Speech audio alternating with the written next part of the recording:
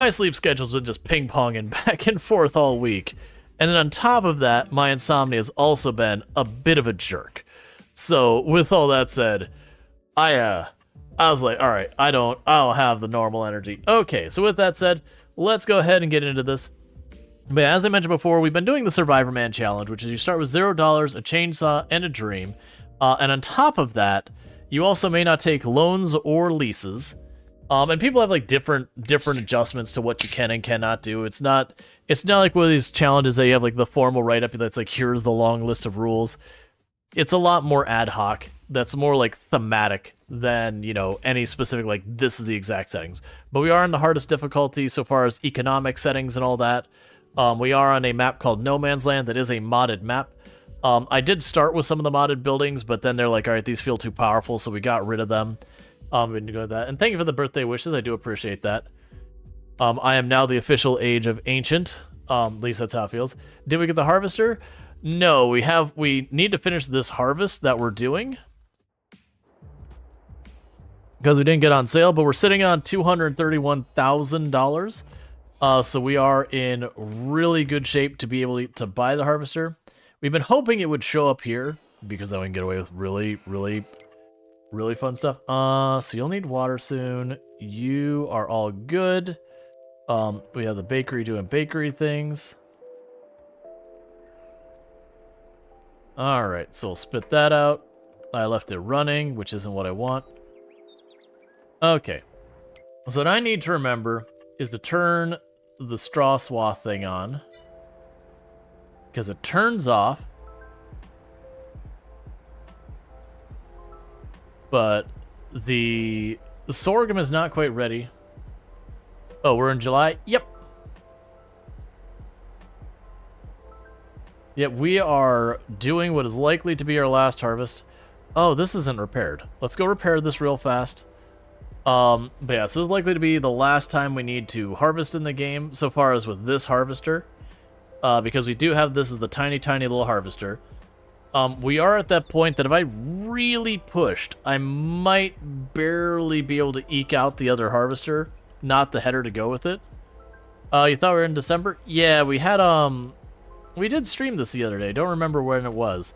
We went, oh, that was, I went a little bit late because I wanted to have the cash out.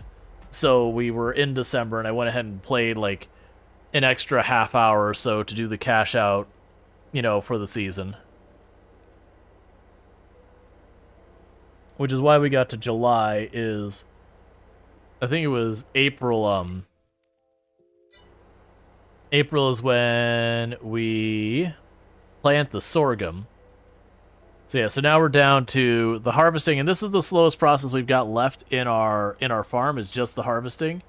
So just trying to get this over here to repair real fast. And the reason it's so slow is this thing has got such a small diameter. What we're trying to buy right now is I'm looking to upgrade, I think it was to this harvester, because the header we can get for it, I believe, is like, yeah, it's 10-something meters. Which should be an upgrade. I'm trying to remember, is that the one we're looking at? Because this is the one we have. And we look at that, it's a 5-meter wide header. And so we can go for this one. If I can actually hit the correct buttons. Which has a 10.8, so it's a bit over twice the size. We can, like, if we can get past there, then all these ones open up over here. And that's when things get really exciting. Because you can look at this, that's 12 meters wide. And that'll all be a big thing. And way more capacity. Last year, remember you were, it was snowing and the tractor was sliding? Yeah, we were probably selling the bread and the flour. But we went ahead and kept playing through to when we would sell the, wool. That's the word I'm looking for. But yeah, so this has been a run that we're not particularly modded. This is very close to vanilla. I do have like a couple of UI mods, and then the map itself is a mod. The only mod that really has to change is some of the gameplay aspects is I do have the universal autoloader, because very genuinely, when you get production lines up, if you do not have that mod, it's you just go ahead and just call the game Forklift Simulator. You're not farming anymore. You're just driving a forklift. That's what you're doing. You're just driving a forklift day in, day out. Alright. So we got that all repaired. It's basically already gassed up. So let's get it back down there. And get it harvesting, because this is the bottleneck, is the harvester. All my other tools are extremely well upgraded and, you know, either top of the line or like 1 or 2 below top of the line. But then the harvester's been the one lagging behind just because harvesters are so freaking expensive.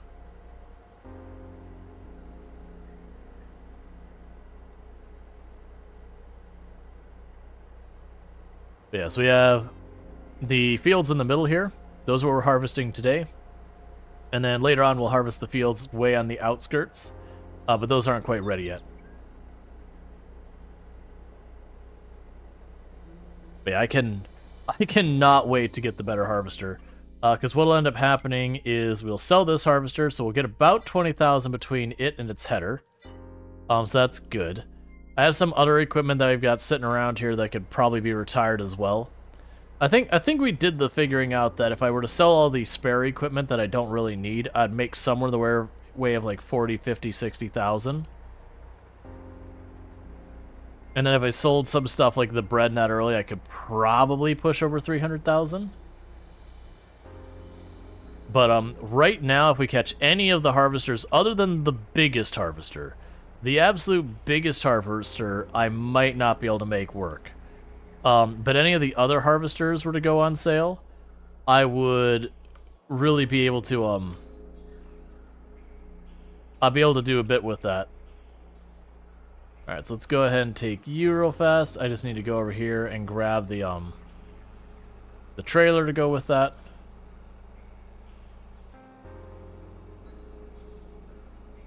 So you actually don't mind forklift work, but the way it's done in this game isn't fun. So the problem to me isn't the forklift work in general, it's the volume of forklift work. To give you an example, like if you do the carrots, and I did a field like the field in front of me, you're talking over 100 pallets. Pretty easily pushing in that area.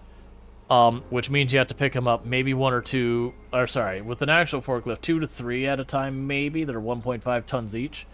If you're using like the tractor attachment, it's like 1 or 2 at a time. And then they have a tendency that like the items on top slide way more than they really should. They should have a lot more friction on each other. So that, you know, yeah, if you whip the thing real fast, you could tip over. But they almost like glide right off of top of each other. But then it's just, you know, these things in a year produce 40 to 60 pallets. My bread thing over there produces probably another, what would it be, like maybe 24 pallets. The flour mill probably produces close to 100 pallets a year. You get the idea. It's just the sheer volume of pallets. I think the controls are fine. It's just when you start scaling up to that level in operation, you're hitting mid to late game. You know, you just don't want to pallets nearly as much.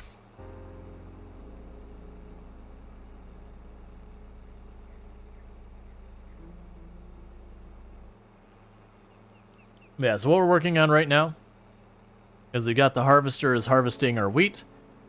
This vehicle will be going and following it up with the trailer to load off that wheat so that the harvester can keep running. The big goal is do not let the harvester stop. The harvesters are bottleneck. Anytime it stops, we're just losing time. And as able, I'll have the other tractor roll on through and, you know, pick up that straw, collect it for sale. So, with the way this works, it's about the right amount that each time the harvester goes this direction, I want to keep up with it to offload.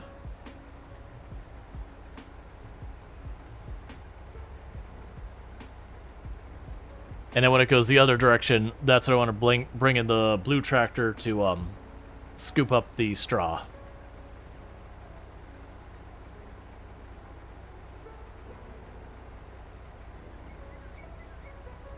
And we basically go until I notice the rate we're loading up on wheat gets reduced, and then we just pull away, because that means, yep, so it's pretty much emptied out. The pellets fall apart if they are unwrapped boxes, but their wooden crates shouldn't come apart. Yeah, no, it should be like, can your vehicle pick this up without overturning? Like, is it picking up too much weight that doesn't have a counterbalance that you tip over? That's certainly one thing. They shouldn't just slide across each other very easily. Like, it's not that you can't do it, but they're more likely to just kind of tip off the forklift than it is to just glide off. Okay, so for this one, we want to grab the baler.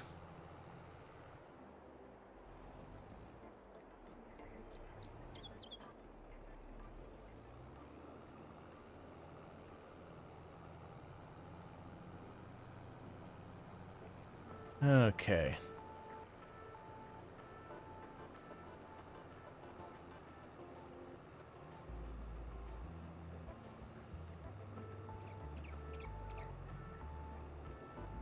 Where did you go?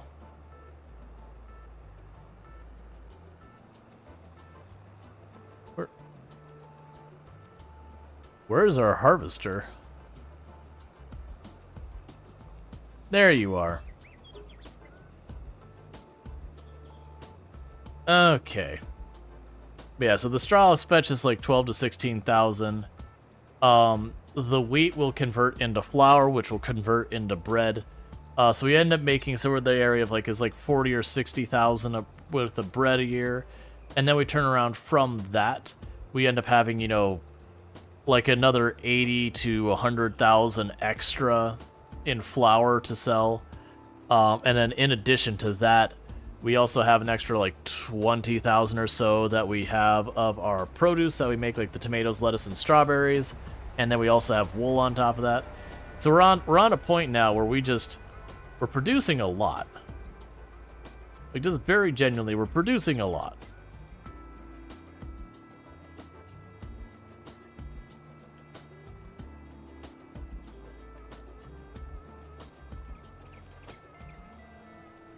Alright, spit that out.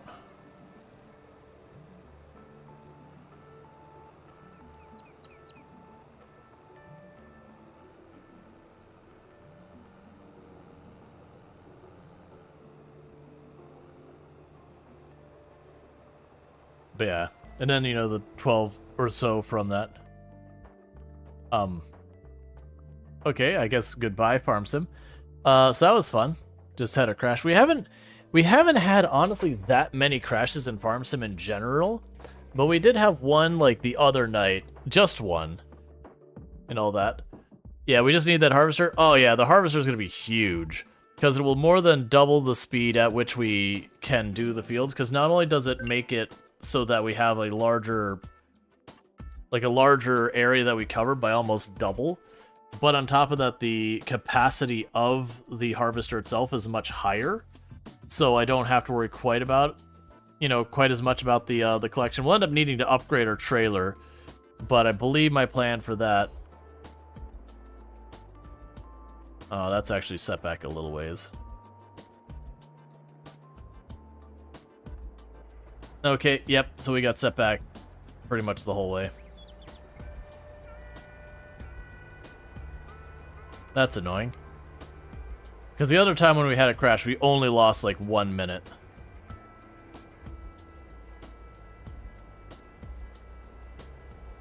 Because it does save like every 15 minutes or so.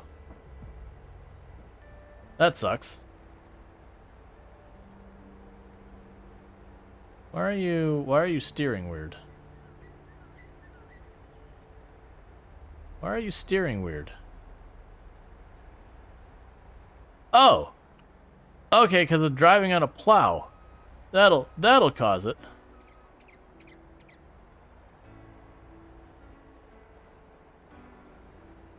Something you would obviously knows right away in real life. It's fine. We were just doing a creative way of running the plow. That's all. So the unfortunate reality is this does mean I do need to drive over and get this thing repaired again. And the reason why that's kind of just a thing I have to do is you actually get a pretty badly penalized yield as your harvester wears out. and we are going to be doing a bunch of fields. Now, granted, that field I started, that we were already about a fifth of the way through when we crashed. That is the largest of the fields we're doing right now. The two sorghum fields on the side are a bit larger, but they're not what I'm doing right this second. Alright, so let's look at stuff.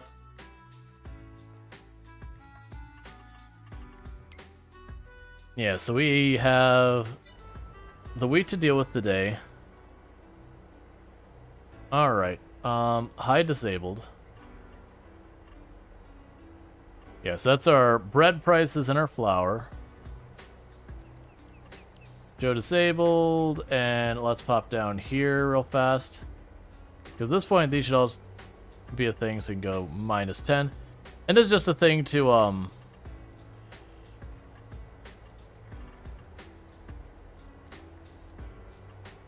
just kind of let you, know when stuff's going on, all that. But, the idea behind that is, now if we look at those prices again, it shows stable. I could very easily look at what's the current price that we have going on for all these products, you know, and I could actually set it to give me a notification saying, hey, your price is over that. Because if you try to look at the regular UI on this, and you go here, so let's say I'm looking, that I'm like, okay, when is the time I should sell the strawberries? So I'd go in here and say, show price fluctuations. That says 276. You're like, cool, 276 is the price I'm aiming for. And it can actually go higher than that. And it can go lower than the minimum. It's a prediction. But the predictions don't even necessarily put the price in the appropriate time. And it's not like I'm hacking the matrix to, like, learn the secret price of when it's going up. I can still get that information if I want to check any time. I could just go here and say, is this a good price? I see. No. And I could check, like, multiple times every in-game day to see it. But I'm like, you know what? That's not fun. Just let me know when it's cheap. Or when it's a good price, and I will sell. Alright.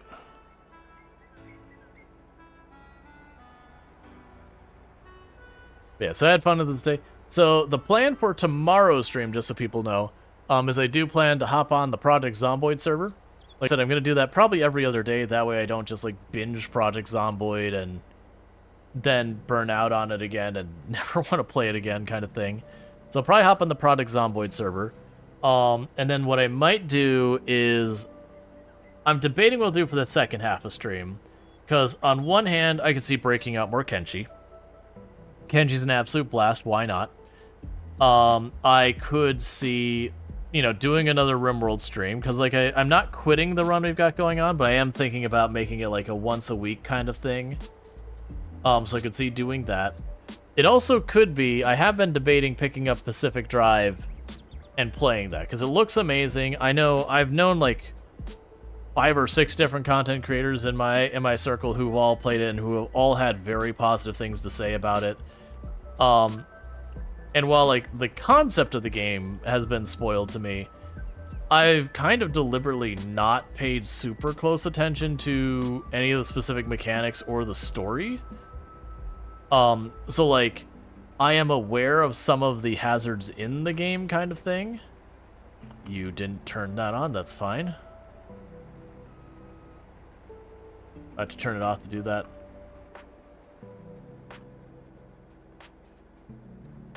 What? Why will you not turn on the swath? There we go. Alright. So I didn't really lose any meaningful amount of straw there. Okay, so we've got you. Let's go grab our trailer again. But for those who don't know what Pacific Drive is, Pacific Drive is. The idea behind the game is it's kind of a extraction crafter game, but it's based around your car.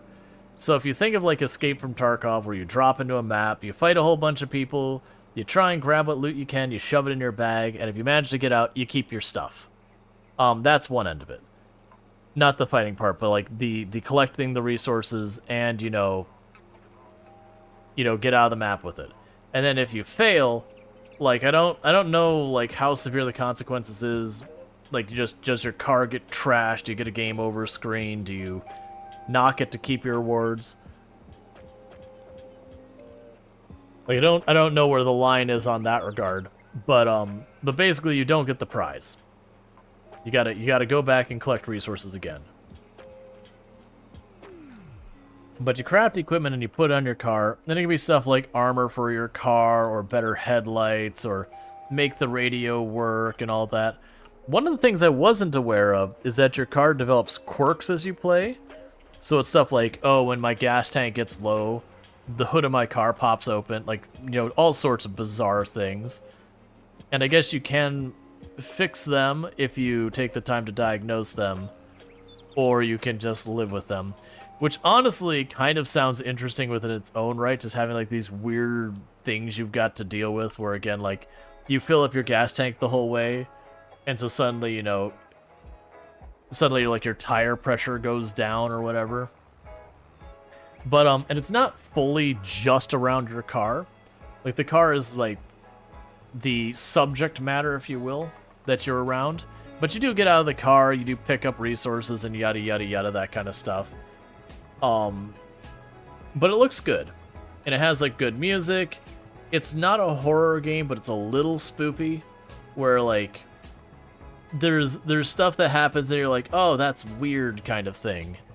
Like, or, oh, not a fan of the way those things move, like that kind of thing, versus, you know, straight up horror, jump scares, things grabbing the screen or screaming or anything. There's none of that.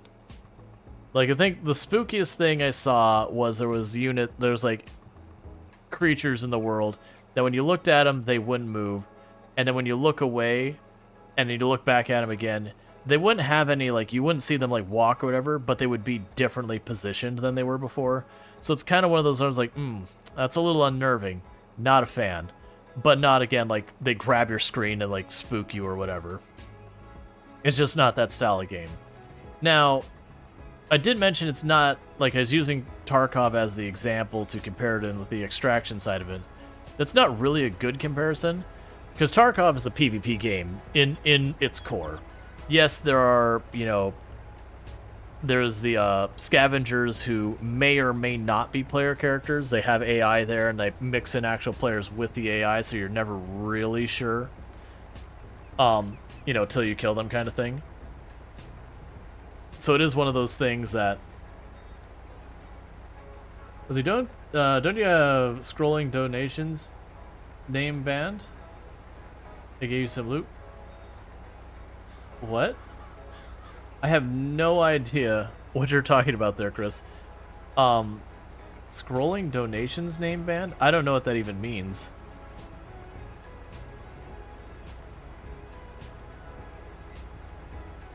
Oh, are you talking about like where some creators will have the thing on the top of the screen where, like, you know, such and such has donated $2, such and such has donated $5, such and such has donated, like that kind of thing?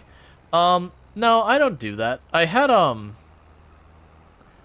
did have for a while, like way back, we're talking way back, like years ago, I did have a thing that, like, above me where it was, when someone would, like, gift, you know, do bits or subs or whatever, like a little bar would pop in and it would, like, be like, you know, such and such, whatever, and it would, like, scroll up, but it would only be like 2, 3 and then drop off, but it wouldn't repeat or anything.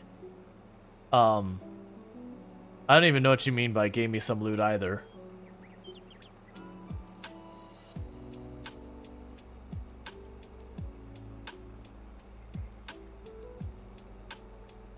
Across the creators have donations name streams? Donations name stream. Yeah, gifts. Yeah, so I don't have a thing that shows up on the top. What I do have is at the end of stream, for those who are here for the end of stream, I do actually have at the very end of stream, there is a credits that, like, so people who have followed the channel for the first time during stream show up on there. People who sub during stream will show up there. Stuff like bits and that, you know, people who chipped in the channel in that way show up there. I don't believe the Ko-Fi and the Patreon will show up there so far as, like, automatically. But, like, it's just not the way it works. I would have to, because I can't really wire that in. Or if people did stuff on Throne, I don't think that would show up automatically. Don't blink, they'll get you. Yes, I would say, like, the Pacific Drive is not horror, but there is there's a couple things that are like, a little creepy.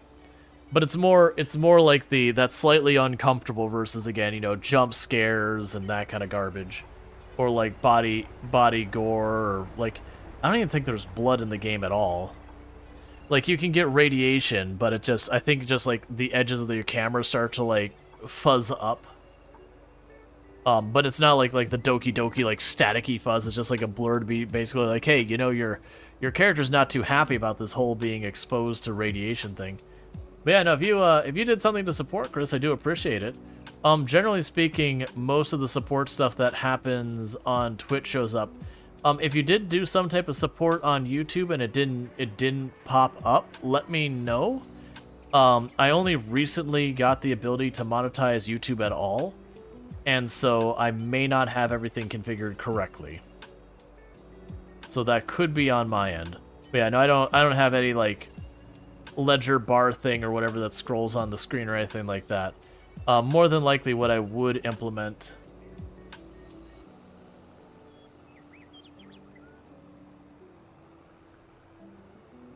Gotcha. When you say you donated,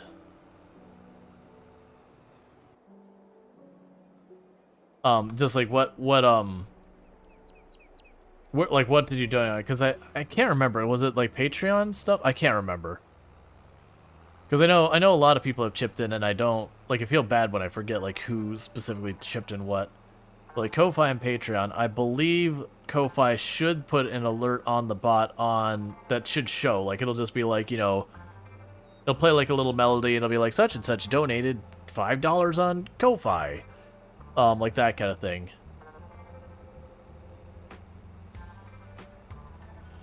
But as far as like super chat and all that, which I do now have available on YouTube as a very recent development, I don't think I've actually had anyone use it at all, one way or the other.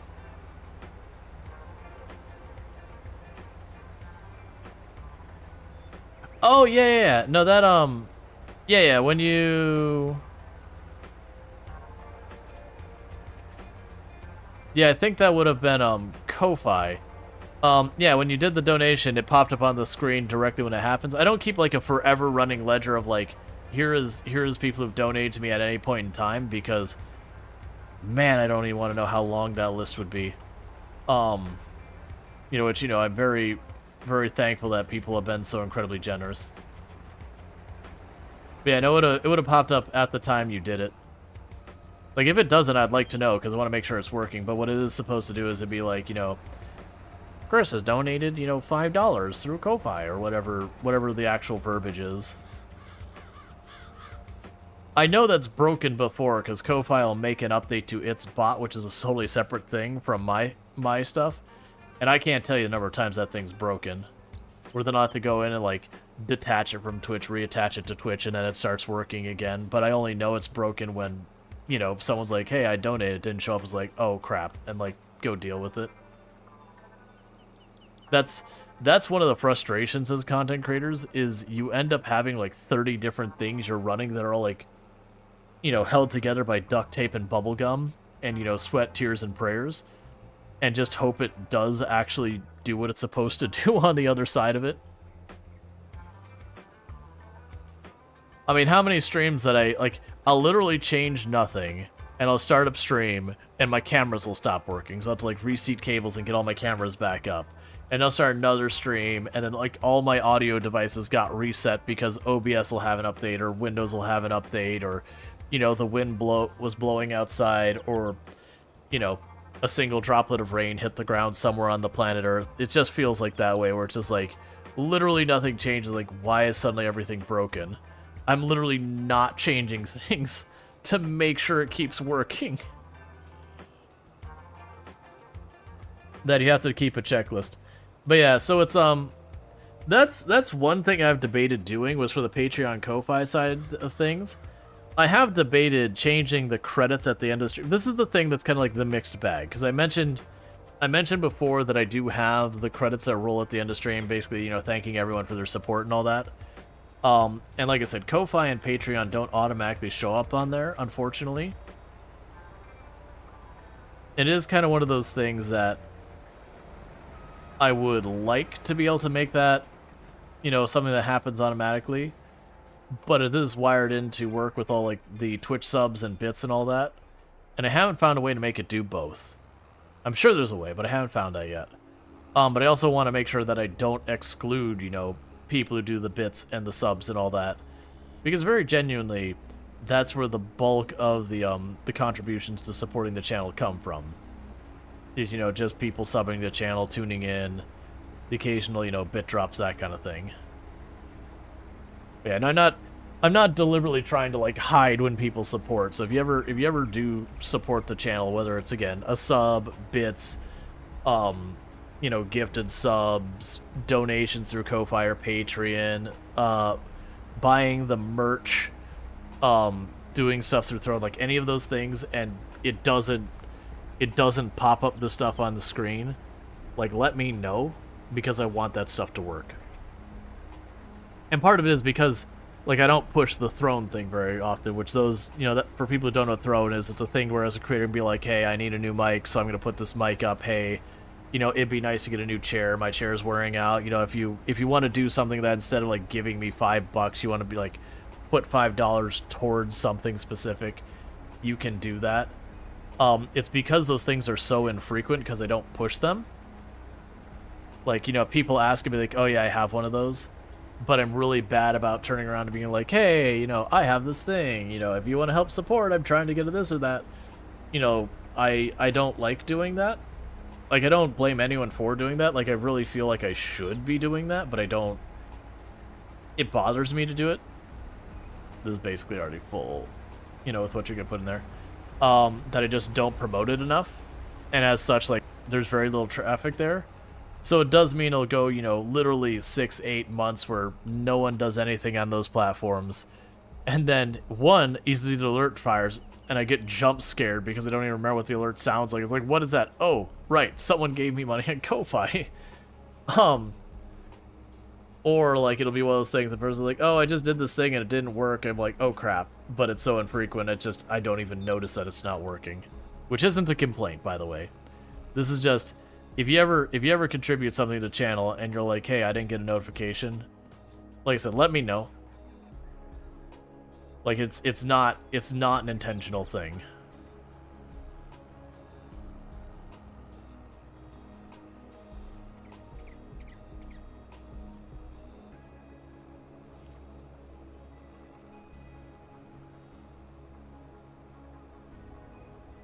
Yeah, now for me personally, I do like the ending credits, and I'll do the alert, and I'll thank people in the moment when it happens. I don't keep the banner on the top or the bottom, or like the scrolling banner up the side that some people have, where it's like, it's like this person donated $5, and it just like scrolls by forever. I don't do that. For me as a viewer, I find that extremely distracting. I do think it's a reasonable way to thank people and kind of show like, hey, I'm recognizing your support. I don't think it's a bad thing to do, but for me, like, it's a distraction to have this like endless, like, it almost looks like the stock thing going by the top or the bottom of the screen the whole time. It's like Microsoft is up by 2 points, Apple is down by 2 points. Like, it just becomes that kind of noise to me when I'm watching. But it can be very distracting at times, especially like if it's in a situation like the screen is almost all black, like it's spooky, and you just see this green bar going around the bottom. I think the happy medium, which is what I was doing for a long time, is the whole thing that like right after a person did the donation or whatever, it would pop up like their name like on the side, but it would fade out after 15, 20, 30 seconds. And they'd still have the alert too. But then when like the next person donated or whatever, it would make that bar reappear, but it'd show like the last 2 or 3 people who donated as well and how much. I used to do that for a while, but it was just one of those things about like screen real estate. You've only got so much screen to work with, so every inch is precious. So having like a big, like from where I am, it'd be like pretty much from where I am up to about where that money bar is in there is about where it used to be, because like 4 or 5 lines. And while I fade in and out, that just means that whole chunk of the screen is unusable, because I had that, And I used to have down there in the corner where I have the thing say, like, the number of sub points were all, like, plus points. I've gotten rid of that and brought that back. I can't tell you how many times, that little counter in the bottom right. Because to me, like, that number very genuinely does help. Like, when people see that you're pushing for a goal and you're getting there, that people will absolutely chip in to help you get there. To such a degree, when I make it a big milestone, even if it's a milestone I hit every month reliably, because the number's too big, that people will just not engage with it, versus if you do, like, this day I'm trying to hit 5 subs and just repeating that all the time, people will.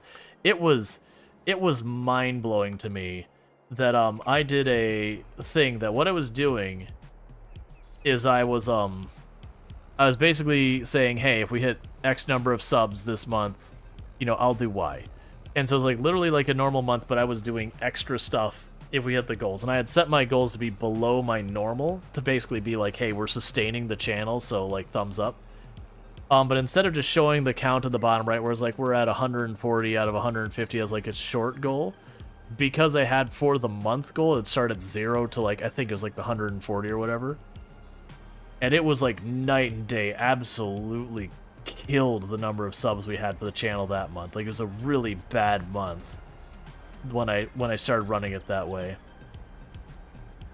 And then like towards the end of the month, like just panicking because the numbers were so low, I switched it back to the way I had it before, which was just showing, you know, like, here's our sub goal and it's like 10 higher than the current subs and all that. That just having that, you know, smaller incremental goal just 100% was like instantly, like, the numbers were improving. It was like, oh my god, I cannot believe that that had such a dramatic impact on things on the back end. Like, just how much that changes the way people engage. Like, it makes sense. Because especially if you're saying, like, my goal is 10 subs a day or whatever, and you're at 8 subs, you'll have people want to, you know, help you get across that line, versus if my goal for the month is 140 subs, and, you know, you're 2 days in, and you only have 20, like, oh, well, they're just not going to hit their goal. And so it kind of discourages people from supporting. It was fascinating.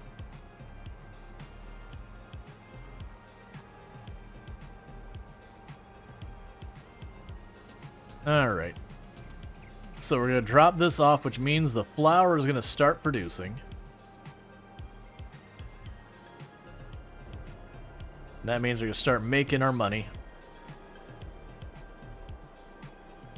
That was one thing I meant to check. So if I choose on this... Oh, I don't get the choice. Oh, actually, yes, I do. If I were to change that to distributing, my assumption of what that would do is that would distribute it to the bakery. But my question would be, if the bakery is full, does it then revert to selling? Does it just back up and we don't get anywhere? Or does it, you know, go into storage where it leaves it outside? I would assume the whole thing grinds to a halt.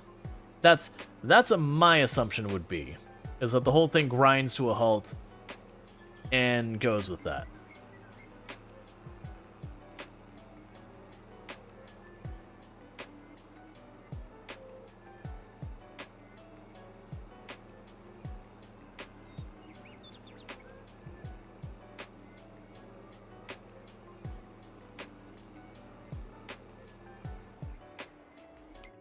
I'm actually immediately going, I don't know. Store it. And the reason I was like, I don't know, because I'm sitting there going, man, if it does cause the production to you know, stop going, that's like the big worry right now, is anything that could make the production stall, where I'm just not making my money. Because that can delay everything else. Like, it can have like that kind of snowball effect where, because the flour stalls, then the bread stalls, and because the bread stalls, like, our main income kind of, you know, it stalls out, so we don't make the same amount of money, and it ends up being this, like, whole thing where, you know, I'm supposed to make almost 200,000 a year, and instead I make, like, 40. Just want to really make sure that doesn't stop for any reason. All right.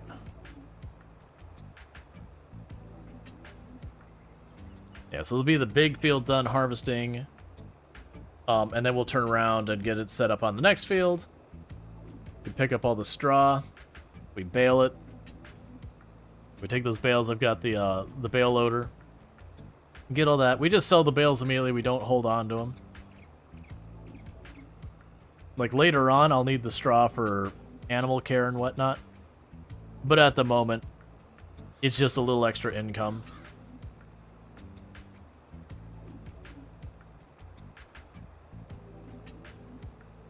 I do figure eventually, if I don't need the straw for the animals,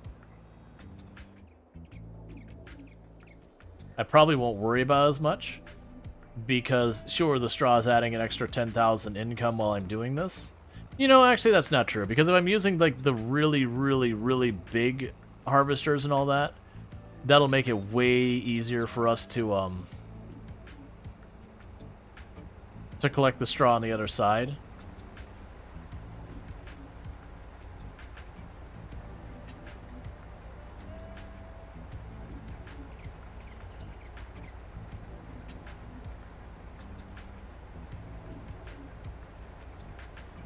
Yannick rolled a 46. You rolled the die correctly. That's something, right? Nice. Is this harvester the one you purchased in the beginning? Yes. So we are at the point that if the harvester, any of the harvesters go on sale, we can probably buy any harvester if it goes on sale. You know, which would be wonderful if the big John Deere one went on sale.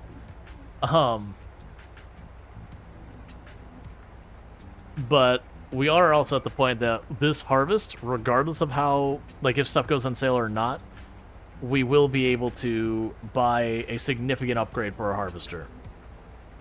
And Night Dweller rolled a 25, takes a sip from the chalice, ghostly voice says, they chose 40. Alright.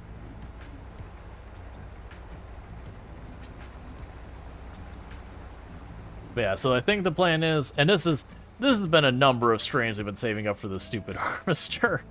It was just unfortunate because it's like, okay, it'll take us two-ish harvests to be able to buy it, but I had delayed, like, buying fertilizer and seeds and herbicide for a while, and I had to buy, like, lump sum all of the herbicide and stuff that I need, like, and we bought, like, 3-4 years worth all in one go. But because of that, it basically burned like $60,000, which delayed us getting the harvester. I keep waiting for them to put up like one of the really big tractors in a very tempting sale and have to be like just staring at going, no, we can't. All right.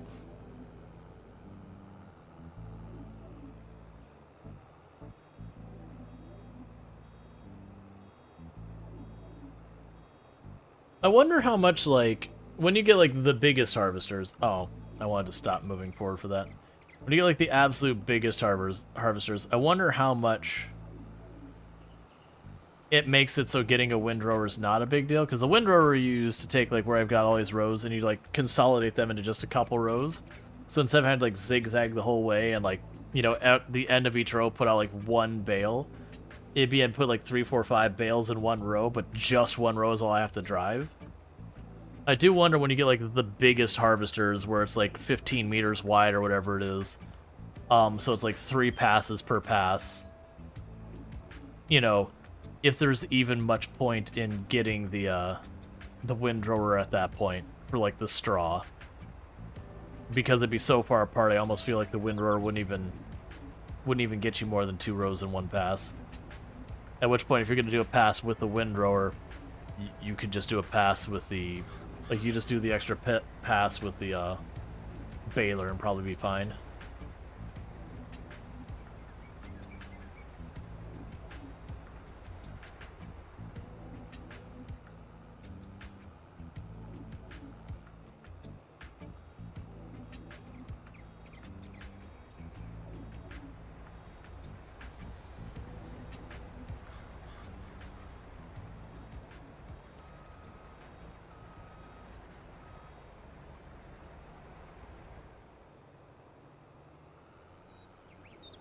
Okay.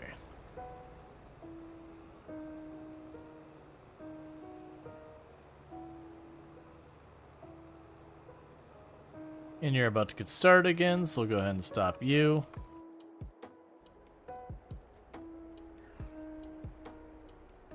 Okay, once we get away from this big field, then it's not as bad, because part of the thing that makes it, you know, not as big a deal when we get away from the big field is, like, we're right there next to the grain mill. So we could just, you know... Sometimes it's, like, actually just worth it to just skip the trailer and just have the harvester drop it off, because by the time I get the trailer involved, I could just really just dump it right there. Well, that's annoying. I actually turned off cruise control.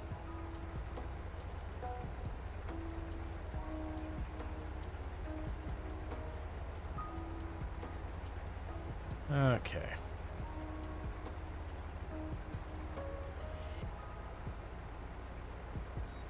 But yeah, it'll be really nice when we get like the really, like get one of the really big harvesters. Eventually we'll go and get a semi truck with like the giant like the giant trailer behind it.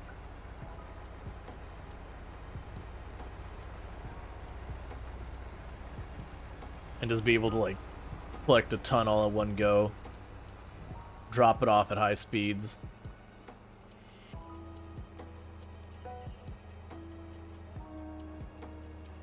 Alright. I always want to think that Harvester's header is 6 meters wide, and it's only 5.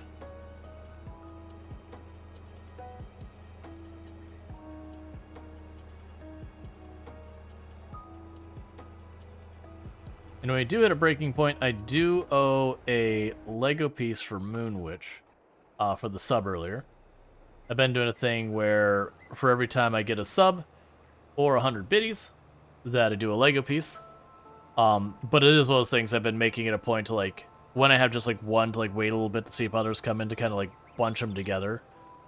You learn very quickly with streaming that if you let people do things that are disruptive to stream, they will go out of their way to do that. So certain stuff like that, you kind of, like, bunch them together to, you know, not have the thing where you put one Lego piece, you switch your camera back, you sit back, and then immediately someone donates to, like, make you switch your camera back to go over there, and then you finish that, and then they immediately do it again kind of things. Which is, like, okay, kind of good problems to have, but also, for people enjoying the stream, ends up being very quickly a negative.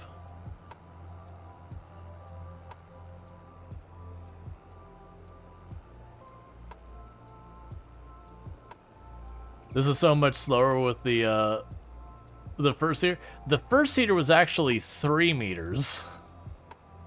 We went through from a 3 meter seeder to a 6 meter seeder, and then we went from the 6 meter seeder all the way up to a to like the biggest seeder.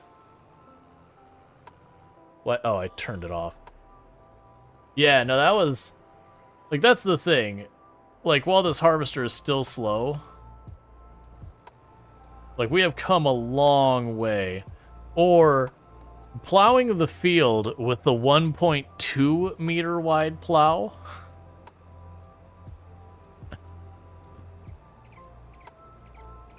Remember that? Or, what, like, or just straight up not having fertilizer. Just, there's no fertilizer, no lime, couldn't afford it.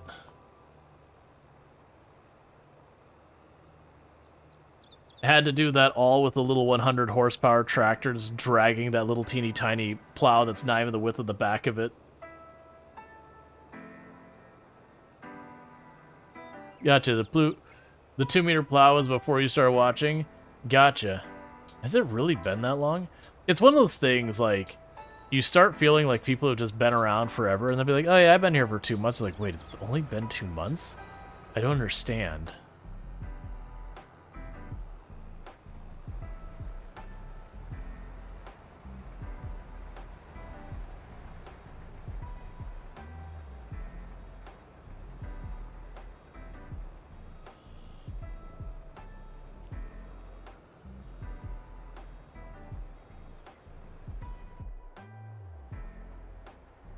Alright.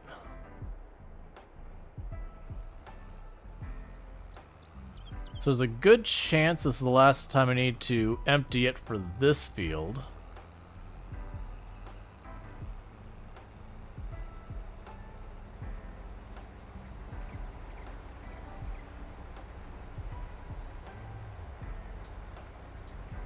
I've also been tempted to play more expeditions at some point.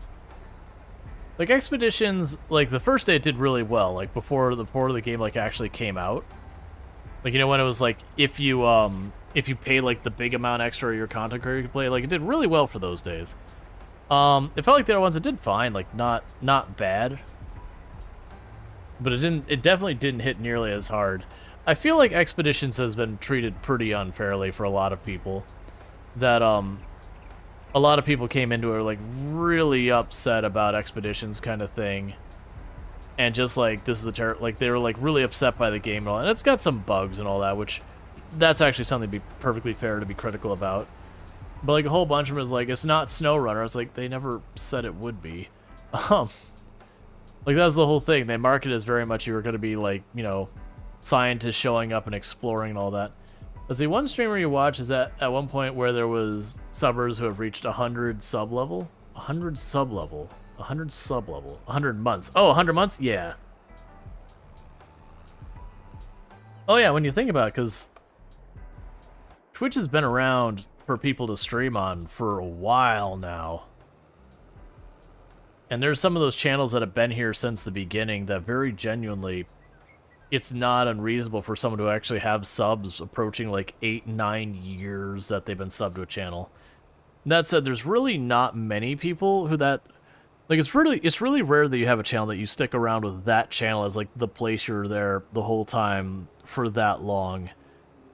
Usually by at some point, you know, people's interests will change or situation changes that they'll end up someplace else. Whether it's on, you know, a different channel on Twitch or maybe not even on Twitch at all.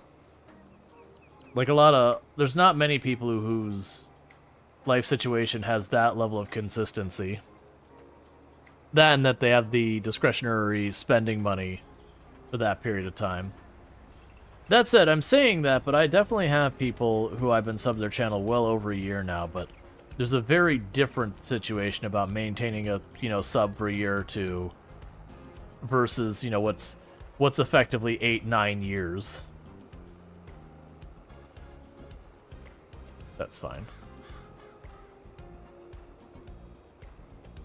Like, I've seen a lot of people, or not a lot of people, I've definitely seen a number of people who have been subbed to channels for 5 years.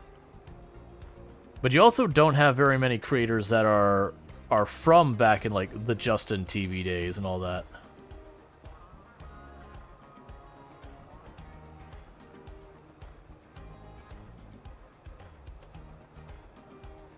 Because, I mean, when you think about it, if someone starts streaming and, like, you know, they're 30 or whatever, and they started Justin TV days, that means they're 40 years old. If they started at 40 years old, it means they're 50 years old. That's a long time to do any job.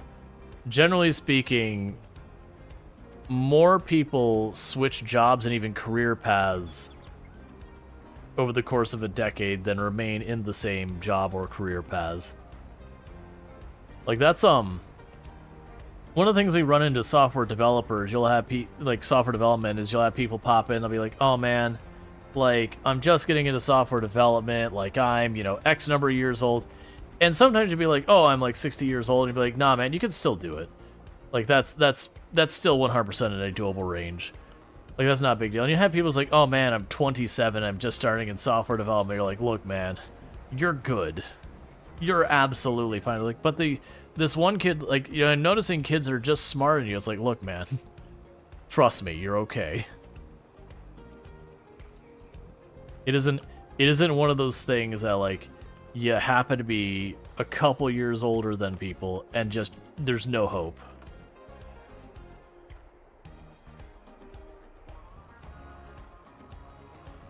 Because I will tell you, from being a software developer, the vast majority of those 20-somethings that seem extremely smart usually are ones you have to untrain habits from. Yeah, 27 is a great age to start things. Absolutely. But that's the thing, so is 35 and 40. Like, very genuinely. Like, it's only when you're like, oh, I'm intending on retiring next year, is now a good time for me to start software development? No, maybe if you're about to retire in 1 year, like, it's going to take you longer than that to spin up your productivity in that. Maybe that actually is a point that you could still definitely learn it if you want to learn it. Like, you're definitely capable. But as a career decision, would I recommend doing a career shift on your last year of your career? Only if it's something you want to do for personal interest.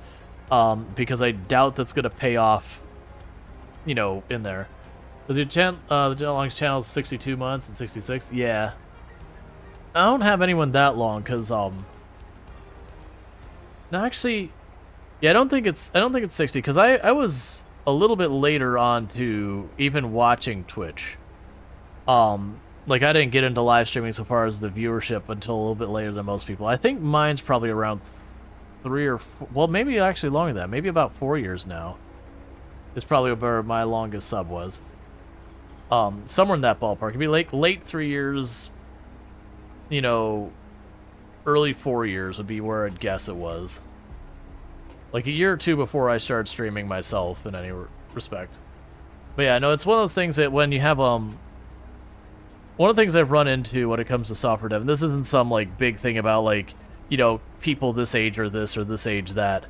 I generally find the individuals who got into software development and, you know, they're like, they just got out of high school or whatever, you know, maybe just started college kind of level, and that, you know, they're seen as, like, super duper duper duper smart kind of thing, and they got into software development. There's a lot of kind of unlearning you have to do with them, that a lot of them kind of just ran on their own. And so it's not that they're not skilled or anything like that, but a lot of them are self-taught, which isn't necessarily a bad thing. But, you know, it kind of comes with some baggage that in self-taught, you pick up a lot of mistakes because you don't have people there kind of being like, hey, you should do that. And so you end up having to do a bunch of that.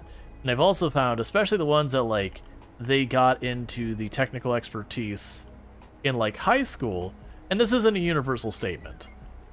You have a lot of them that they were, you know, they were genuinely, when it came to this particular subject matter, the smartest kid in class. And they pop out of school, and they think they're the smartest kid when they go to the new job and all that, that'll still be true. And it's very not. It's very, very not. That you have to kind of teach people, be like, hey, maybe don't talk down to the people who got 10, 20 years experience in the thing that you just started. It's probably going to be bad for your career, because most of the time, they're going to be right. Not always. You definitely have, like, the same thing of, like, the person who's been doing it for 30 years and doesn't take you seriously, and that's just as big of an issue. But it is one of those things that when you have someone who's, like, brand new to development, that, you know, they're popping in later, where they come into it kind of being scared that they're just way behind, that they tend to listen a lot better because they kind of know that they don't know much, versus when you have ones that, again, you know, they were ahead of the curve, popping out, like, right out of college, right out of school, and they think they know everything, and that's, like, the first thing you have to do is you're like, you really don't. It's like, you may be clever at that, but you really don't know everything, so I just need you to take a big ol' slice of humble pie here real fast, and you know, make sure you're actually willing to work with and listen to your peers who are also doing this.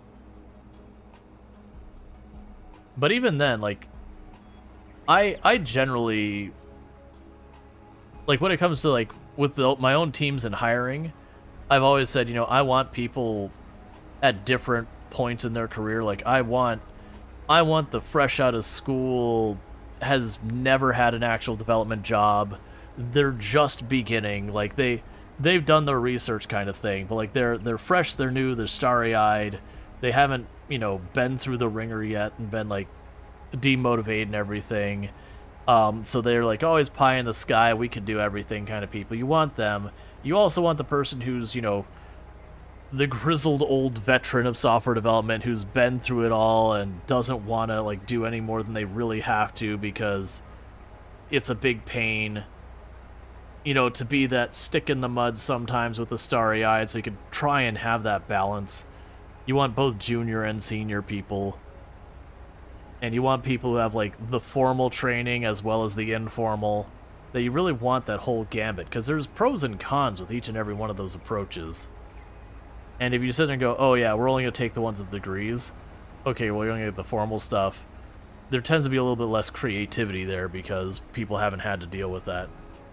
If you only take the grizzled old veterans, they tend to be very, very bad about thinking outside the box or be willing to engage on new and different things. They want to just stick purely with what's tried and true. And this is, again, generalizations. It doesn't apply to everyone. There's always exceptions.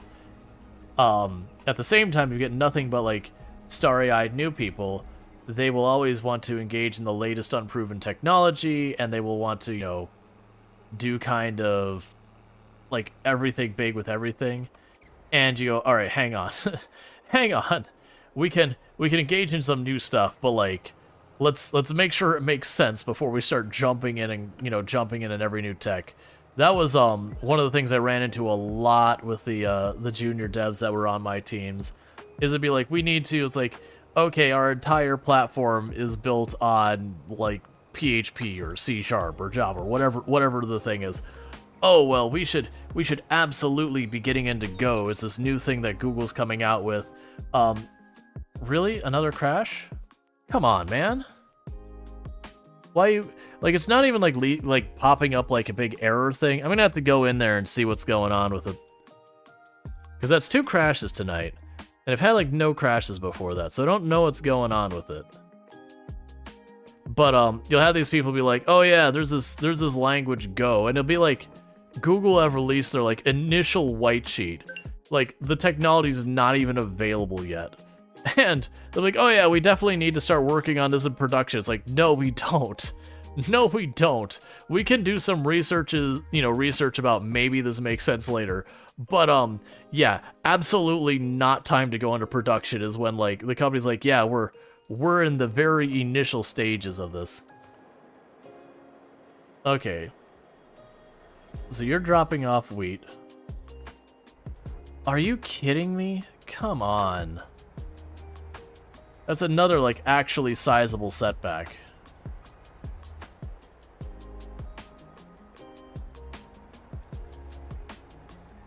I will say, if we have another crash in the short term that sets us back that far, that might be a thing where we're like, all right, maybe tonight's not the night, maybe I gotta go. The worst thing is I've been, like, recording a ton of footage for, like, the YouTube stuff and I've had no problems.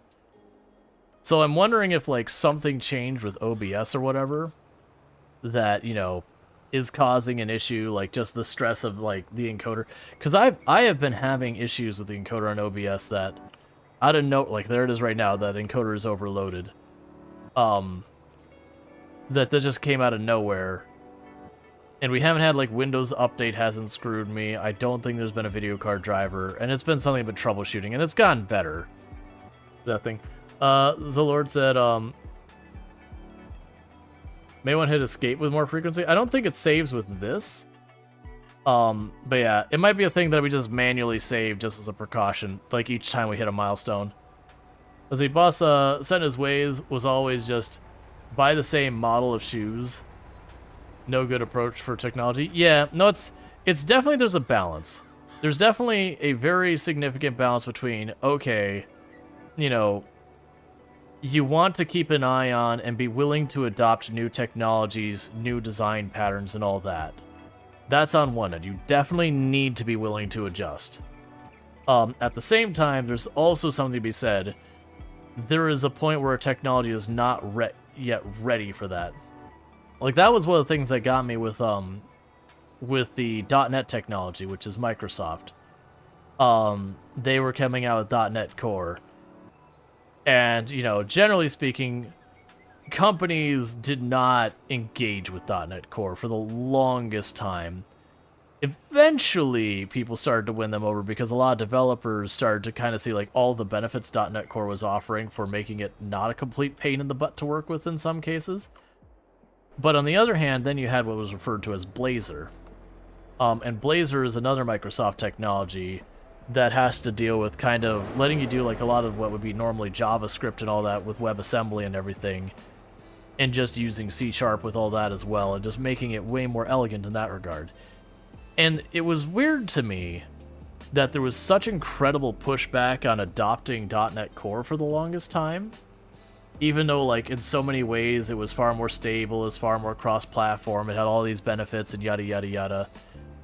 And then like Blazor, when it was like in its very, very early, like first able to get a hold of it kind of alpha phase, and there was people taking that thing into production. When Microsoft itself says like, hey, this is still like in its pilot, we're trying to prove it out, you should not use this in production phase. And there were people who were like right on top of it, and then, you know, reporting issues saying, hey, you know, this took down our production website, we're having this problem, we need an immediate fix. And Microsoft was like, dude, we specifically said don't use this in production, it's not ready. It's like this is something we're hoping will be a thing, but it's very not a thing yet. Which it was just fascinating, like how much of a dichotomy there is there. Because I mean that's for my authoring courses where I made so much money. Was I had all the courses on like the new .NET stuff, the new ASP.NET stuff, the new Azure stuff, like all this technology. I did a bunch of Java and a bunch of other stuff too, like JavaScript, a bunch, you know, every week there's a new JavaScript web framework and all that I'd cover, like, you know, whether it's Angular or Node or whatever the thing it, you know, the hot one for the week is. But man, like the .NET Core courses absolutely killed it for me. Because you had a lot of the course material you could find out there, they weren't really willing to teach you the why or anything. They were just like, oh, here's how you used to do it, and you do it this way now. And that's great if you already know the technology. But for new people starting, they're like, hey, but this is the current version now that you should be, like, if you have a chance to make a new project, learn this one. And it was just a whole thing that happened that it was like, you had a lot of people who didn't want to adopt it, that they figured it was some fad because it was cross-platform and that it would never last and yada yada. And it flat out just replaced the old one. Like, the old one just doesn't exist. And even the new one now, which has the old name, which is Framework, is literally just a rebranding of Core. They, you know, they brought some of the old tech forward with it, but it literally is under the hood just Core. You know, it's just a newer version of it. But it was just so wild that once they finally started getting, you know, adopting it, because it had been out for like 3 or 4 years and they kept sunsetting more and more of the old stuff, that they're like, oh wait, this is for real. That you had the stuff just trying to say like, this is what changed between this version and this version. It was so hard for people to keep track of, going, okay, well, you know, I'm on Framework 4.6 and now I need to go to Core. So from Framework 4.6 to Core 1.0, here's what I have to do. Well, from 1.0 to 1.2 is or 1.1, it was this. Okay, from 1.1 to the, you had to like kind of go each step, and it's like, no, this is terrible. So I had the course like, hey, I'm gonna treat this like you're new. Here's what it is. Here's how you set up a website. Here's where your configuration files. Here's how you know, point your router to your view layer, to your framework, or not framework, view model. Yeah, your model. I'm out of practice. So I did all that. It's like, here's how you set it up to do, like, you know, an in-memory style database. Here's how you have it do like a persistent database, like, you know, Microsoft SQL or whatever you choose, like that. You know, whatever. I did courses on the databases as well. So I tried to hit like from all of the different components.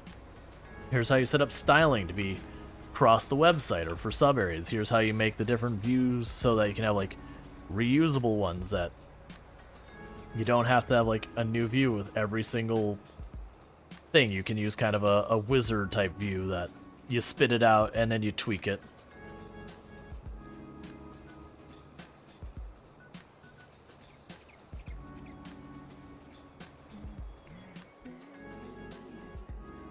It's one of the many reasons that at the time, like, and I think C# still been gaining market share. Like, there's still bigger fish than them, but I believe it's been pretty consistent that C# has gained market share almost every year for that. Now, granted, it usually ends up being like 1% or 2% or whatever. And if we're being honest, most of the time, it comes out of Java very specifically, and then C++ and C as well. And Objective-C also, like that slowly meandered down. You know, and then it's not the only one that's been gaining. Like Python was gaining a whole bunch of mileage. PHP was losing ground. Ruby, I believe, was working its way up, but at a slower rate. I am curious what happens over the next couple years with like the whole push now to discontinue using C++. That I am fascinated how that turns out, because it's coming from outside the technology stack that the primary push is to stop using C++. It's more coming from the medical and the government side of things, where they're like, this is not reliable, stop using it. And it's not reliable because it's way easier to mess up. So it's much easier to make untrustworthy, unreliable code. And so I'm curious if, because, you know, it's people outside the technology side, if it's met with, like, complete non-response. Or if it'll be one of those things that, because of the external pressures, because I can imagine, you know, if you're doing software development that's doing government contracts, they'll probably pressure you to not use C++, you're not going to use it. And that'll have a chilling effect, because that means a bunch of the big money contracts now suddenly won't allow you to use that technology. And medical is big bucks. So just the same thing. If medical... You know, if medical stops, like, being like, hey, you're not allowed to use this if you're going to be working on this project. Again, while on the industry scale it shouldn't matter, because those are very lucrative contracts, that'll have a very significant chilling effect. Alright, Lardine, you sleep well. Yeah, no, the keyboard's not a great pillow. I can tell from personal experience. Really kind of lets you know that you slept in the keyboard when you wake up in the morning. AI may be the answer. People say AI may be code. So in a lot of ways, like, AI has a lot of good it can do, very genuinely. AI has a lot of bad it can do. And generally speaking, when it comes to the quality of the product, AI is kind of crap. AI is good at spinning up repeated and predictable things at a very high velocity. That it can do. If you want to prototype stuff out at a very rapid rate, and you're kind of okay with like a B, D, or C quality of effort, and then come back around and fix it right, AI can absolutely do that. Or if it can't do it in that particular creative aspect, it can be made to. And I don't say that's necessarily a good thing, because we already have code quality problems these days about the expectation of just spinning out code faster and faster and faster, and usually that comes at the cost of, you know, doing your due diligence, making sure you're properly testing things, and yada yada. Which gets real scary when I can 100% tell you, from having plenty of people I've known who've worked in the financial sector so far as software development, your bank software is buggy. It happens that just money vanishes from your account because they mess up some code, and if it gets caught, like, they'll fix it because they got legal obligations to do so. But I mean, there are times that it's like, oh yeah, bank messed up, they gave you this bunch of money and you spent it. Well, technically it wasn't legally yours, so you're still on the hook to pay that back and all that, depending on where you're at. That may or may not be true. And it can just be a whole debacle. And it gets, like, terrifying how suddenly your entire account could, like, get zeroed out because of some bug in some software. And sure, in the long run they'll fix it because, you know, legal obligations and yada yada yada. But in the several weeks that they're going back and forth trying to figure it out and all that, you're going, how do I live with an empty bank account? And that's terrifying. Let's see, you did a course in 2013. One teacher was saying that JavaScript is the future apps. You have no idea if it turned out that way. I can say with utter disdain and pain, yes, they're not. They're more correct than incorrect. I wouldn't say they're fully correct, but JavaScript is one of those things that has kind of made its way absolutely everywhere, and it hurts my soul to say that, because while JavaScript is powerful, JavaScript is also really not a great language for things that are going to have to be like, you don't want your router running on JavaScript. You don't want your like mission critical applications running on JavaScript. JavaScript is one of those languages that lets you create absolute nightmare fuel code, and just it has a lot of really bizarre, inconsistent decisions. Like the classic, if I do 1 plus 1, it equals one thing. If I do 1 plus and I have one of them in single quotes, it does another thing. If I put the 1 in quotes on the left instead of the right, it does a third thing. And it's weird that you can do like arithmetic and get different results just depending on the positions of variables and all that. And so it's really just a weird thing. But these days, I would say, fortunately, while JavaScript still can do just about everything and people will use it for just about everything, there has been a pretty big push for people to use less JavaScript and use more stuff like TypeScript and all those things. JavaScript is also not technically a language. Incorrect. I will die on this hill. They'll call it a markup language, but it is still a programming language. Markup languages are a form of programming language. You can actually do functions in markup languages. For all intents and purposes, they fit every criteria that qualifies as a programming language. Now, you'll certainly have people like, but it's not a real programming languages. But I'm like, you know what? Even HTML is a programming language. It's a markup language, and it gets interpreted, and it's not anywhere near as, farther down close to the metal as I think as like C, C++, or any of these other ones. But you are still writing a structured code that makes a computer do things. So it is still technically a programming language. Now you'll have people like Markdown or scripting language or these. What do you think about Ruby? Ruby's fine. I've worked in Ruby. Ruby's fine. I prefer C# over Ruby. The issue you run with Ruby is it takes a little bit more work to scale it. You'll have people say you can't scale it. That's not true.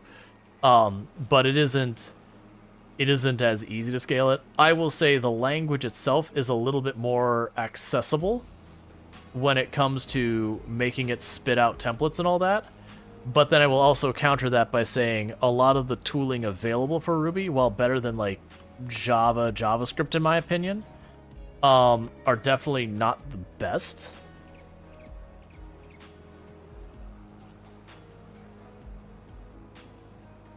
If your professor here, as someone who's worked in software development for over 15 years and has been a college instructor as well, if your professor says it's not a real language, your professor is wrong.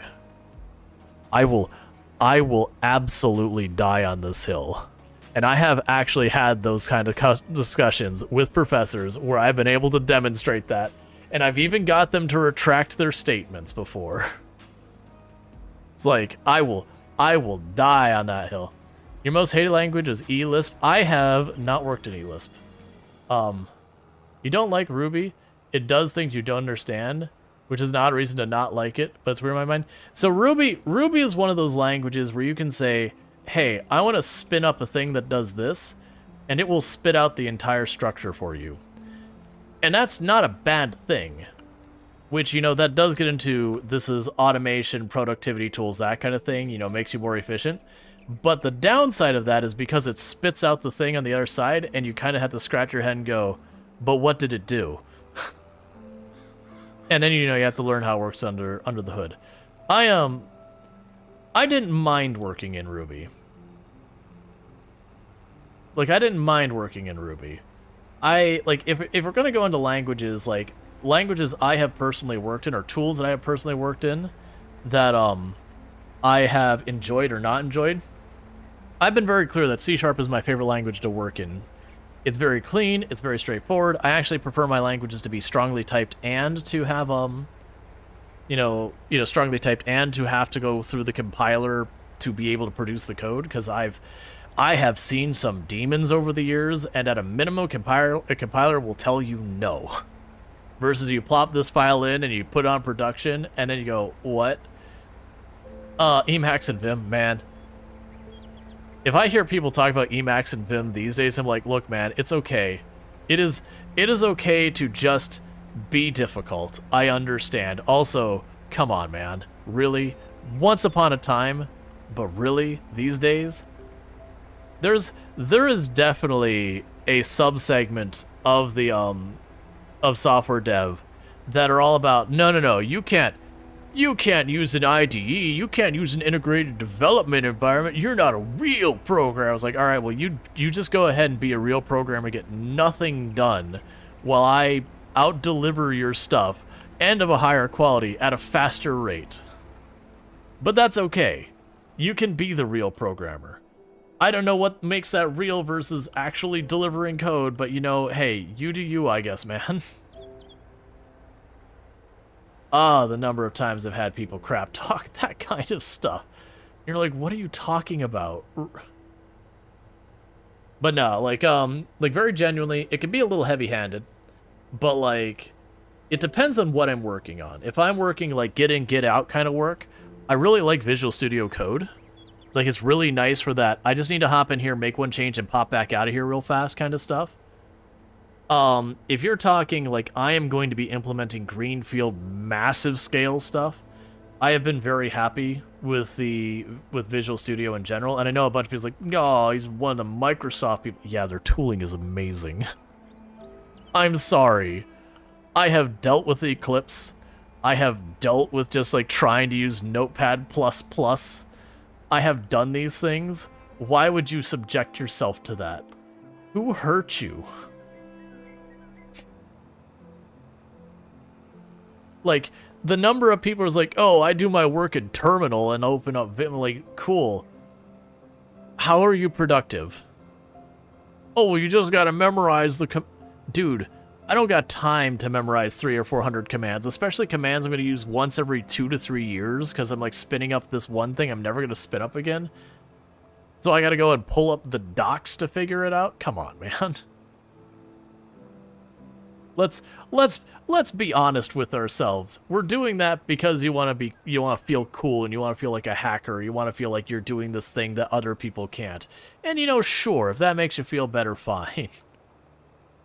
But don't crap on my parade. As you demonstrated that you can program in a text file, there are so many reasons you should not. It's a coding challenge run. Oh yeah, absolutely. Do you need math to be able to program? Not really. Like, I'm not going to say you don't need to know math, but like the basic math you need to live in the real world, like addition, subtraction, multiplication, that's about what you're going to be dealing with. You need to understand the concepts of algebra, as in, I have a thing of math I don't know the number for, but I'm going to put it here. But you're not going to actually work out the problem. You're not going to sit there and be like, I have A plus C minus D. Okay, well, let me find A and then C and then count. Like, you're not... Dude, you have a computer. Why would you do that yourself? All you're going to do is go, I have this variable called width, and I've got this variable called height, and I'm going to do something with them. I'm going to add them together for whatever reason. So you don't need... The only exceptions is simulation. You're probably going to need to know trig. You don't need to know, like, again, you're not going to be calculating out everything, but you are going to need to know that's like, okay, this dimension by that dimension, should equal this other thing. You'll need to, like, have that basic understanding to know what functions you're going to call. Or if you are dealing with video games, because video games are effectively simulation, you're probably going to need to know the basics of trig. And again, you're not going to sit there and, like, get out your pen and go, okay, well, that one's 10 and this one's 5, and, double them up and then divide, like, do the root of the... Like, you're not going to do that kind of thing. You're just going to go, oh, I need to calculate distance. And honestly, a lot of times you don't even need to know that. A lot of times people make these wonderful, helpful libraries that'll be like, yo, I want the distance between 2 points. And it goes, cool, man, I can do that for you. Give me my 2 points, and it will do it. But like simulation and that kind of stuff is the place where you start messing with that. But like, when you're dealing with anything else, usually it's addition and subtraction is about what you need. Because you'll have stuff where it's like, okay, I want to make, my screen is going to be 1,000 pixels wide. I'm going to make this thing, 20 pixels wider. Okay, now, if you're trying to set it to be a static width, okay, that means I need to then take the 20 pixels off the other side. So if this is 200 pixels, that's 800 pixels, and I'm adding 20 pixels here, I take 20 pixels off of that. You'll do that kind of stuff once in a while. But even that nowadays, usually you're making things that are called reactive, which the idea is just say, okay, the column is 200 pixels, because that I have static. But then the rest, you're just kind of like, I don't care what you are. Like, you're the rest of it. You make whatever size you want it to be. If the screen's 1,000 pixels, whatever. If the screen's 10,000 pixels, whatever. This left column, 200 pixels. The rest, I don't care. I just don't care. The rest of it's the rest of it. But yeah, so I actually think it's a major disservice that a lot of computer science degrees require stuff like trig and calculus. Because trig I can see an argument for. I can see it. Depending on what software development you're doing. I can at least be like, you know what? There is some merit to that argument. But like calculus, I'm like, no. No. The only way you're dealing with calculus in software development is if you are doing software development of a subject matter that specifically requires calculus. So like if you're doing some like scientific theorem that requires calculus to do, okay, if you're going to write the software that calculates that scientific theorem, you're going to do calculus. But you know what you're actually going to do? You're going to download a math library that does calculus, and you're just going to shove it in there, because why would you do the same thing that someone's already worked out for you? You should not be afraid to use other people's code for stuff like that. Now, that said, there is certainly an argument to be made if you are grabbing anyone and everyone's libraries that you are making your code fragile, but math libraries are pretty safe. Let's see, you've always been intimidated by programming despite really wanting to get into it because you're dyslexic? I've actually known quite a few people who are dyslexic. In a lot of ways, software development can actually be more accessible than like written language, because there's a certain flexibility that comes with written language that you can kind of phrase the same sentence in a bunch of different ways and it be acceptable, because you still convey the information even though you're not following what is grammatically correct. Whereas when you code, it's like the variable goes here, the equal goes there, and what you're setting it goes here. What if I put them in the other way? No, variable goes on the left, equal goes in the middle, and the value goes on the right. What if I want to do this? You're not listening. This goes here, that goes there, and that goes there. Anything that is not those is incorrect, and it will not give you the result you're looking for. And most of the time, the compiler will say, you can't set 5 to dog. It doesn't work that way. And then a lot of times they do a good job of using casing a lot better. They're very strict about casing in a lot of software languages. When you get into software development, you get to learn the difference between camel casing and Pascal casing and all lower casing, and you never do all uppercase. That is right out. And for those who don't know the difference of those, camel case is you start with a lowercase letter, and then each word is an uppercase letter for the first letter. Pascal casing is every word is an upper, an uppercase letter for that. No love for snake case. Well, there's a whole bunch of them. Like there's a whole bunch of them. Like a whole bunch of them. I do like that they are, generally speaking, we are moving away. I forget what it's, I think it's Hungarian notation, where it'll be like str for string and then like your variable. That they're like, no, you don't need that. You don't need that anymore. there are still people who will fight real strict battles in that. And honestly, if you want to use it as long as you're consistent, go for it. All uppercases for constraints? Yeah, you don't see much of that. Yeah, the thing that makes Hungarian notation so frustrating is especially when you're talking numerals, so like decimal point, integer, floats, doubles, all your number values. You'll be looking for like the number value for temperature, but because it starts with the type of value it is the temperature going to be stored in a double, or an integer, or a decimal, or a float? Please, not a float. Or whatever, and all these. And you'll sit there and you'll look at this thing and you go, okay, well, I can't just type in the first 3 letters of the variable because I need to know what data type it is before I know what I'm doing with it. And some of those you can pretty easily decide. Like, if you're dealing with money, you're probably dealing with a decimal set to the 2 position. You know, again, depending on your programming language, you know, there's different implications about what is what and all that. But yeah, and different ones will have standards, but at least they're consistent. Yeah, probably the numbers and working them out intuitively. Yeah. Well, that's one of the reasons I actually like strongly typed languages versus loosely typed languages. So, to understand what the difference is, so a strongly typed language would say, okay, I have temperature. Temperature is a type integer, or like is a type double, or is a type decimal. And so I am declaring that this is this type of value. Forever and always, temperature as a variable will be this kind of number. And if I try to then, combine it with something that's not a number, where I try to combine it with dog, the computer compiler says, you can't combine these. It's just not a thing. I can't add 10 to dog. It just does not work. But then you've got like interpreted types, or it's not interpreted, that's not the word, it's not inflection. It's where it figures out the type of decimal. It's not implied. My brain is struggling on this. Basically, what ends up happening is instead you just use var, which is just a generic, hey, I'm making a variable of who cares what type. And then I might set it to 10, and then if I add dog, it tries to interpret it. Inferred, thank you, that's what we're looking for, inferred.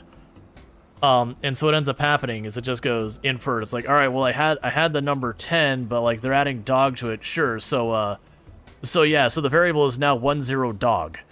That's what you meant, right? Which is never the right answer, but that's a side effect. So I personally, I really like strongly typed languages. Now, it is kind of a fun thing that if you watch the patterns in software development, there is like a trend where you'll start and it'll be like, for a couple of years, everything is moving towards strongly typed languages. And then people get frustrated about the rigidity of the strongly typed languages. And so you'll see like everything moving to more inferred languages, like where it's not strongly typed, it's far more flexible.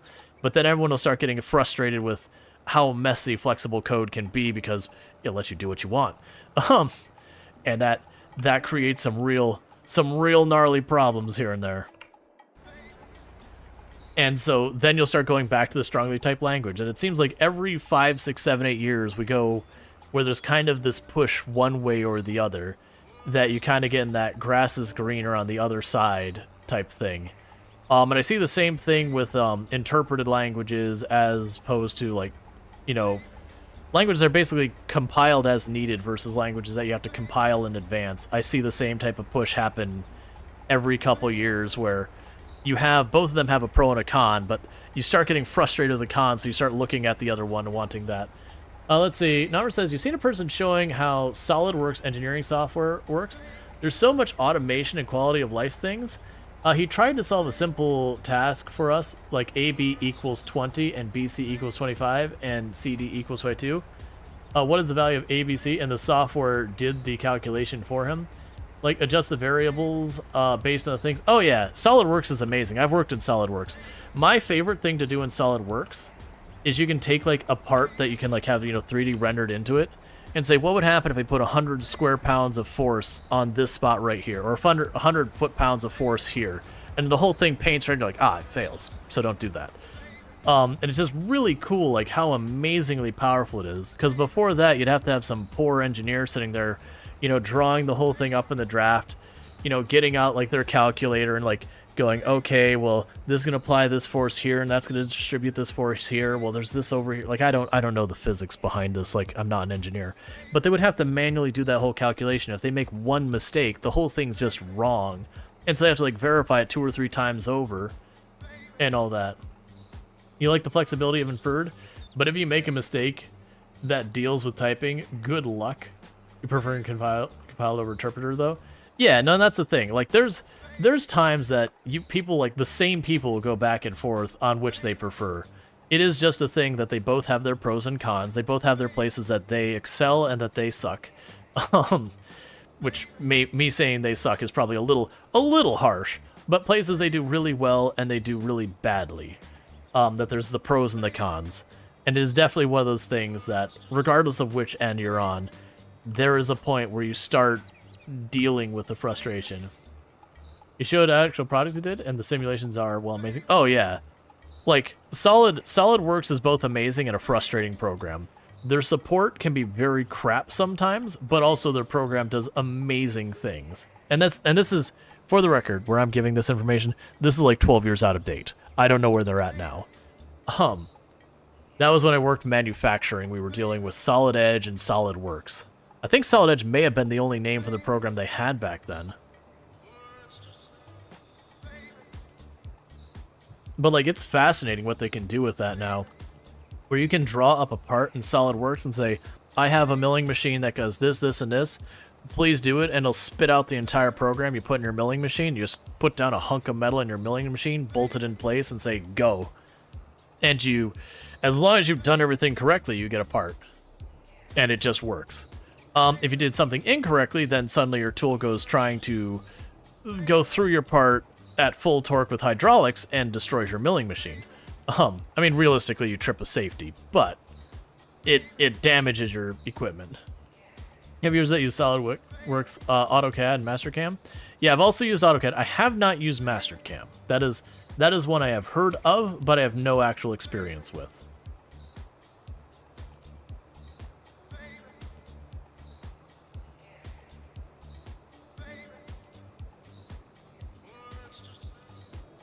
But yeah, no, CNC stuff, if you've never gotten to do the computer-controlled stuff where you run, like, actual equipment, it is fascinating.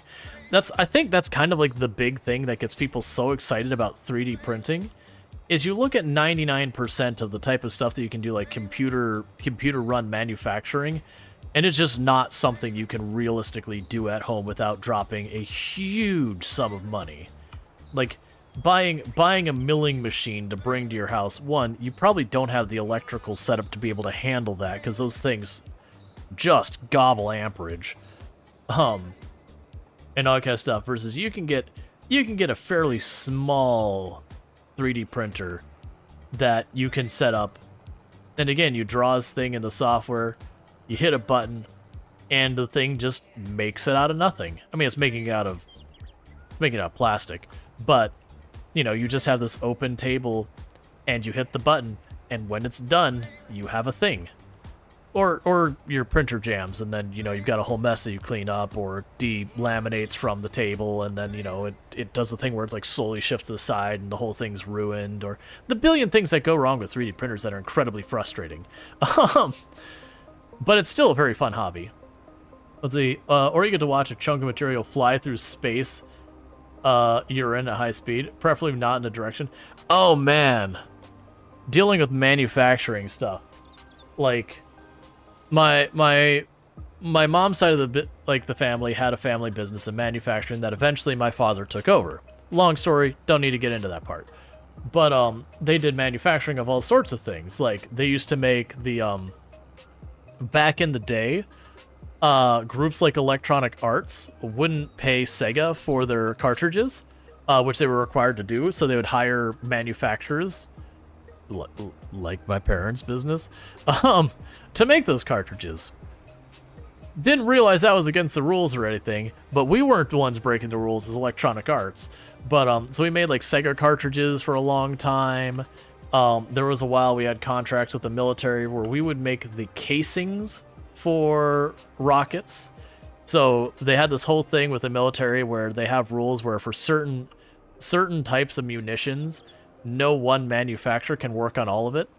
That way, you know, you can't have like one manufacturer could assemble it all and use it. So like we would make like the casings for the rockets, which would then, you know, there would be someone else who'd make the electronic guts for the rocket, and you'd have like the other group who would make the actual volatile payload and all that.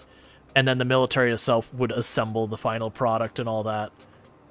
So we did that. We made like, there was, for refrigerators, there's, I can't remember what the chemical is that your refrigerator uses for coolant. I don't think it was Freon, but you know, you have to like every once in a while. I know your ACs use Freon. I don't think fridges use it. I don't remember what fridges. It doesn't matter. But basically what can happen is you can get a leak and you can have that stuff go away, and when it hits air, it evaporates. So you don't find a puddle of Freon under your fridge, you find nothing. But you know, your AC stops working. Well, one of the things you do is you run a test to see if you still got the stuff in there. And so a lot of ACs will actually have it'll either be like a little nozzle somewhere, and this is potentially, again, out of date information. You have like a little spot in the back where you could put this little plastic capsule, and it would run the fluid through it, and it would have like this little piece of yellow paper. And if the yellow paper changed colors, you're good. You know, the substance was detected, the paper reacted. Your fridge, whatever is wrong with it, it still has the material inside of it that's supposed to have. And so we made those like little plastic things with the paper in it so that, you know, you test it. Sometimes it's in line, sometimes it's like a little separate component. Like, it depends on your fridge. I don't know if they still work that way or not. Again, this is going back 18-something years. That was before, like, that was in that situation where you were young enough you could work for a parent's business, but you weren't old enough to, like, work for another company without, like, a whole bunch of like special rules and exceptions that most companies didn't want to deal with. But yeah, so we made those. I know we injected mold a lot, so we made motorcycle frames. So like the frame for motorcycles, we would machine them all up, weld them all together, do all that sort of stuff. It was a very fascinating place to work. Because kind of the big thing that was the big draw for that company is we would do a lot of prototyping. So someone would be like, all right, we're thinking about this new motorcycle design that we want to put together, and we got these handful of metal pieces that we need to, you know, figure out. So they've got an idea of what it looked like. They've, you know, drawn it up in CAD or whatever. And we would go and, you know, so they're going to go, all right, let's check it out. And we might go and say, all right, well, you got problems here, here, and here. And your CAD drawing, you're going to run into issues with the manufacturing process. So we can adjust this, this, and this, and that'll fix that. And it'll, you know, it'll be like, nah, we don't like that. Let's go back to this.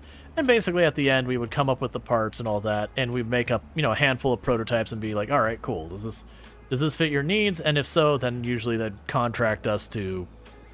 I say us as if I was the one doing the engineering side. I wasn't. I was the kid. I was like running the injection mold machine from time to time, or whatever manual labor thing needed to be done. But you know, they would go in and, you know, correct the drawings and come to a decision. All right, cool. We're gonna make 500 of those, or, you know, 1,000 or whatever the order was. Sometimes they'd be like, you know, all right, we only need 50 of these. It's a special run, or oh, we want to do this, so we're gonna need 20,000 of these, or whatever. And you'd go through, and then suddenly all your machines were working on this project because, you know, they need 20,000 units in 3 months, and those machines would be running like 24/7 to make that happen. Or again, you'd have like the ones like, we need 50, so it'd be like one person working one machine for the weekend or whatever to knock out 50 real fast. But it was kind of just cool because you would deal with all these like really different problems. One of the most fun projects, there was actually two really fun projects that pop into my head. Was one for prototyping, there was in the city that this was based, they had actually found the original fire truck that had been in that city. It had been, like, you know, dumped in some garage somewhere and fallen into a horrible state of disrepair. And people were like, this is like this 100-something-year-old fire truck. Like, this is like impressive. This thing has like a hand-operated pump on the side of it. Like, this is like historically interesting. Like, this is something we should like keep around, you know, both to see where we've come from and all that, And just because it's, it was historic significance. It was the first fire departments in that entire part of the country. We should restore this. But, the thing had been like a horrible disrepair, and they had this giant flywheel for this thing that was absolutely absurdly large to operate this whole, like, internal mechanism. And it was like the entire bottom of this fire truck had this giant flywheel. And they're like, okay, well, we can't... The flywheel in this thing is absolutely not viable. Like, it's rusted out, it's ruined. So we need a new flywheel. Now, the issue is, we don't know exactly what it looked like at first, and this whole thing's rusted out, so we can't just measure it and make another one, so we gotta figure it out. And so that was an interesting project, partly because watching them figure out how to get this giant hunk of heavy metal and, like, swing it around that's, like, cylindrical shaped with teeth and go, how the heck do we get it onto the various machines it needs to be on? So it's just, like, this weird dimension that didn't run into very often. And so that was a fascinating project for them to work on. And I forgot what the other one was already because I got caught up on that story. Oh yeah, we also got to work on brakes for roller coasters. That was fun.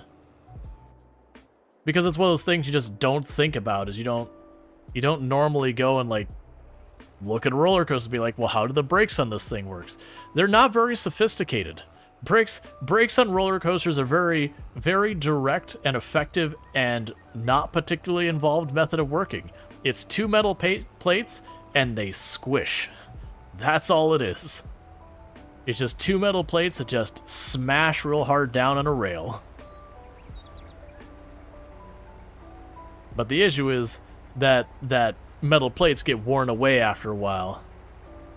And so, they need to remake them.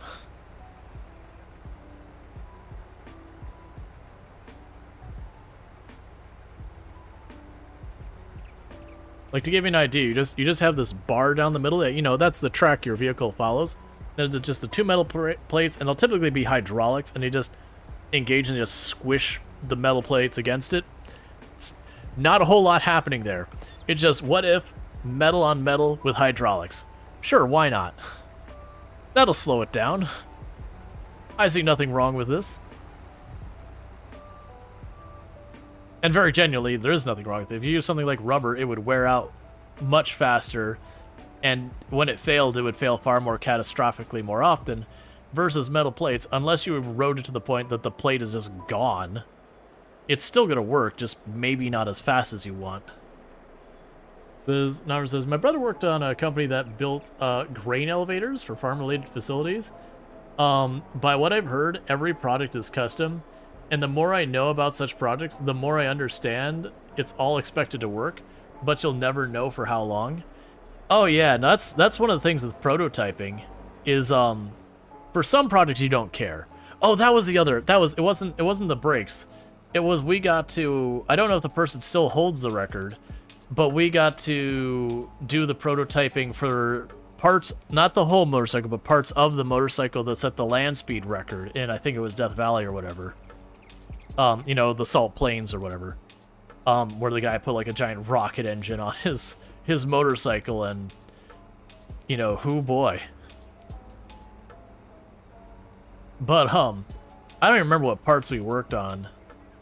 I think it was the frame was one piece, but I know there was, I think it was a frame and it had like the back wivel was kind of on a swivel that went up and down, because they just needed to have a much better form of suspension to, like, really keep that thing level at all costs, because you don't want something going over 200 miles an hour to bounce any amount. Like, literally you don't want any level of bouncing up and down, because at 200 miles per hour, that is you no longer on the ground, and at that speed, you don't survive that experience. But yeah, there was some fascinating projects that they did. I wasn't privy to 90% of them, not because they were like secrets or anything. It's just, there'd be 4 or 5 things going on at any given part of the company at a time. So I only got stuff that, people in the company were talking about because it's really, really interesting. I know we did a lot of stuff for the Space Center, but I don't have a clue what. Just that we worked on things for them. because every manufacturer in Central Florida at some point or another is going to be, some point or other is going to be, working with the Space Center. The Ack Attack motorcycle? I don't know. I just know it was the guy who set the world speed record for some period of time. I don't know which guy it was. I just know they went to the Salt Plains, they had a custom motorcycle with a rocket engine on it, and that they set the world speed record, and that we had made, multiple parts for them that were custom made for that job. Which I understand was very stressful for the people at the company. The idea this person was going to be doing this incredibly dangerous thing, and we were making parts that were going to be used exactly like 1 or 2 times, and that's it. And there was no real tests we could do beyond, did it, the forces were expecting to put it under, can it handle that and then some? And past that, it was like, ultimately, this is a test vehicle that will never have sufficient enough number of tests on it to have any level of confidence.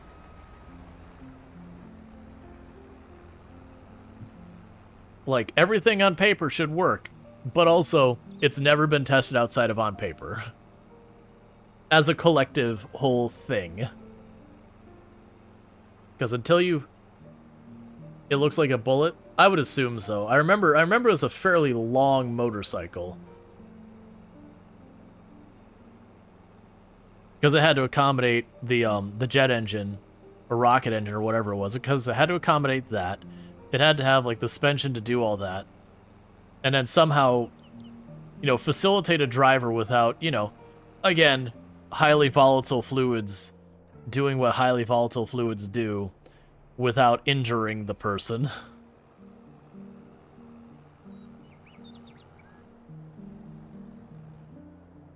Oh, right. I didn't finish picking that up, did I?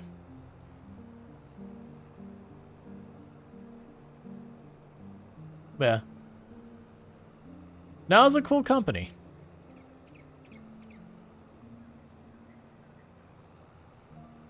Which that to me is the more... Oh, one thing we're going to do is people mention, it's like, yeah, so they've had a couple crashes. We should have the occasional save. Let's go ahead and just manually save since we're basically finishing the second field. Because we've had to redo part of the first field twice now because we had... Weirdly had 2 crashes today, which usually doesn't. They all are. The first was pretty long. Yeah, that's just a necessity. Because the narrower your wheels are, like, the less you have opportunity for absorption for a lot of different forces.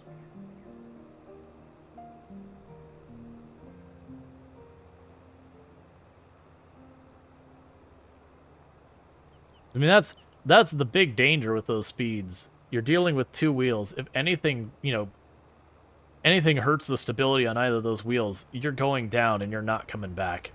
And then with those speeds, the forces involved get silly.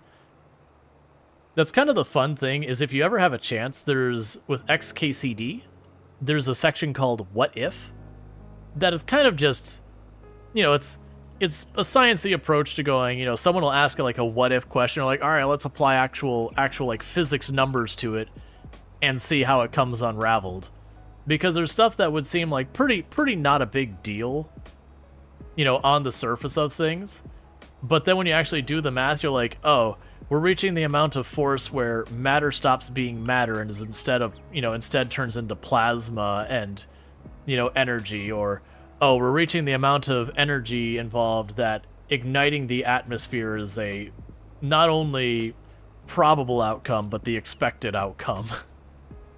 And sometimes it's only like minor differences of going, well, what happens if we make this like 10 miles per hour faster? It's like, oh, if we make it 10 miles per hour faster, we've ended all life on Earth. Oh, do they have a sequel called How To? I haven't kept up. I actually got the book What If because I wanted to keep supporting it because I really enjoyed it. It was like, most of it was completely inane things that there's no reason to care about. Like, what would it take to, like, hit a baseball at the speed of light? And, they sat there and they did the calculations. Like, you'd hit the baseball, and you'd have to have like this much amount of force in newtons and all that applied to the baseball and all that.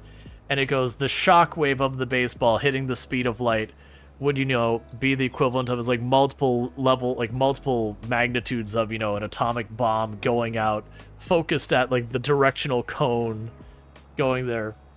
The baseball would barely move millimeters before it would be completely converted into a plasma, igniting the atmosphere in the surrounding area. And you're like, you know what? Let's not hit a baseball at the speed of light.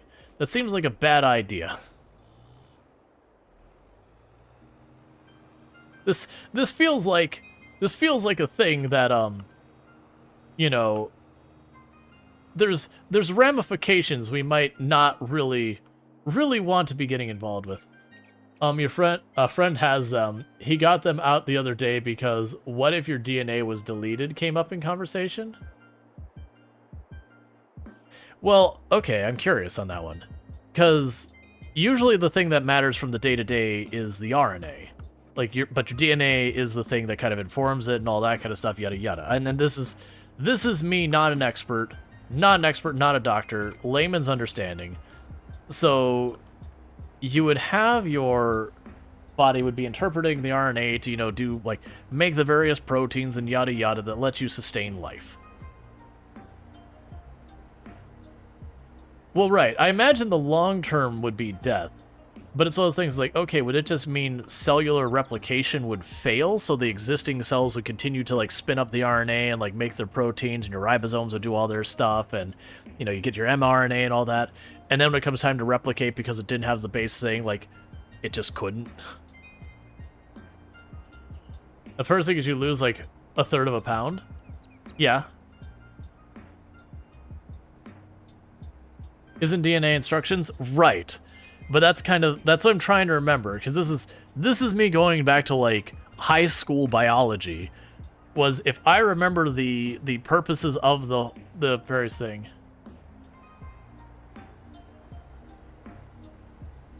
Yeah, no, I think ultimately death would be the thing, but I wanted to say that your DNA. So you have your DNA, which is like the main instruction, and then you have your RNA, which is more like the individual instructions, like create protein X, and protein X is what, consumes fat, or, attaches this thing, or, moves oxygen from you. Like it's just spitting out all the different proteins and enzymes and all that your body needs to do. And that's RNA. I believe DNA comes into play when it comes to like cellular replication and yada yada yada. So without DNA, your whole, like, your cells wouldn't make more cells, and the whole thing would come apart. Kind of like what I mean, that's ultimately what radiation poisoning usually kills. DNA is transcribed to RNA outside of cell division. Gotcha. Like, and that's the thing, like, trying to dig back into the old brain of, like, what, where they're like, and the mitochondria is the mitochondria. Yes. Mitochondria is the powerhouse of the cell, or whatever the BS it was back then. Which, I mean, it is, but you get that. But yeah, no, it's, there's a mushroom that inhibits RNA function, so we might see that happen. What happens is, yeah, no, when RNA stops working, you die. It's like, literally, you're just not making proteins and all that. Like, You're not getting any of the things your body needs to even do immediately. Like, you couldn't even go to sleep, because literally your body, the way it goes to sleep is it starts producing, I'm going to have the term wrong, I believe it's an enzyme, but it produces an enzyme that's like, yo, you're tired now, go to sleep. And without that, you would just fatigue. You wouldn't actually start falling asleep kind of thing. You'd just fatigue, and you'd start having health problems because your brain needs a break. You start hallucinating and all stuff. That DNA doesn't rebuild the cells. It tells your cells what proteins to build in order to function. Gotcha. Yeah, I thought that was the duty of RNA. Like I said, I'm probably entirely off, because this is reaching back into the old high school biology thing, which has been like 25 years. Almost 25 years. Actually, for high school biology? Well, high school biology, It'd be around 25 years.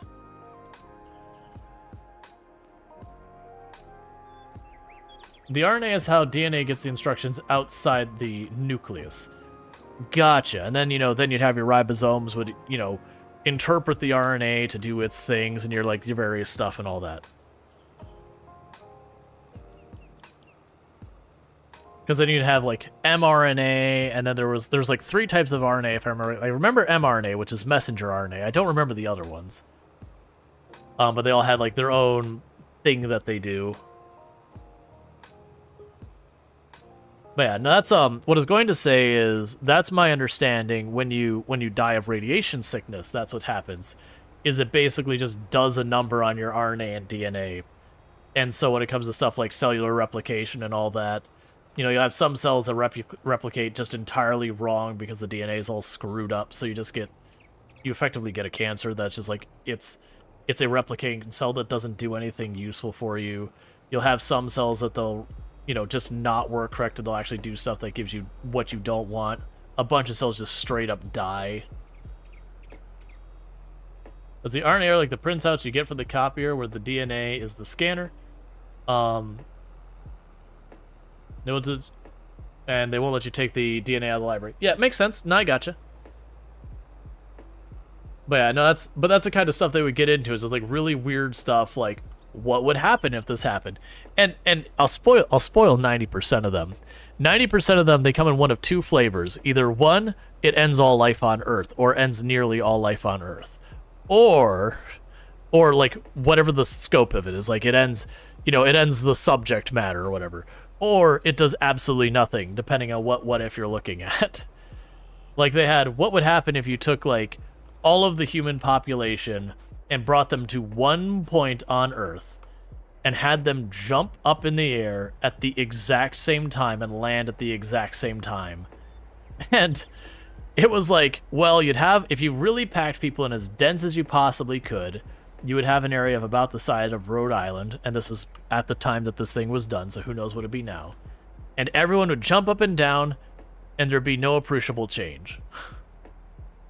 Yeah, there's just like, it goes, you would move the Earth, and it was something like 0.0001 nanometers or something like that. It was like some really obnoxiously small number. It goes, what you would have, however, is a humanitarian crisis, as now that you've had your completely underwhelming jump, you now have an area that is not adequately suited to transport, feed, or house that volume of people. And it would take well over 100 years just to move the people from that location, assuming all of the other things don't go wrong. Because even at the maximum capacity of like the airport and busing and all the other infrastructure in Rhode Island and what could realistically be scaled up in that time frame, you would have people trapped there for the rest of their lives. Be them full length or short lives. They also had like what would happen if absolutely everyone on the face of the on Earth pointed a laser pointer at the moon. And they were like, you wouldn't even increase the moon by, I think it was like 1/1000th of a lumen. And that's assuming you could actually get people to point at the same spot. And the fact that half of the Earth was, not facing the moon at any given point.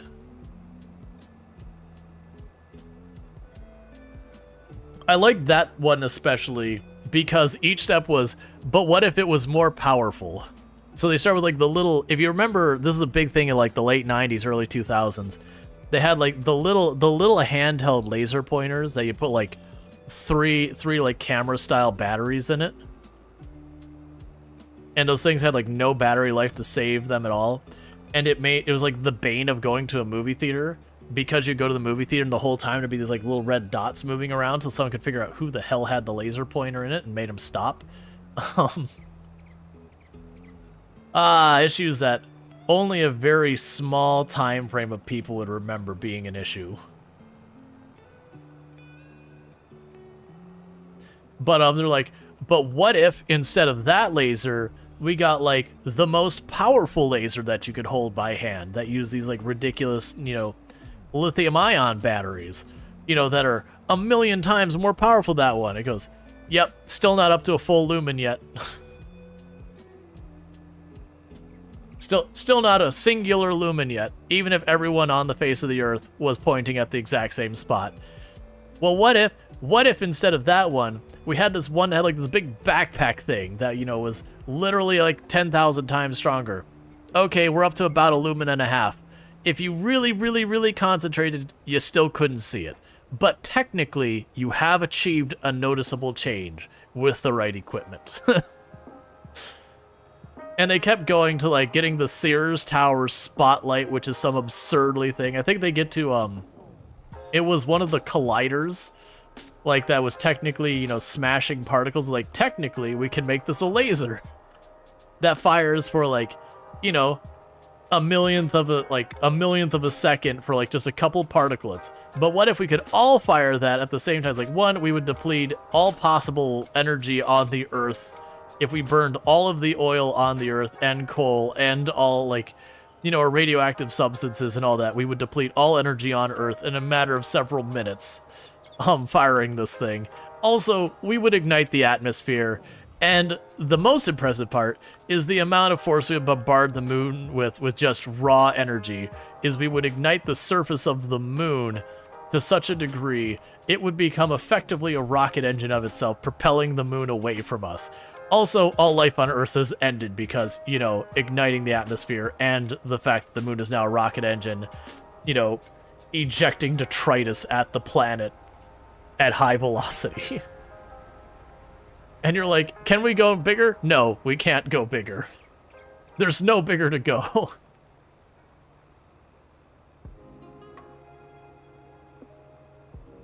I am hoping we manage to harvest this all before it rains, because I just realized it's supposed to rain the in-game day, and we do take a penalty when you harvest during the rain. It's like, it's something severe too. It's like 10, 15, 12%, somewhere in that ballpark. So like, if it starts to rain in game, the harvester gets shut off and we wait.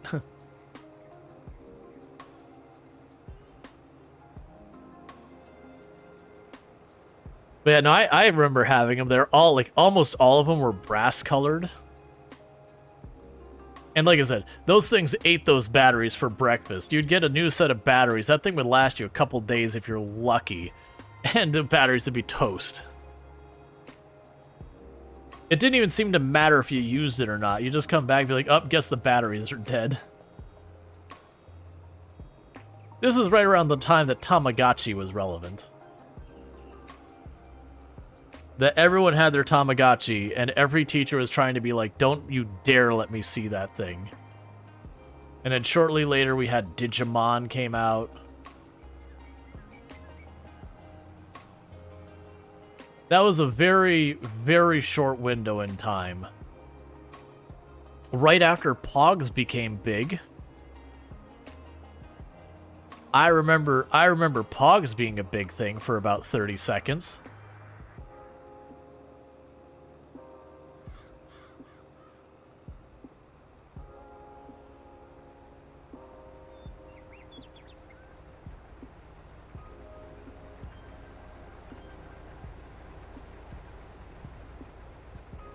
Don't forget Beanie Babies. Beanie Babies showed up a little bit later. Pogs? So, Pogs were a thing that originally, like, apparently originally was out in, like, the 1930s or 19-teens or something like that. But it was effectively, when you would get, like, a bottle of milk, there was a little, like, tagboard cardboard ring underneath it. But what happened is they started putting stuff on those. Like, and this is me talking about the 1930s ones. The ones later didn't do the milk thing. But, like, you know, they started printing stuff on those, and people would collect them, and they had a little game they would play.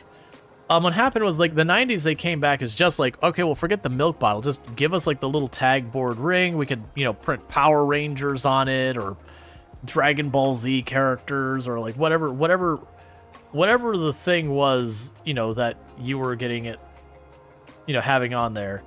But they would print that on there. And what you do is you get what's called a slammer, which is usually just like, is either is plastic or metal, but it's this thick piece. And the idea is you'd play this game where you and another person would stack your pogs together, and you'd try and hit it with a slammer that you had, like, rules of how you had to throw it down and everything. And whatever pogs flipped over were yours. So it was a thing that it was gambling ultimately, but there was like a certain amount of skill involved. That you'd put a bunch of stuff in, they'd put a bunch of stuff in, and the idea is you wanted to come out where you either got more or better ones or whatever, and all that. Which is why the schools had so many rules against Pog. Is like, this is gambling. Pogs and Slayer take you back. Hey, Reese's Cups, how's it going? Yeah, no, we what even got us on this route? We were just talking about there was something we were talking about that was like relevant for like 30 seconds. And then like that led to Pogs and everything. Like it led us to Tamagotchi and Digimon and all that, like that little window of time where all those things were around, and then like 90% of them just vanished. That you had a whole bunch of people like their Ziploc gallon baggie of Pogs, or like their little wooden box of Pogs or whatever laying around, never to see the light of day again. And then 10 years later you look at me like, man, I remember having good times. Why the heck do I still have this? Because here's a hint: very few of them ever became worth anything. There's not none that are valuable, but the vast majority of them never really became any real value. Yeah, we had such things as the Pokemans. Yeah, that would be shortly before Pokemon Red and Green showed up here in the US, and then later Yellow. That would have been pretty close to that. Oh yeah, no, it started with, we got into the what if. Yeah, so I see you're having it go like the backwards on the order of operations. But yeah, so we were talking about like manufacturing, which led to, just getting to like how numbers can get silly when you're talking about physics and all that. So like with XKCD's what ifs, which led to talking about lasers because of the what if about pointing the laser pointers at the moon, and expecting any type of meaningful outcome, which led us just to that time frame where like the lasers, like laser pointers are a whole big thing, and Pogs are this big thing, and Tamagotchi and Digimon and Pokemon. You had what was it, BattleTech? Like, oh man, all the collectible card games that came out. You had like BattleTech, Magic of the Gathering had been around for a while. Magic of the Gathering had been around for a little while by that point. You had like the Star Wars collectible card game. Pokemon would show up a little bit later. Man, like every other IP came out with one, and only about 3 of them became relevant. Like, I remember they tried to have like a Star Trek, I believe, collectible card game that just literally got nowhere. Like, you couldn't even find it at half the places. It was one of those things you'd like hear in passing, and you'd be like, you'd see pictures of them, you're like, what? This is real? I thought you're just trolling me. Enoch rolled 11. Your die just got a standing ovation from the pity party it just hosted. Yu-Gi-Oh! Yeah, Yu-Gi-Oh! is another one that showed up around then.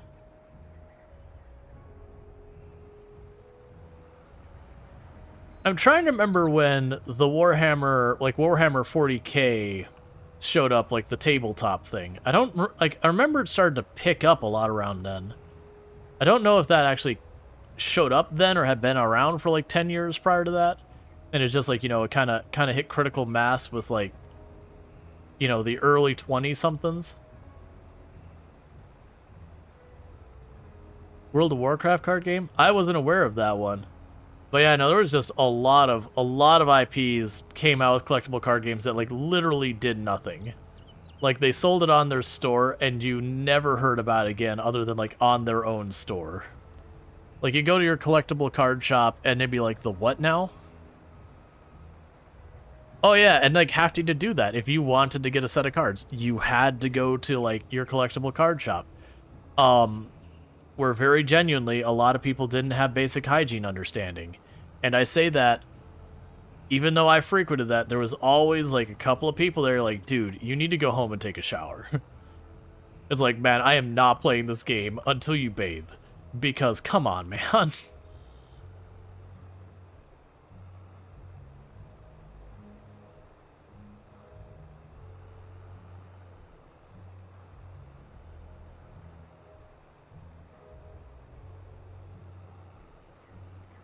They would usually have like, it would also be the same place as like your comic book shop, so it'd be like the rows and rows and rows of like the file storage style cardboard boxes of like various comic books that were all sorts of all over the place. And then you have like the handful of like really popular comics would get like dedicated shelf space.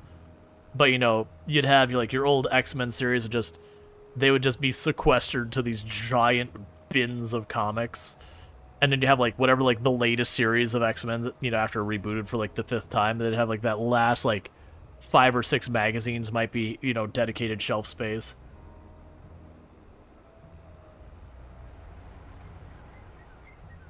Those are the people that I thought to myself, this is why I can't bring... I had a lot of friends into that, so that wasn't too big of an issue.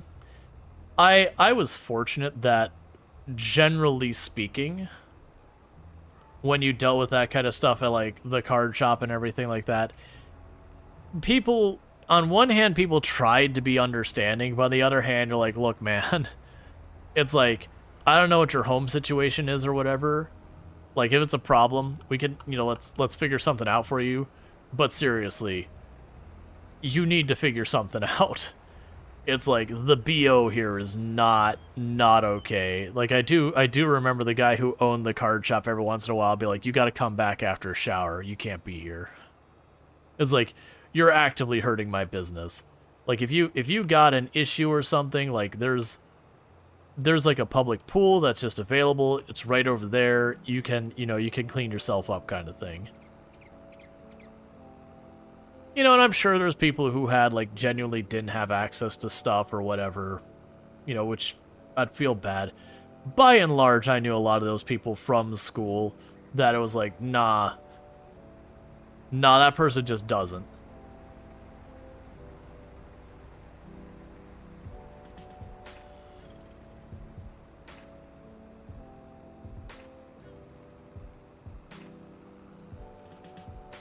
Back when Blockbuster was relevant, that you got all excited because you got to go to Blockbuster and rent that new game for the weekend.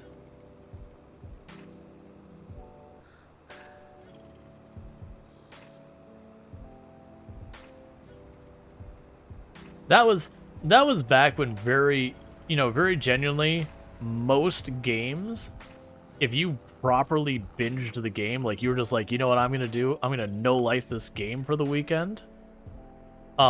You would actually finish the game. Like, you would get through the whole thing, you get your ending, be like, cool. You know, we didn't have achievements or anything else like that to draw people in to hang out. You know, keep playing the game after that.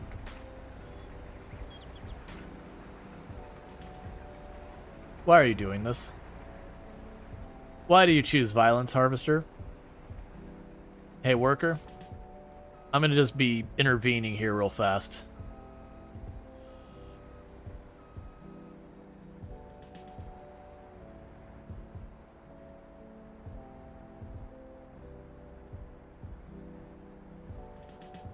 Why run video games for Blockbuster when you could just get the Sega channel?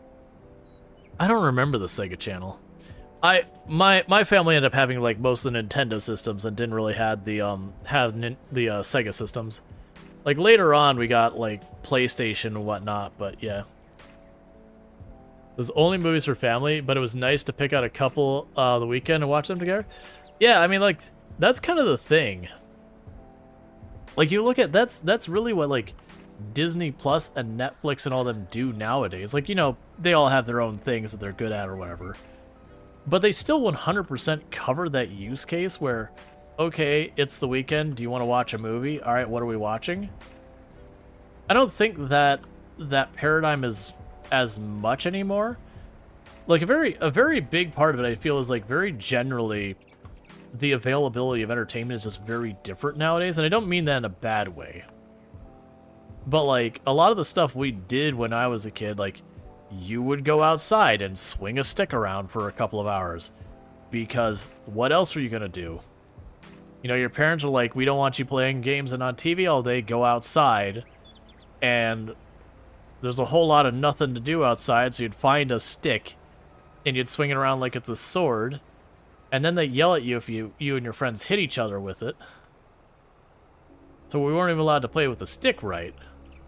And so you'd have dumb kids like poking beehives and stuff. And then we get stung the crap out of. Because that's what we could do. Versus, you know, nowadays, like, entertainment is always there. Like, you've got game systems, you've got television, you've got computer games, you've got, you know, your phone has games on it. You've got, you know, you've got mobile systems nowadays for games that, you know, not even the best of the best top of the line, you know, dedicated computers could handle back then. Let's be honest, Project Zomboid is digital stick swinging at some times. You know, you'd go out and ride bikes, for example. That was something you could do. But then half the time your parents would be like, but don't leave the street. And you're kind of like, what the heck am I supposed to do? Just ride my bike in a circle for an hour or two? And you do it because you were bored and it's what you could do.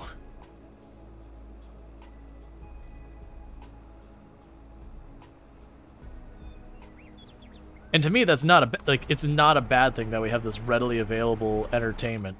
I can tell you, the dumb stuff I did that I got myself hurt or potentially could have got myself in serious trouble, all of that came from being bored. There was a psychology course I took in college, and it was kind of one of those things that we were tackling all sorts of mental health problems. And like, I'm no expert in this, but it was a thing that I studied. But one of the hardest parts of the entire course was on addiction. And it was, what is the leading cause of addiction? Boredom. And like that stuck with me. That it's like, it's not, oh, well, I'm in pain. Like, these are all certainly factors, like, oh, I'm in unmanaged pain. That was certainly a thing that led people to, you know, abusing drugs because they were in pain and they weren't getting the treatment they needed, so they found a way to treat it. And so instead of getting proper treatment, you know, they took what they could get their hands on, you know, legal or otherwise. You had people who, you know, like, it was home problems and, like, exposure to various things, but it's like, no, boredom was the main one. By a fair margin, that they were bored, this thing was something else, they tried it, it was interesting, and then they, you know, they liked the sensation or whatever, you know, depending on their drug, and they ended up doing more of it. But like, very genuinely, that was half the people who quit. It's like, oh yeah, you know, I found ways to occupy my time so I didn't have idle time. But it was just kind of one of those things, or it's one of the things you hear about is what one of the... Hi. Hey, husband. You getting ready to go to sleepy sleeps? That's somewhat responsible of you. It would have been more responsible. No, it's not actually that responsible. It would have been more responsible without daylight savings time. It's true. Daylight savings time is pretty mean. That's the reason why it doesn't feel like the normal time. Yeah. Gotcha. Love you. Love you too. Love you, chat. And including Ego Neck and Calaria Star, especially.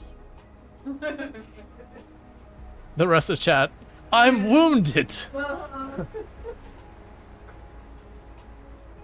But yeah, no, it was also a thing that we got into different stuff, that one of the leading causes for criminal behavior is actually boredom. It's not about like, oh, I can make a quick buck or I could do this. You're bored, you look and you're like, I can get away with that, and then you do it.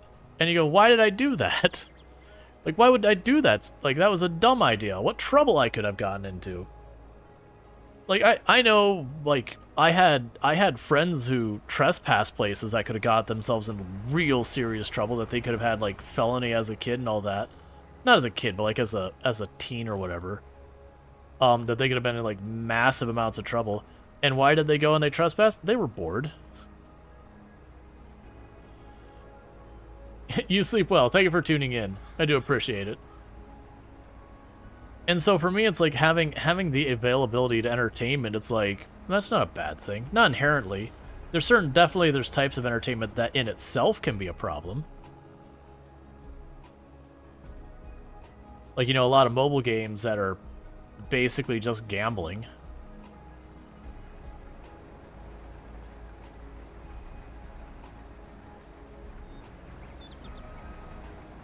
So far, we're doing good on beating the rain. I'm a little worried we're going to get hit with the rain anytime now. I'm actually surprised that we haven't hit rain, because we're getting close to what would be, like, the end of the day.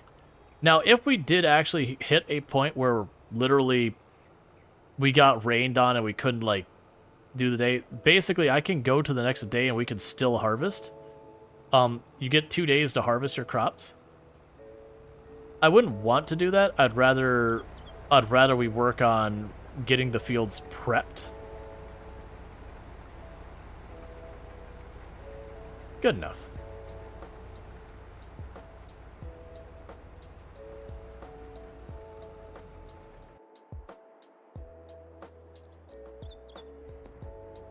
Alright, so we'll have you drop off real fast. And then we only have one little field left to do.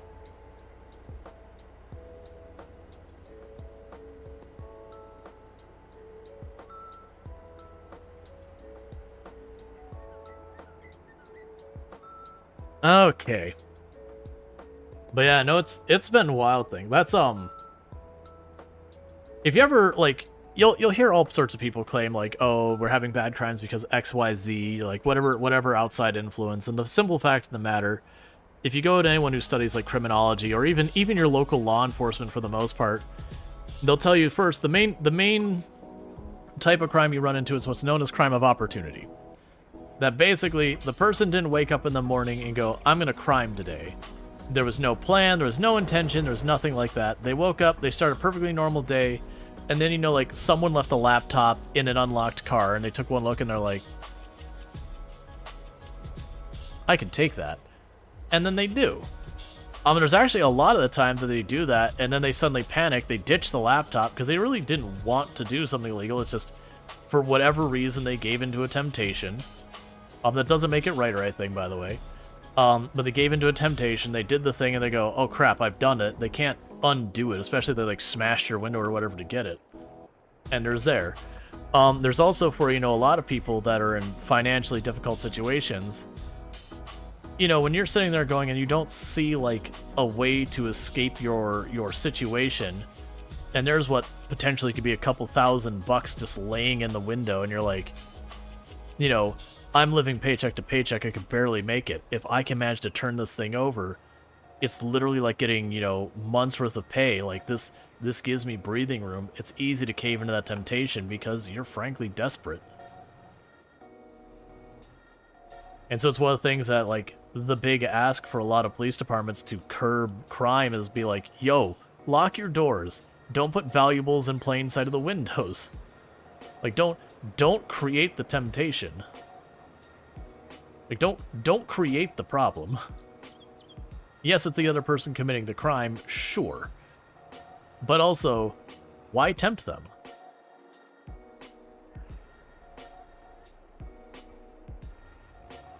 Especially in places with crap minimum wage. Uh-huh. Oh yeah, no, it's a whole thing. Like, there's one of the discussions. If someone is hungry, it doesn't matter how much... I shouldn't say it doesn't matter how much something is wrong. If you get hungry enough, you're going to do what you have to do to eat. You die otherwise. And generally speaking, people don't line up to die. So the more desperate people become, the more likely they are going to do what they have to do to survive. And I'm not saying that means they're all going to turn to like cold-blooded killers or anything like that. But, you know, you're more likely to have stuff like petty theft and whatever. That's where you hear about the people going into stores and stealing baby formula, or going and, you know, grabbing a basket of groceries and just outing the door. A person stealing food, like bread and milk and that, they're not stealing it because they're trying to make a bunch of money. They're trying to not die.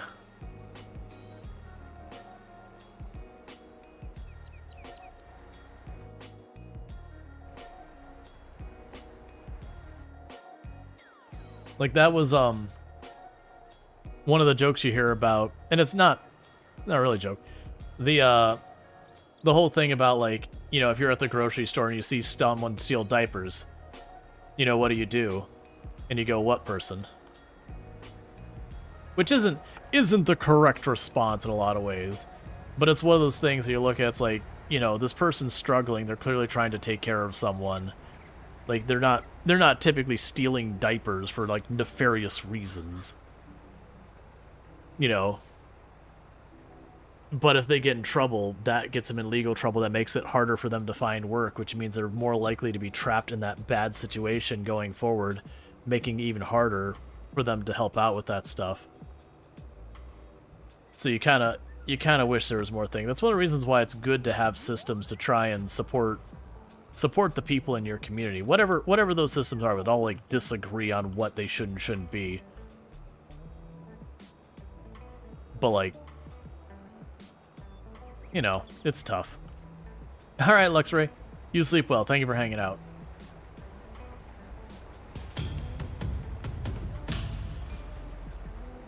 Hey, Tankard, thank you so much for the raid. I really do appreciate that. I do hope you had yourself a good stream and all that good stuff. There says, in Australia, there's a lot of meat theft due to the big price increases in meat. They take the expensive cuts and do a run. Yeah. But how's it going? What were we streaming today, and how was your stream and all that stuff? Thank you for popping in, Raiders. Yeah, that's kind of thing, especially like as what a Jaywalker's talking about, like where people end up stealing like the really good cuts of meat and all that. I mean, at that point, if the person's committing the crime, it doesn't matter if they grab like ground chuck or like, you know, a really nice sirloin steak or whatever. You're getting the same punishment between the two of them.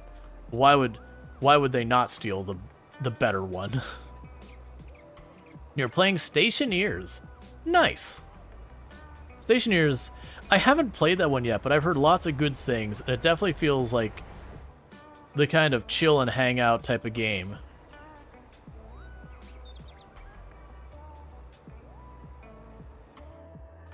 And again, for all these things I'm saying, I'm not condoning people to steal stuff, by the way.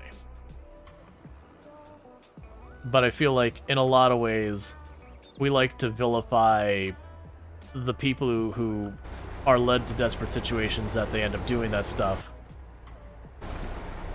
and not try to address the things that led them into that situation.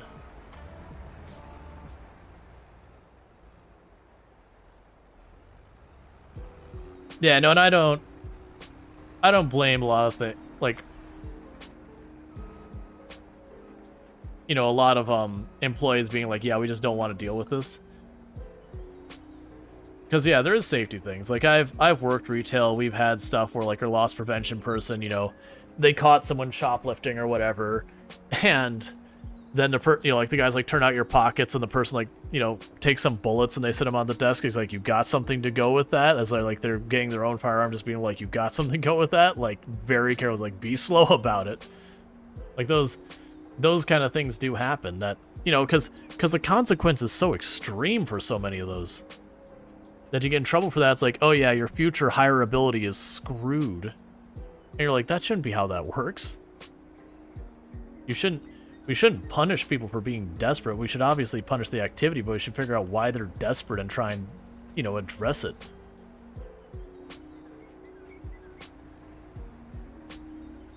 Like tackling poverty and tackling community development and all that tends to be far more effective than, you know, having more and more police officers. You still need police officers, but, you know, community you're like a gram of prevention is worth a pound of cure kind of thing.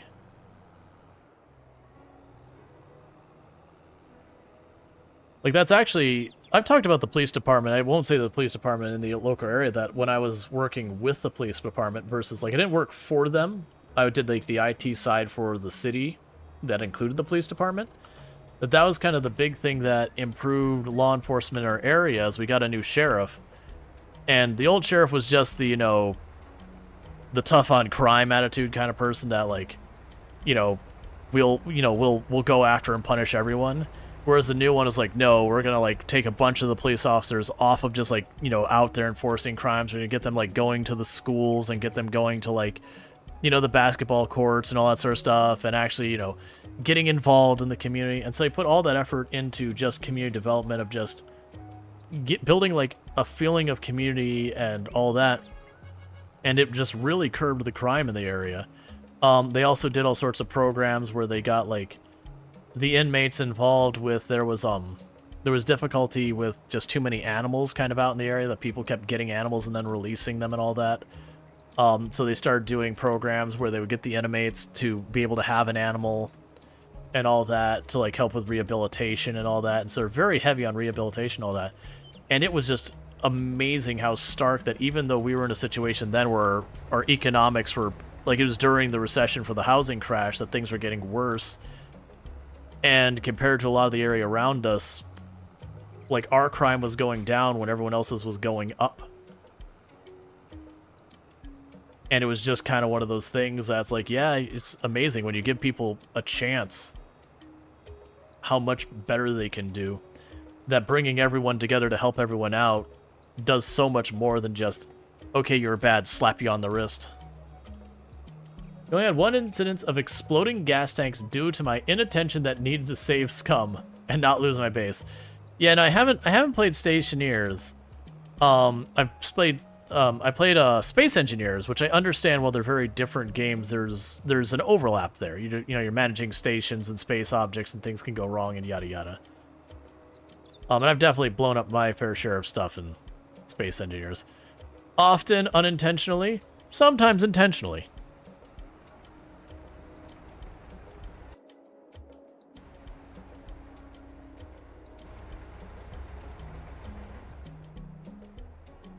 Okay. I'll get you in position to fill up on this next pass.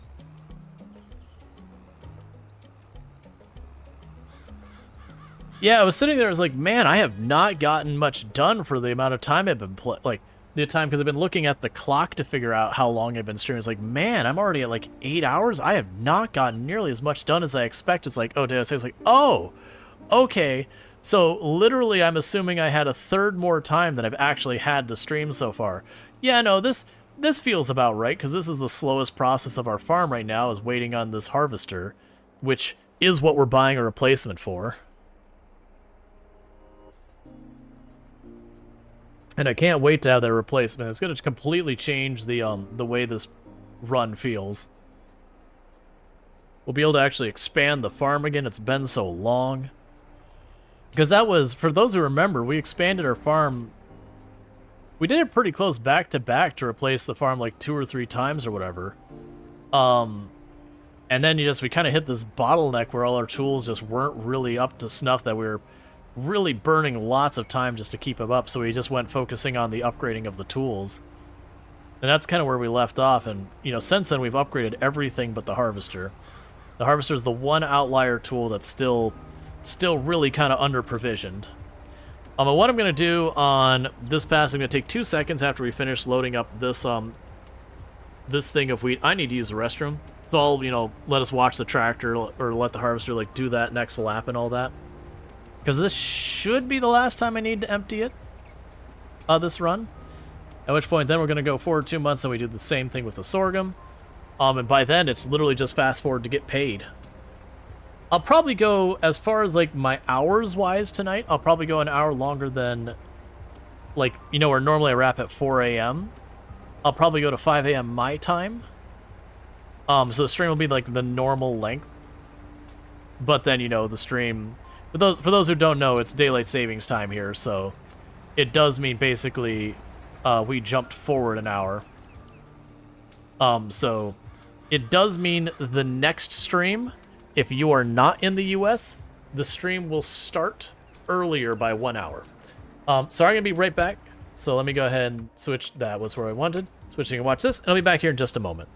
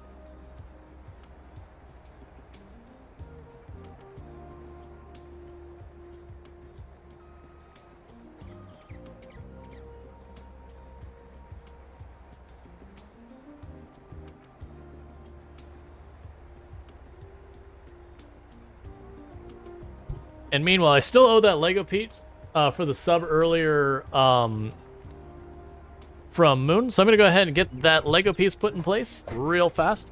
For those who don't know what's going on with this, every time I get a sub or 100 biddies, I add a Lego piece to the kit, and that's what we're working on. So, got a little red peg that goes there. And that's the piece I owe from way earlier. But usually when I have like one off piece, I'll usually wait a while to see if other people throw in, because a lot of times like I'll have like a sub here and there, maybe some bits here and there, and it does eventually add up. All right. So, just been a little bit. But yeah, so thank you so much for everyone who's been like doing all the subs earlier today and all that. We started today, I think we're at like 30 something plus points that we were like, all right, cool. We've crossed like the third point, like the third of the way there, a bit before a third of the way through the month kind of thing. And now we've like blasted to like 52 points. So thank you for everyone who's been like super supportive of that. We are doing our plus push to get the 60-40 split as opposed to the 50-50 split that we normally get through Twitch. But the way we do that is tier 1, 2, 3 subs you buy for yourself. Gifted subs, prime subs, all that doesn't count. I know I brought it up earlier. It still drove me up the wall. Like I didn't complain to the person like right then and there. There was a person like, allegedly a bunch of creators are saying that prime and gifted subs don't count. I was like, there's no allegedly. It's like literally the documentation. You can look it up yourself. It's right there. They had a big announcement. The big announcement even has like a bolded spot there, like they don't count. There's no allegedly. That's just a statement of fact.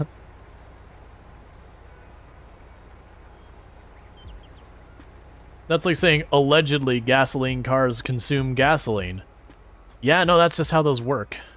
That is literally how it works.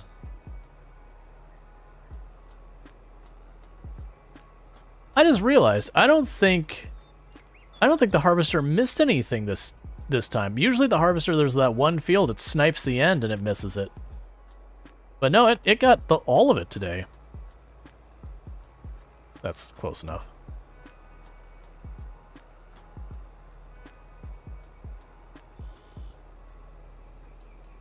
So the good news is it looks like we got through all of our baling. They don't run on rage. No, some people do try to make them run on rage, but it's really not an efficient exchange of energy. There's a lot of waste when you're doing rage.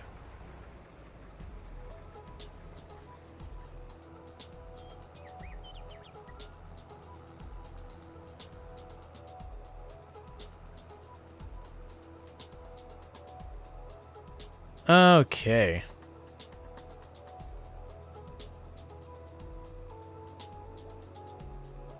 So this will be pretty good. I'm trying to remember. Yeah, so then we plant the sorghum. Oh no, we harvest the sorghum tomorrow. Oh man, I forgot the sorghum harvest is tomorrow. That's fine. So we harvest the sorghum tomorrow while we process these fields tomorrow. That's right. That's like the big go is that we harvest the sorghum, and then we process the wheat fields, and then we plant the wheat fields next to it. And the planting part is pretty quick. It's just the harvesting that is like the big, come on, pick up the pace. And I mentioned before, if we get lucky, and one of the harvesters shows up on sale, we can buy it right away. So I keep low-key hoping that we're gonna just, you know, pull this up and just look right here and just see a harvester there. It hasn't happened yet, but that's fine. Because literally we have the worst harvester in the game, so there's no worse we can get. Honestly, even if we bought the same harvester again used on the store, it would still technically be better than the one we have, just because it wouldn't be as worn out.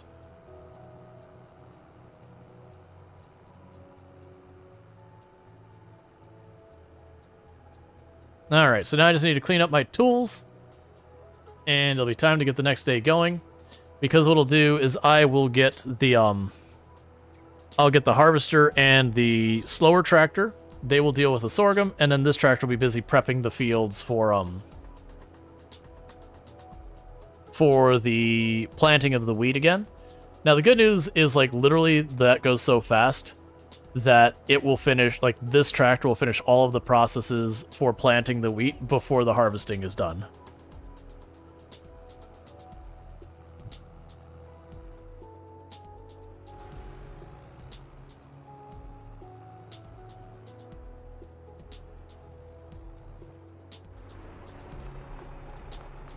Okay.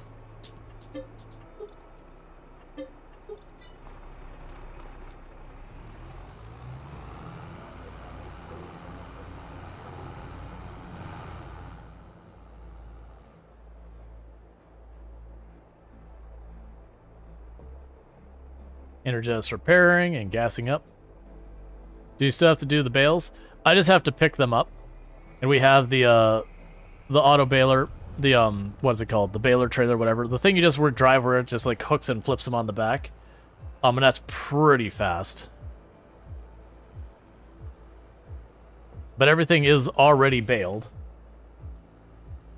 And it usually just takes 2 trips to sell them all, and we get something like 12 to 16,000 for it. Oh, and the sorghum we don't bale. Sorghum doesn't leave behind straw.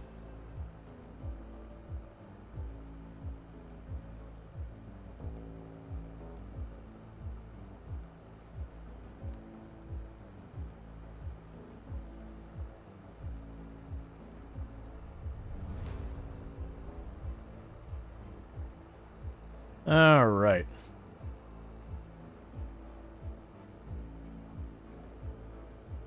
And the sheep are sheeping. Pretty soon I gotta top off the water for the sheep.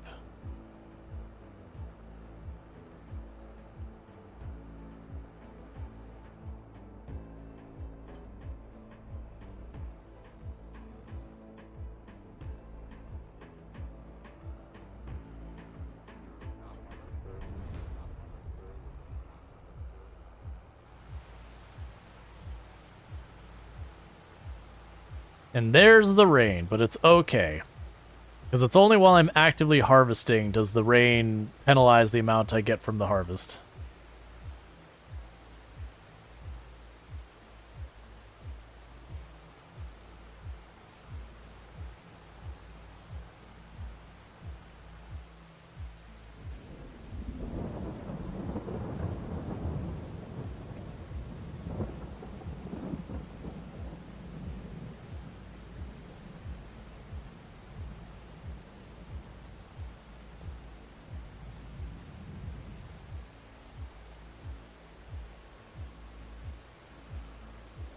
Okay.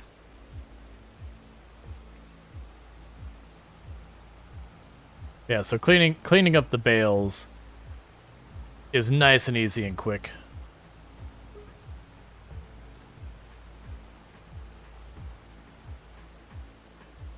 It basically pays for all of our worker wages for handling the harvest and all that.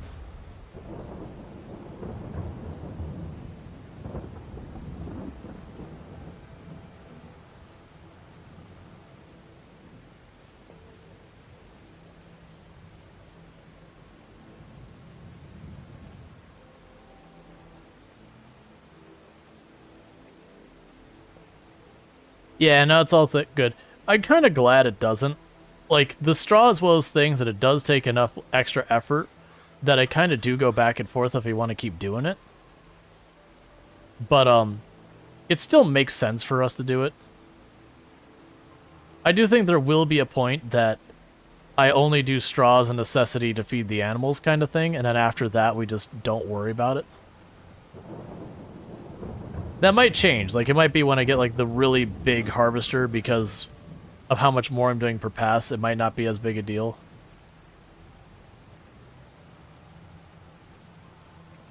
But eventually the scaling will not work out as well. Okay.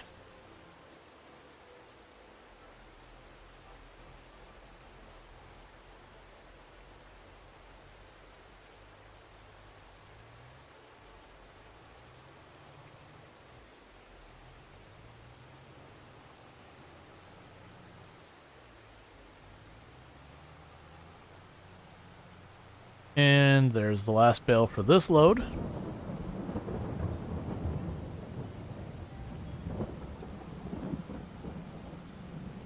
We are full. Like I said, it takes, I think it's like 1.5 loads of bales.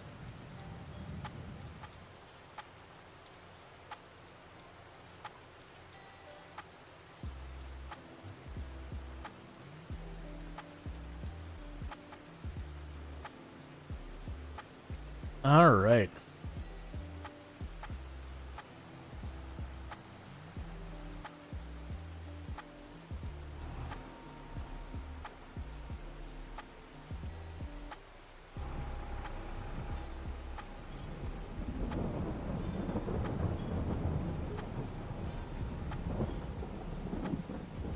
So there's just shy of 9,000 for the first trailer full.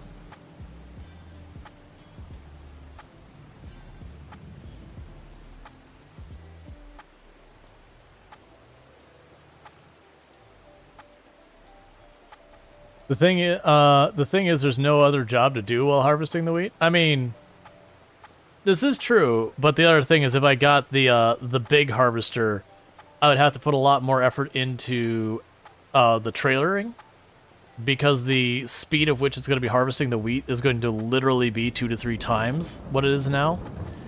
So until I get a much larger trailer, it's going to be pretty much as fast as I could drive to and from the harvester. Is going to be how fast I'm going to have to.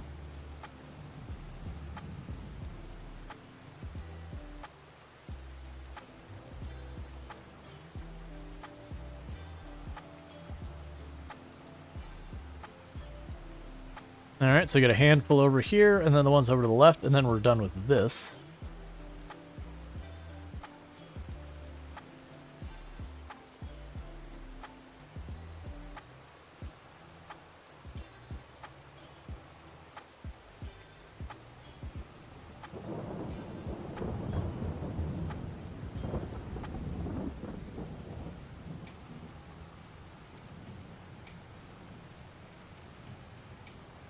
Okay.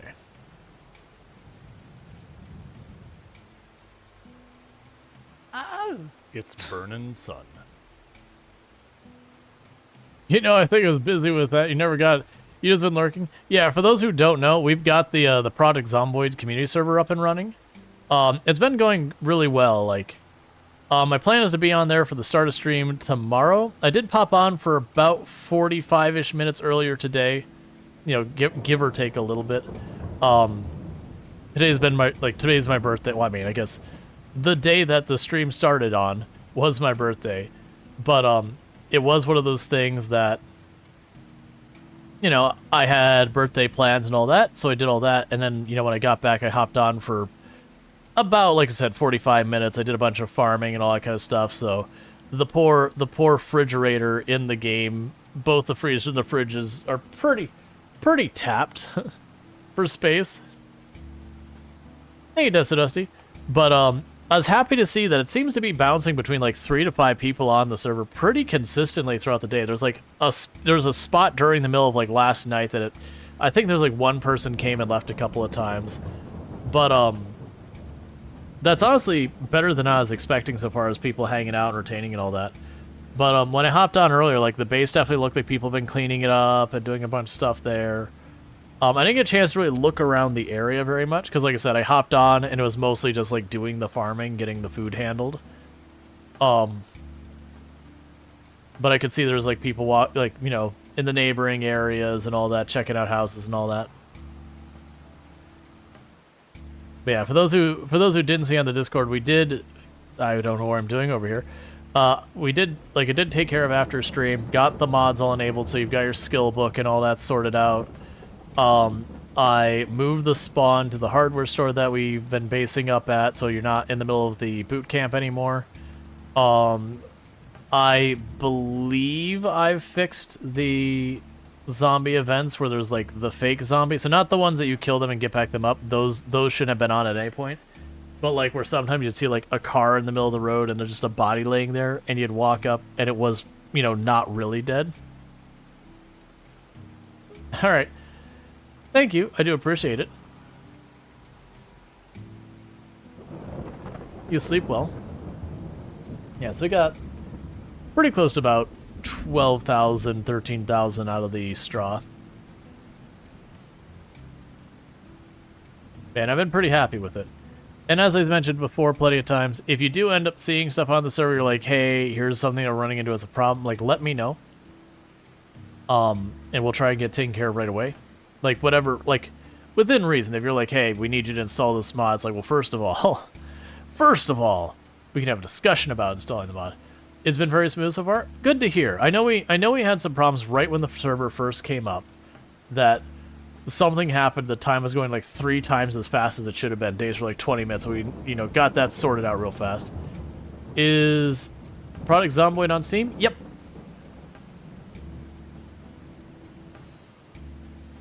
Where's the Discord link? If you do ! Discord, it should show you the link.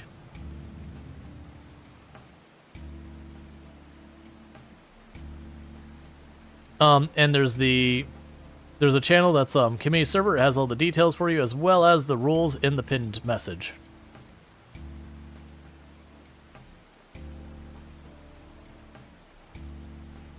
It's mostly don't be a jerk. That's mostly what it is.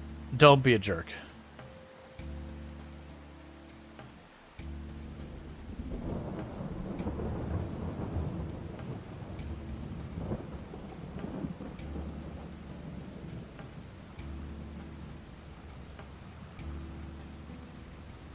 All right.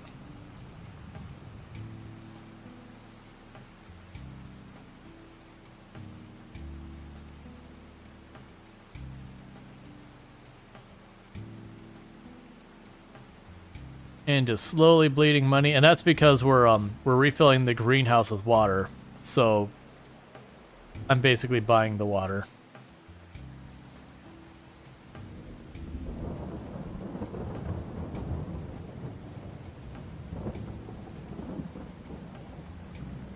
Back you up here. Alright, I can back up well. Alright. So just topping everything off, getting everything sorted out. Oh, looks like the sheep finally finished the first of the 2 grass bales I gave him.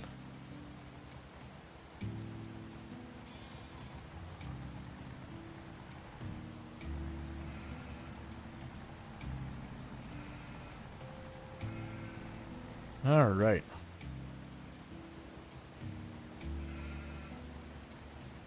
That'll be one neat thing, is we'll actually end up saving probably a couple $1,000 on labor costs once we get the harvester replaced.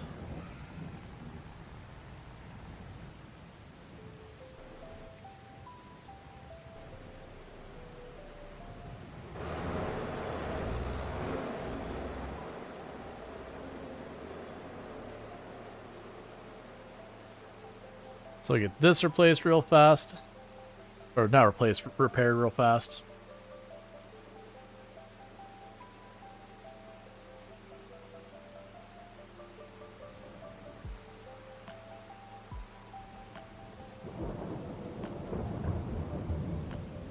Okay.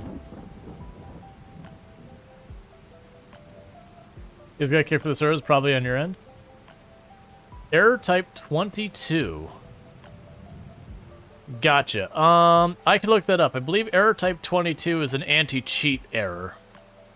I think that's one when the game has like a speed discrepancy that like it thinks you're moving faster than you're supposed to be.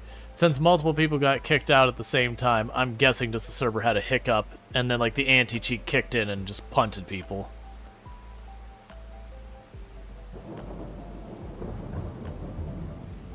Like, hopefully it doesn't become a problem. You had a bad packet earlier? Gotcha. I don't think there's much I could do about that kind of thing. But yeah. Like, if it ends up being, like, people are getting kicked a lot or whatever, it'd be a whole thing.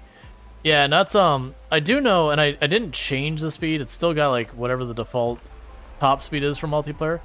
I do know a lot of servers I went on to, they lowered the maximum speed cars could go, and I believe it was to address desync and stuff, kind of like sometimes things would get out of whack. I personally haven't. I don't drive fast, so I haven't run into that error myself ever on multiplayer. So I don't really know one way or the other. But that might be something that if we end up having a bunch of problems, we might have to do. If people are driving fast, if you're driving slow, it shouldn't matter.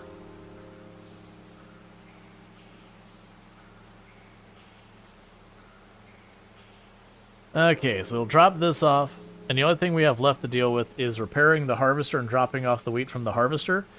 I'll probably have the character do that in-game next day, because it's just dark. You were doing 120 miles for quite a while earlier. I thought the cap was 70 miles per hour by default. I didn't think you were able to do that normally.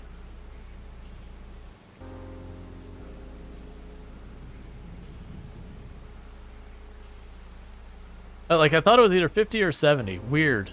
Because I believe it's supposed to be capped. Like, not that I went out of my way to cap it, it was just that was the default settings. I'm like, okay, well, that's what people are recommending. That's what it'll stay. Oh, the toughness and all that's default. Basically, think Apocalypse, but some more zombies, like higher zombie pop. Did I? I think I mentioned it. If I didn't, it's basically like 8x pop.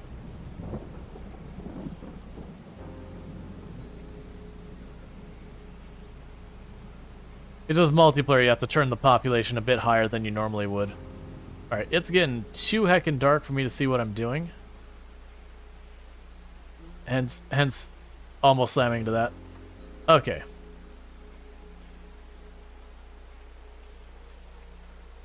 So we move the day forward. Alright.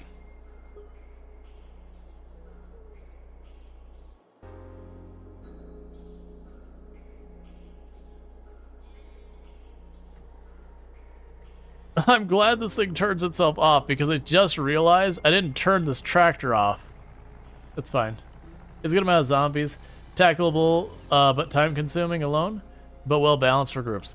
Yeah, no, if you're off doing your own thing, it'll be a little bit annoying with the number of zombies, I'd guess. But also, it's a multiplayer server. If you're tackling it alone, why are you tackling it alone? Like, it's one thing if you're, like, the only one on. I understand that kind of thing.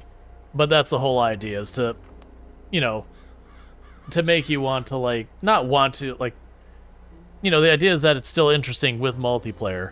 Because that's kind of the target. If you're going to play the game by yourself entirely, then why are you playing multiplayer if you're going to play alone?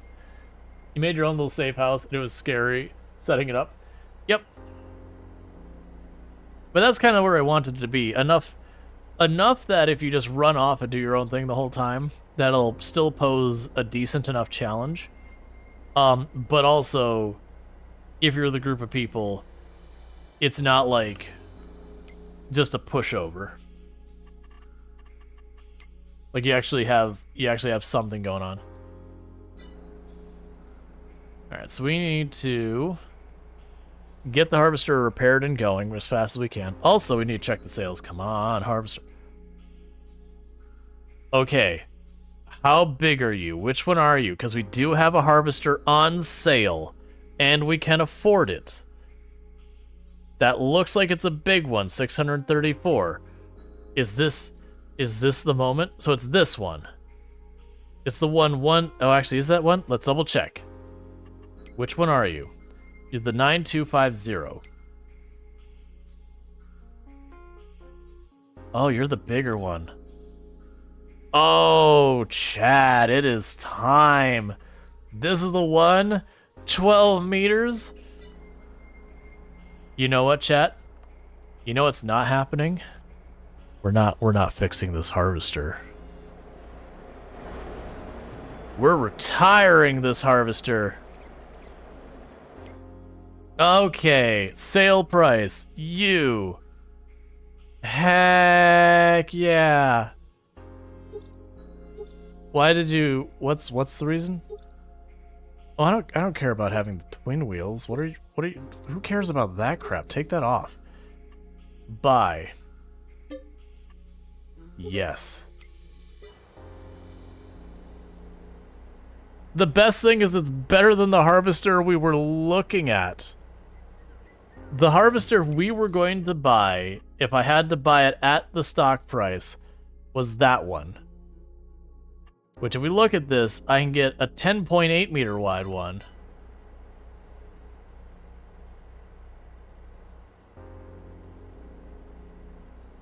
So we're going to drive this up. We're going to sell this. And then what I need to do is I need to go here, and it's not you, it's you. Combinations. And we'll sell this and we'll buy... Oh, we can get one that's 13.7 meters. Oh yeah, no, I'm aware. We've got stuff we can sell. We're ready for this.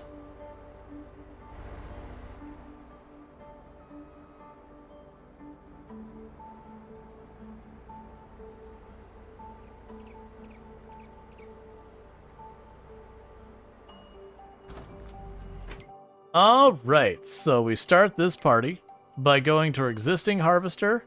Guess what? Go die in a fire. And we can go to the header for that harvester. Go die in a fire. Cool. And we had a couple things that were laying around that were ready to retire. So the little plow. Actually.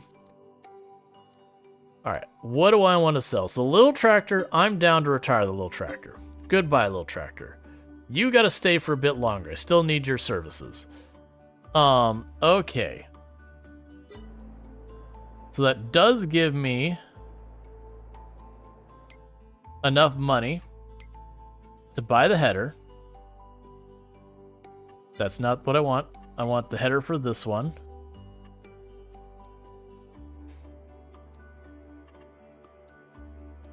So the big header is 89,000. We can still make that work.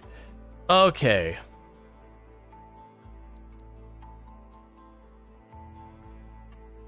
We'll sell the little... I don't really want to sell the little plow. So we need the cultivator. We should have just one. I need the seeder. We should just have one. The sprayer, we have just one. The fertilizer sprayer, we have just one. The mower, I still need. We just have one. I can get rid of the baler, potentially. And just say, screw the baling entirely for the time being. I might actually do that. We could probably get rid of the stump grinder. I honestly think I might just get out of the baling entirely right now to get this money we need for this. And then later we could just come back into the baling stuff and get, you know, fancier stuff there. Because I don't want to deal with the baling right now.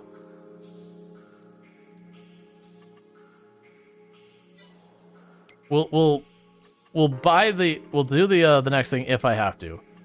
So let's go here and get this, because I'm willing to overspend on this. Combinations, 89,000. Buy. I'm buying the right thing, right? Yes.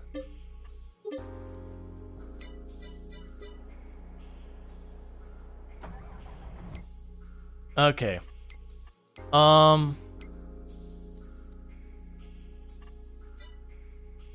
Did that say 45 feet? It's 13 point something meters. Yeah,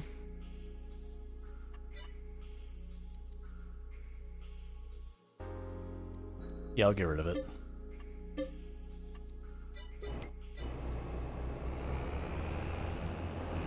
Because I need to repair this real fast.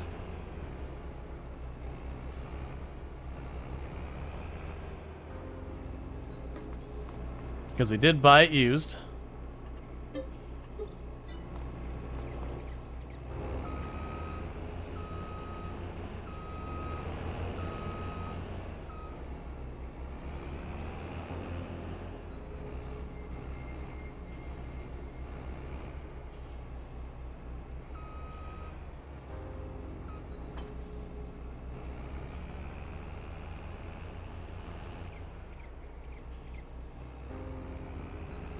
Yep, 13.7 meters. So we went from 5 meters to 13.7.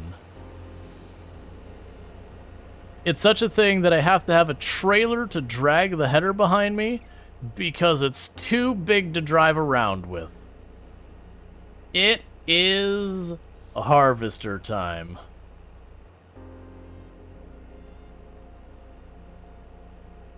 I've actually been really bad about taking the screenshots and updating my thumbnails for the live content in this. But I feel like this is one I should go out of my way to fix. Alright, so we're just gonna go ahead and get you started. I'm imagining we're gonna have some problems we're gonna run into with this, just the thing being really large and all that, and having to navigate stuff a bit more. But that's okay. Those are good problems to have. Who finishes first, the seeder or the harvester? Probably... Oh, if you mean for the day, probably the harvester, just because I'm starting it first.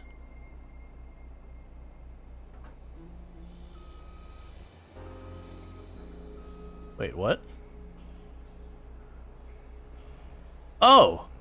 Oh, that's cool that it just... Okay.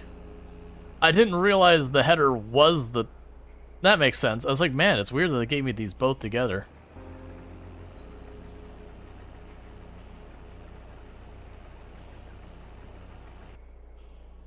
Alright. Meanwhile...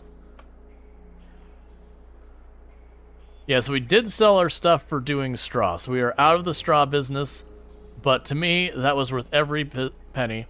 We'll probably get back into it, but I'm going to probably try to find a more efficient way of dealing with that later.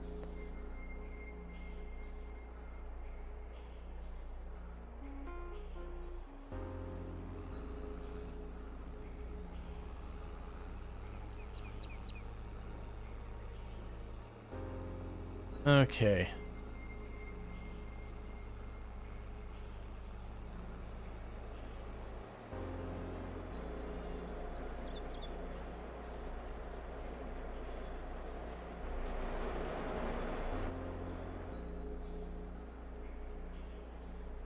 Just gonna keep the grain mill rotating. Come on, spit out the flour.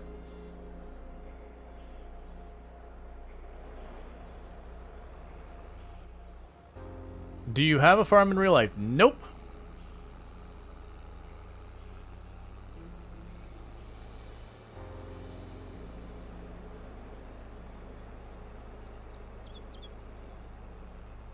So I have no concept of how fast that thing's gonna fill up.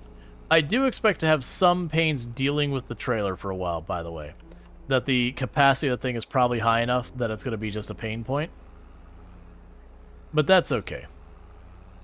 Those are the kinds of problems you like having. That your productivity is so good that, you know, it becomes its own issue. Alright, I can go ahead and grab the cultivator. And get that sorted.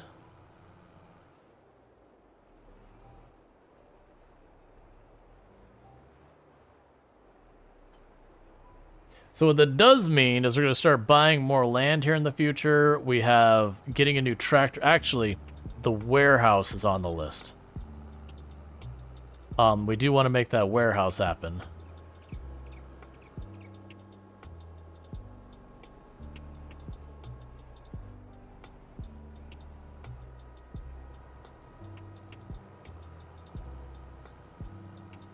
Yeah, no, so I don't actually do the cedar until tomorrow in game.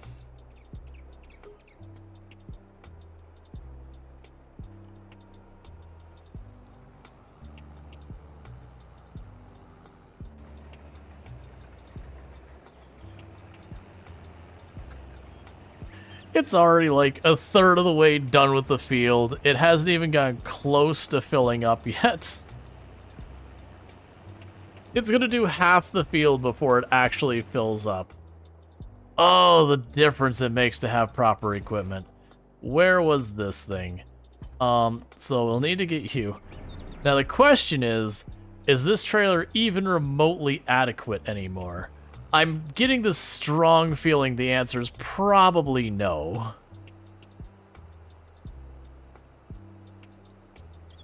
Let's remind ourselves what the volume is of this trailer.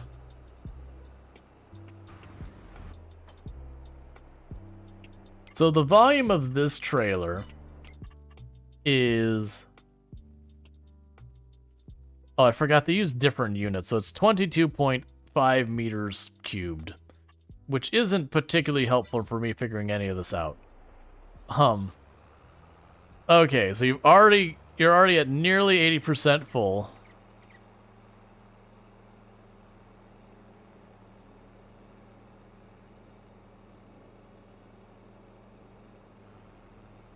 So how terrible is this going to be? That thing's like already almost halfway done with that field. Oh, that's so much better. Maybe just enough to drive the harvester mill. That's kind of what I'm worried about, is that like literally it'll be more reasonable for me to just take the harvester to the mill because the trailer will be wholly inadequate. We'll see.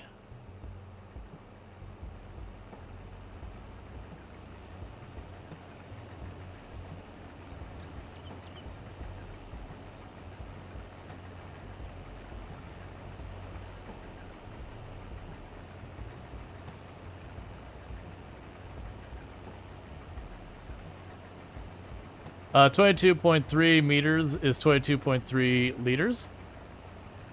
Or sorry, 22.3 meters is 22.3 kiloliters.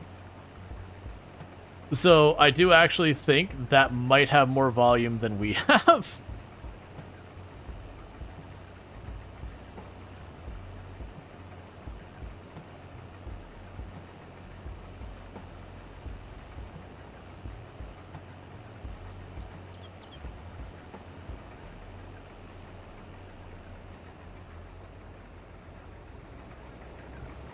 Considering we didn't finish emptying it out, and we're at 74% full on our trailer.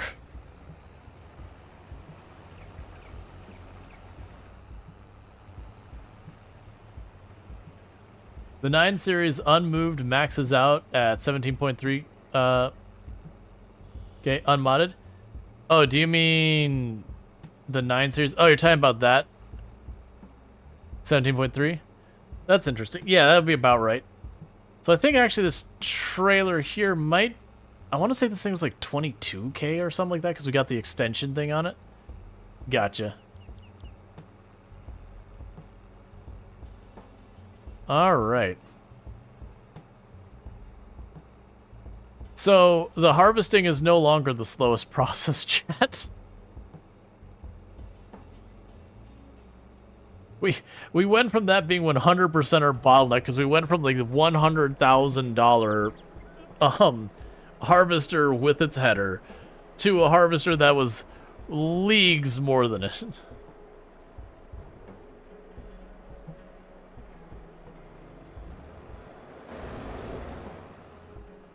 So at the speed that harvests, now I don't think my tractors can keep up. I think in the near future, I'm going to have to get that GPS mod so that, you know, I can actually make the AI able to spray the plants and not fail at it horrifically. I've been putting it off, but... Courseplay? Well, there's Courseplay and GPS. There are two mods that kind of do very similar things. But yeah. Just basically so I could tell the AI, be like, hey, take the sprayer, follow my directions. Okay, now in the future when I ask you to spray this field, just do the thing I told you to do.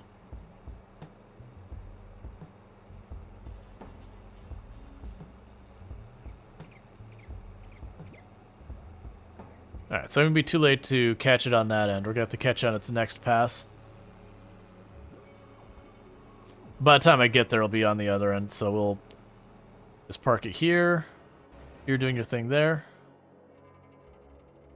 You play, use Courseplay religiously? A lot of people do. They'll either use Courseplay or they'll use GPS. Like I said, they're two mods that kind of have a lot of overlap in what they do.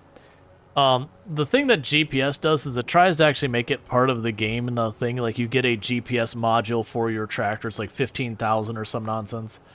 But then it lets you, you know, you have the worker working the vehicle you're in, but it's GPS, so it's effectively free. But then you can have like the other ones do that, especially when doing swath crops. Yeah, no, I did notice the swath crops that just straight up the AI just goes no, And you're like, okay, I understand AI. You just don't do it.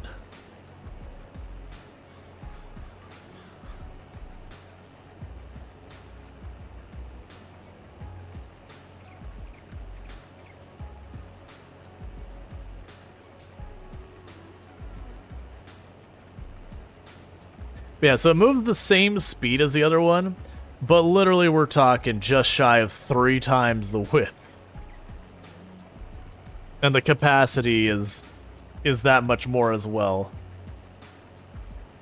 Like, it's almost to the point that it's not quite going to outrun our cultivator.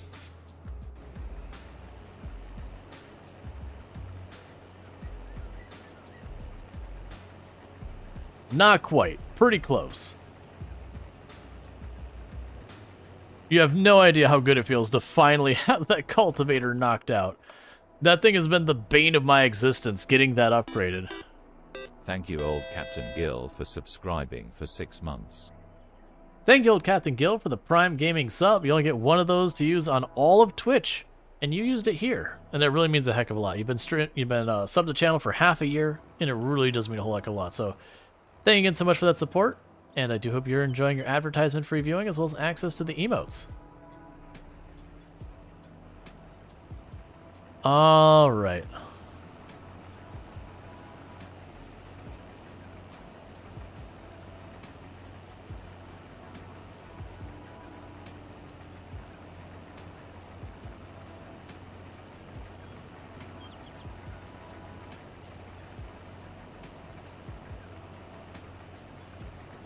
Okay, so that is wonderful. Because it also frees us up that we can start buying a bunch of other stuff we want without being like, oh man, look how much we're holding ourselves back kind of things. Like, very genuinely, the money we're making, I could literally buy a tile of land every single year and still have money to spend on upgrading equipment. And buying, like, warehouses and stuff like that. Because we're making about $200,000 a year right now. So we spend, like, the 87 or whatever thousand to buy a new tile of land. And then turn around and, you know, allocate like the other 100,000 towards a new piece of equipment. 1-2 years, we get a new piece of equipment. We also get extra land every time. Each year, we just increase our profit margins. Well, the amount of money we're making that.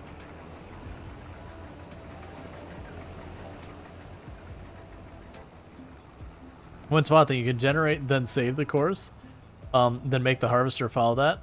Yeah, and I get the whole idea behind course play is you can like set up the whole thing and say like this course, like I have oh, that's the cultivator finisher task. Is like, excuse me?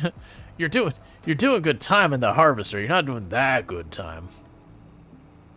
Yeah, that was absolutely 100% worth selling the straw stuff for the time being. To, you know, make sure I got all that stuff and I have enough money so we can do what we got to do so far as fertilizer and yada yada.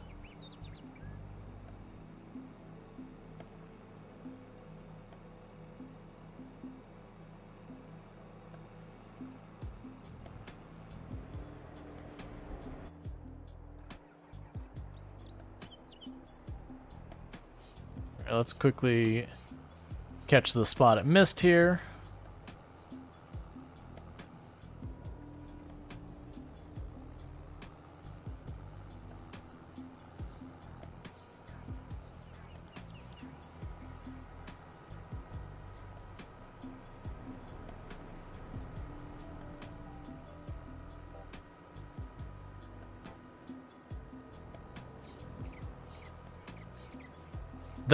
That is night and day difference. If you remember, I would get almost all these fields fully finished before the harvester would finish getting those fields done.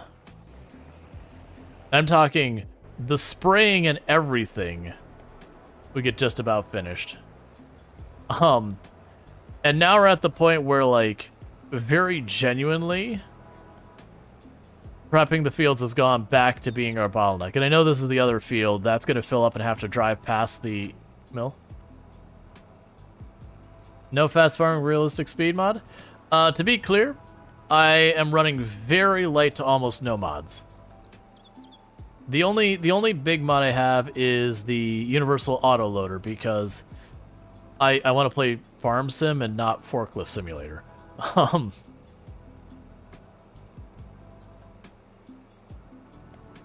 But otherwise, I run very, very, very close to vanilla. It's just my preference.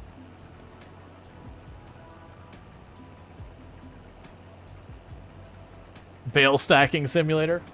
Oh yeah, no, without Universal Autoloader, it's just like, you know, it's time to go deal with this. I'll just spend the next half hour picking up one bale after the other and tossing it on the back here.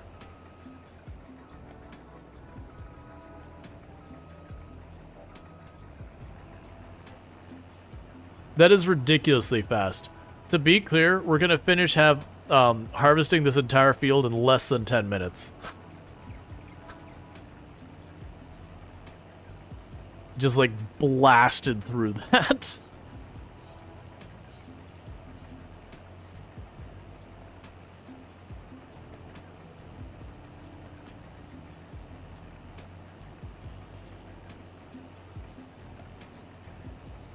And to think, there's bigger. How much a difference is it between that and the John Deere? So the John Deere, the big John Deere. What is your... So we have that one. So the capacity is about 2,000 more. And it does have one that's almost 3 meters larger. So it still is a decent upgrade. But I think that just became really not a high priority.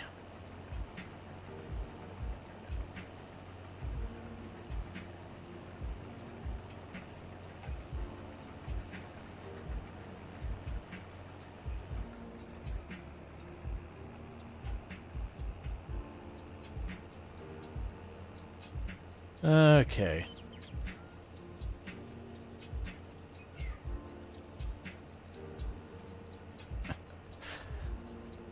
It took me longer to drive my other harvester up there than it did for like half of the other stuff going on. Like we would have probably gotten back to the field to start harvesting at like 9 o'clock in game time. Because this one's just like base driving speed is all like almost like 50% faster too.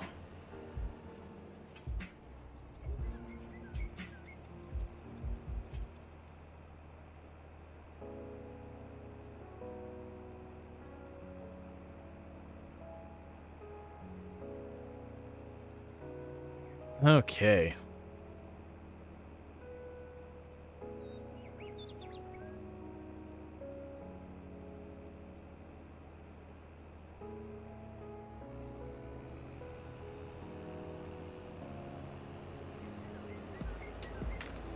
It's like they're doing barely any maintenance damage on here, so we're just nowhere near as much to repair. It'll probably cost us the same because this thing's so much more expensive. But still. Like the fact that we're still at like 95% repair finishing a field versus our poor other harvester was sitting at like, you know, by the time we finished the day it'd be at just a bit over half.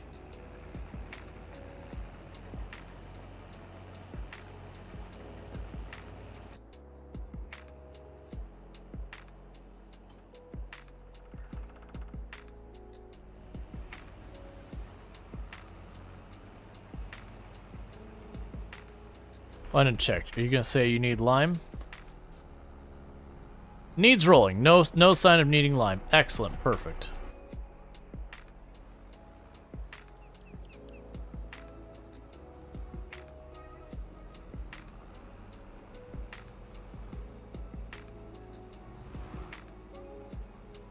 So like, you used to just have the cultivator parked waiting for its turn on the field.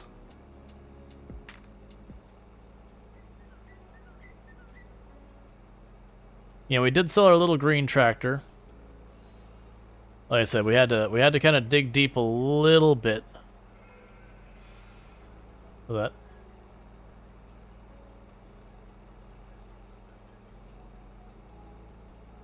Gotcha. You know, I got you, the Wandering Sasquatch. Like I said, I generally prefer not to run hardly any mods.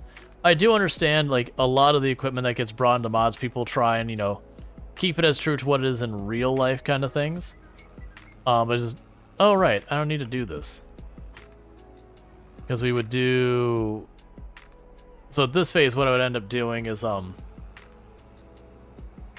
would run the seeder, then the fertilizer, sorry, the seeder, the herbicide, then the fertilizer, and then we'd be good. So yeah, I guess red, yellow, and green, you're getting knocked down and things you gotta deal with, friend. Okay, so you're good. You're good. You'll need to be emptied not too long.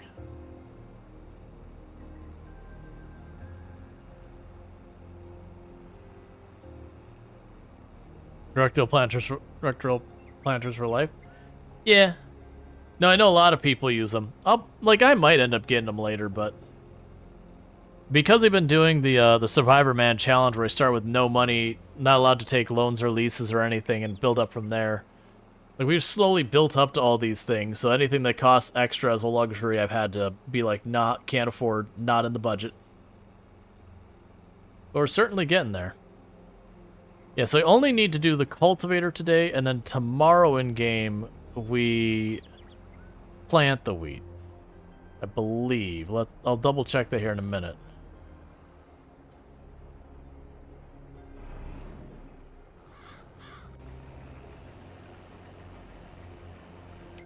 We can go here. Yeah, sorghum is harvest today. Wheat is plant tomorrow.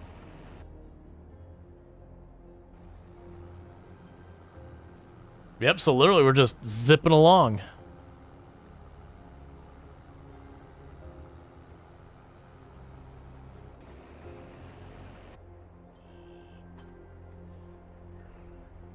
I was gonna have the big harvest. Oh, actually, bring that with me. I was gonna have the big harvester just drop off into the trailer itself, which I might still do.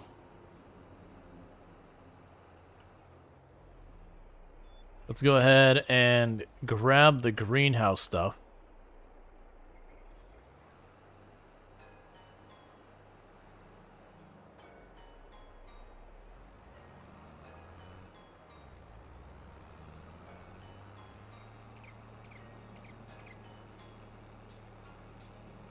And we can go grab the trailer.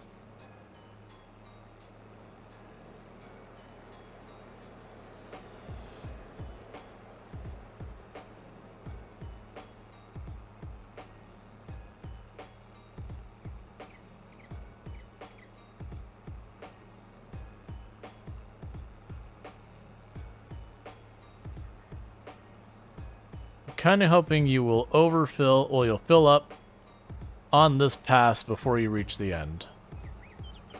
So that way I don't have to, you know, hop in the harvester and drive it around, but that's fine if you do.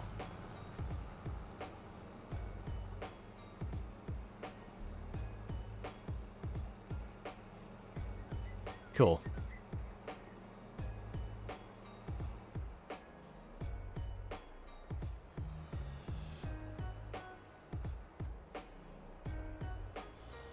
Alright, so some of the things I think we're going to be buying is, I think the next thing we buy is the warehouse.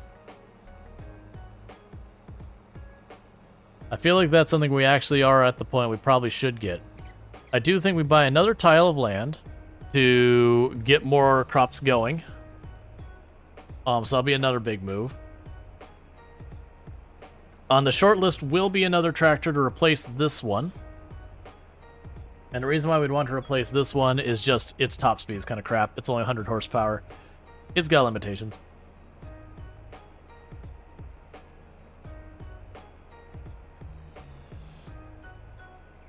Yeah, you said get warehouse last time you played? Yep, no, that's the whole thing. We definitely want to get the warehouse. The harvester was the priority. I think the warehouse was like 30,000. If memory serves me correctly. Those are the garages. trying to remember what you're even under. Bulk hull, small garage. So I want to say it was like 30,000.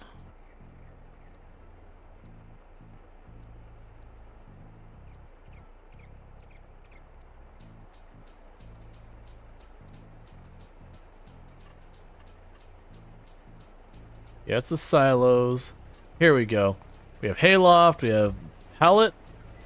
Let's see, bale and pallet storage. 250 pieces. Yeah, that's the one I'm looking at. So it's 290,000.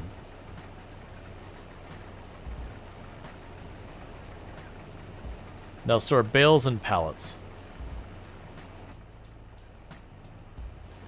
What do warehouses do? So, as you'll probably see here in just a moment. I actually was expecting that to fill this up more. You'll see here in a moment that what ends up happening is as we're making like our flour, we pile up pallets everywhere of just like basically flour all over the place. And the thing is, the game actually has a limit on how many of those you can have out on the map because of, you know, the more objects you have, the more it impacts performance. But what that lets you do is instead of just hucking these things everywhere on your map until they pile up.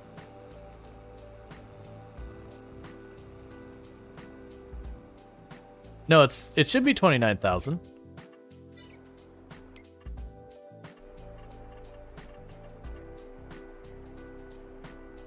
Yeah, 29,000. There's ones over here that cost more, but that's different stuff. But yeah, so it lets me take like all those flour pallets and all that and like put it into a location, and then I can retrieve that stuff later. So where you see like those two pallets sitting right there in front of the grain mill, I can just grab all that stuff and, you know, chuck it into the warehouse and then come back for that when it's time to sell and just say, give me all your flour, and just start loading them onto the truck and driving them directly. So it's kind of thing that lets you clean up and tidy up and all that. But like I said, there is actually a limit on how many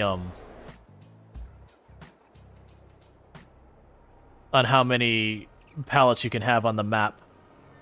So like all that bread I've got piled up there and this flour I got piled up here, we can put all that in the warehouse.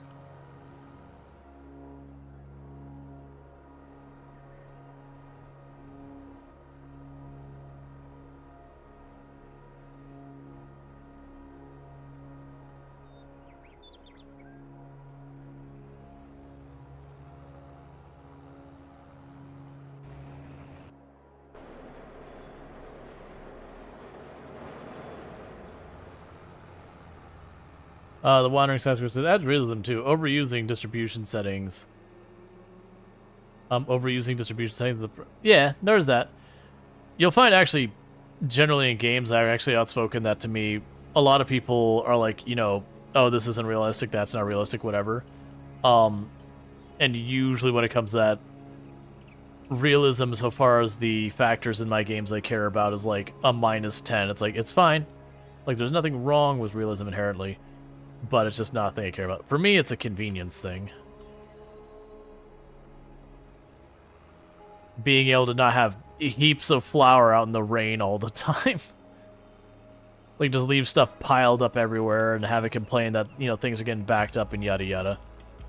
Plus, it also means if I wanted, I could just go on a binger of just... Oh, yeah, I just realized I need a baler for the sheep. Okay, at least that's a problem I don't have to worry about for, like... half a year or so. I forgot that I needed the baler to make bales of grass for the sheep. So, that's a problem. Luckily, I still have the most of like a whole bale. Oh yeah, no, I don't care about realism. It's a meme on my channel on Twitch that like people talk about like whatever the you know, most realistic survival game. I'm like, don't care, because usually it's silly kind of stuff. But yeah, no, I don't object like to realism being in a game, but to me there's always like balance, gameplay, whatever, and then realism is like the last pillar that you kind of usually, if you want more, like if you want more emergent gameplay, you somehow have to sacrifice stuff from realism, you know, that kind of thing. And so very genuinely, to me, gameplay is king. The other two can sit in the corner.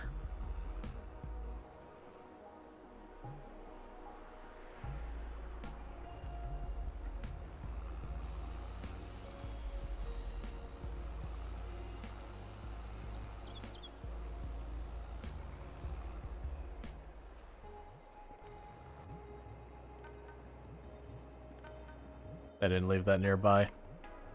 Alright.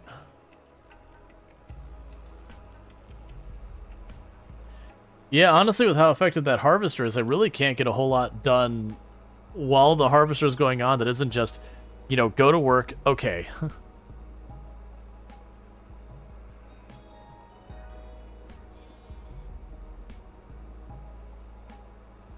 So the reason I cart the flour is, keep in mind I'm running on the most difficult economic settings, and we are running where I started with $0. I may not take loans or leases.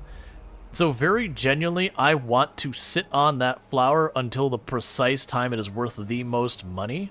If I tell it to sell automatically, I'm at the ebb and flow of the market prices. So it is literally I'm sitting on it till it gains value.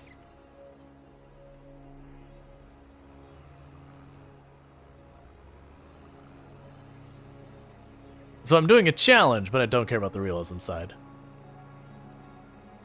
Because if you tell it to sell automatically, it sells at whatever the price is. You're making bread with it? Yep. And I'm making about 3 times as much flour as I need to keep the bakery running 24/7 year-round. So I keep the bakery running 24/7, make my 40-ish thousand every year from the bread I sell. And then I usually make another 60 or 80,000 from the additional flour. And then I make about, well, I'm not going to be making the straw anymore. Yep. But yeah, no, it's just because of the challenge run, like, because I could also sit there, why not make extra bakeries? Because I don't want a monoculture. Thank you for the follow. Welcome to the stream. Very, very genuinely, like, it's not really the realism side of it. I want to be in a bunch of different markets. Because if we were just trying to, like, metagame, like, what would be the fastest way to make money, I'd build solar panels. I'd just build nothing but solar panels. That would be the entire farm. It'd just be a series of solar panels because they have 0 meaningful cost and they just print money. So you just buy one, and then the month advances, and you get, like, $10,000. And you do that for a couple of months, you get 2, and you just keep repeating. Yeah, and soybeans. Yeah, so we're definitely not doing anything meta. That's, I think Spiffing Brit did a video this past month where he played Farm Sim without farming. And that's all he did, is he just bought some land, shoved down a solar panel on it, and then just, you know, did the whole duplication thing where you put down a solar panel, it makes a bunch of money, you put down a solar panel, and then they make a bunch of money. So it's like, if it takes, for example, one solar panel 6 months to buy a replacement, I don't know the amount, but say it takes 6 months, okay, so in 6 months you get 1 extra solar panel, then you get 2 extra solar panels, and then you get 8 extra solar panels. So now you're getting more than a solar panel every single month, and you can just keep escalating it. And because there's no, like, the solar panel wears out and you gotta replace it and yada yada yada, it just infinitely scales. And you don't have to do any work beyond, I shoved down the solar panel.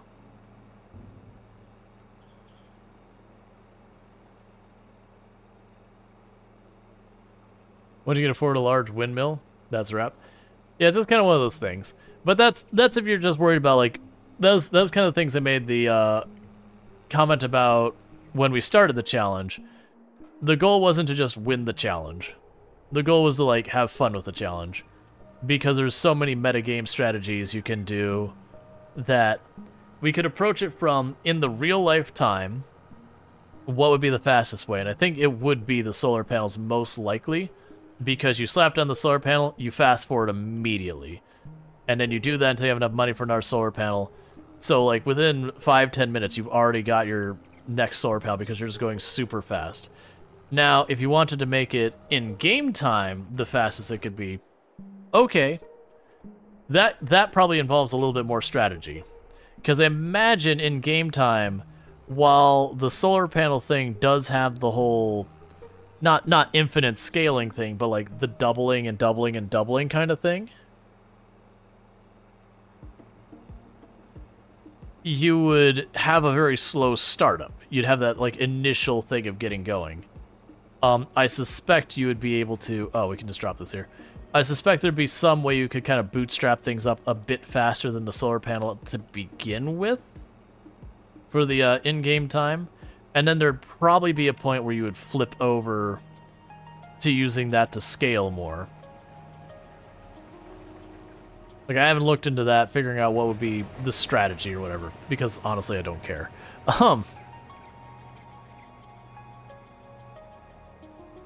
But yeah, so for me, it was all about the challenge of, like, playing the game. When I'm saying legitimately, obviously buying the solar panels mechanic in the game, you can absolutely do that. B, solar, wind, done. No fun. The Bs take forever to pay for themselves. But yeah.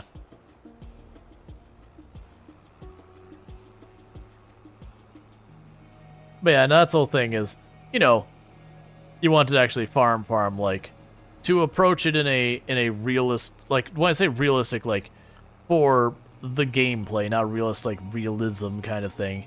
Be like, okay, you know, the point of the game is to do this. It's the same thing I kind of do when you go into, like, you know, with, like, RimWorld. There's, like, all sorts of meta strategies you can do to really abuse the AI's pathing and all. In RimWorld, when you're playing an A meaningful difficulty, you have to do some kind of abuse. You know, people argue what is and isn't cheesing the game and all that, and that's subjective.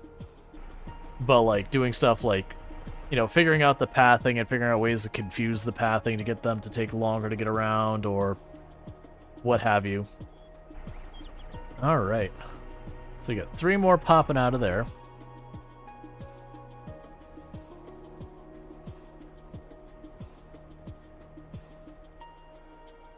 Come on.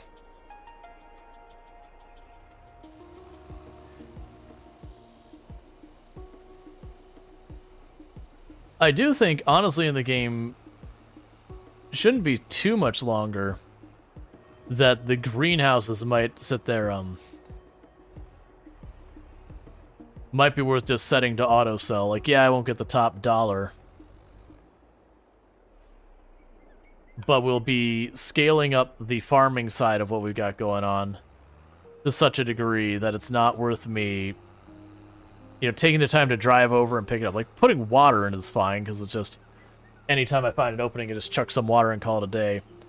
But taking the time to do all that will stop being nearly as meaningful, because we'll be making so much money in our stuff that my time will be better served, you know, cultivating the next field, or liming the next field, or fertilizing, whatever operation I should be doing to support stuff.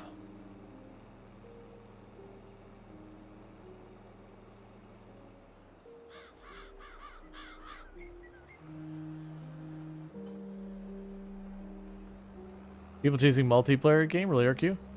I mean, so to be clear, when it comes to me, I don't look at games like, okay, you can meta cheese or cheat.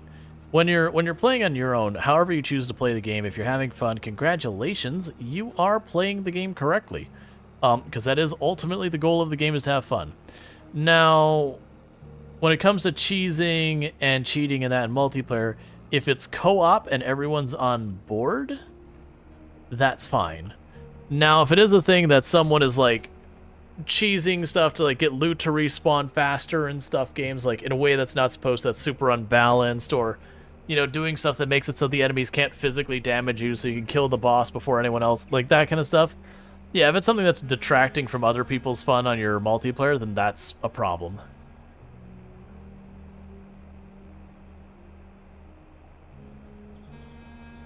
But that's kind of because you're deriving fun in a way that's taking away from others.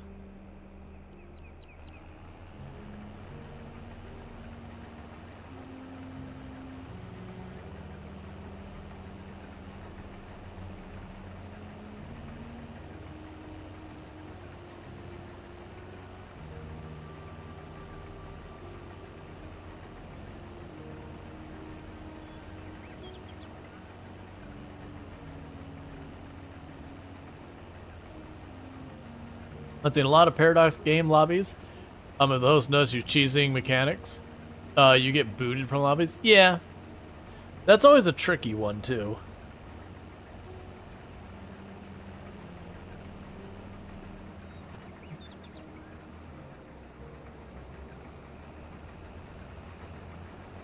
Because, like, what is and isn't allowed is definitely subjective. Now, obviously, like, one of the things when they write up the rules and say this isn't allowed, then it's no longer subjective in the sense that that server, that's theirs rules, you're expected to follow them. But, like, so far as, like, what is and isn't cheesing, what is and isn't meta, what is and isn't stuff, gets a very involved conversation.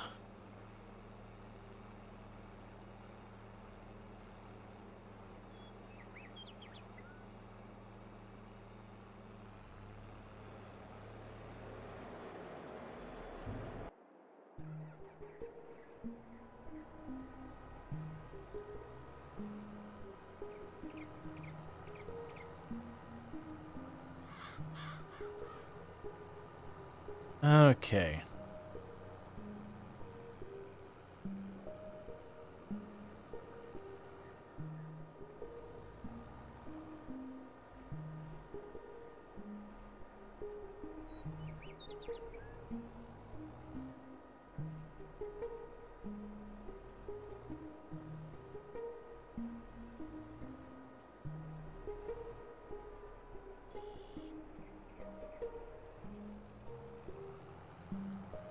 All right.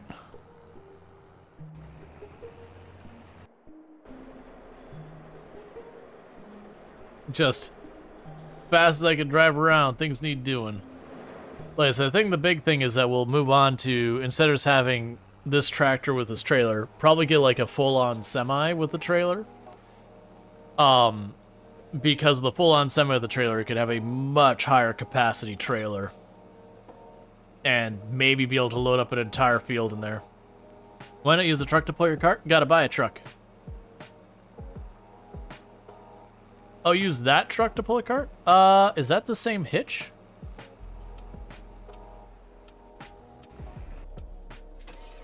I didn't think this one could do that. How much is a truck? I want to say it's a little over 100,000 for a proper semi-front.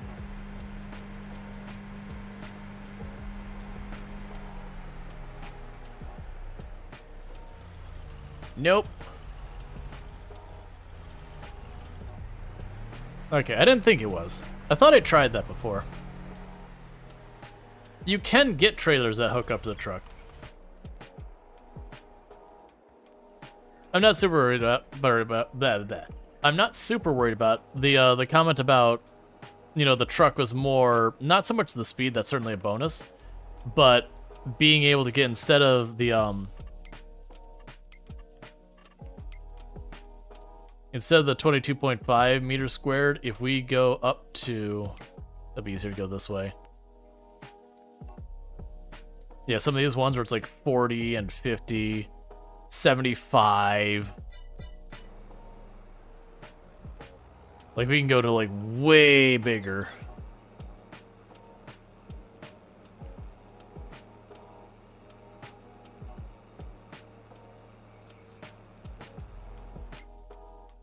Yeah, so, like, the cheapest... Actually, they do go cheap. They go down to 93,000. Which I'm not super worried about that. Like, all these, like, I'm not super worried about the difference, because they're all in, like, the upper 400 and 500 horsepower. Those things will handle that.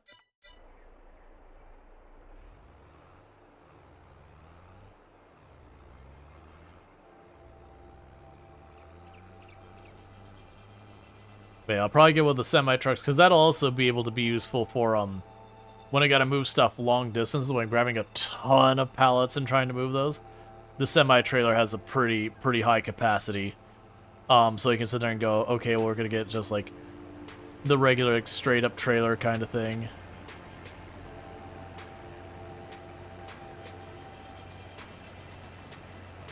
You can also get ones for, like, you can get like the crop trailer, you can get like the pallet trailer, you can get it where you can also tow water.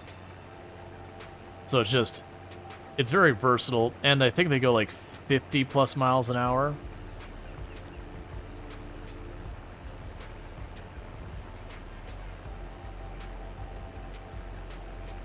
You wiggling.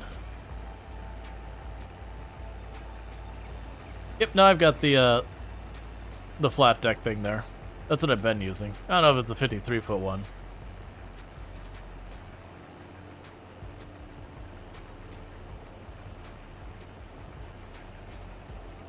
Oh, can be customized to be a grain cart? Yeah, this one can't be the grain cart.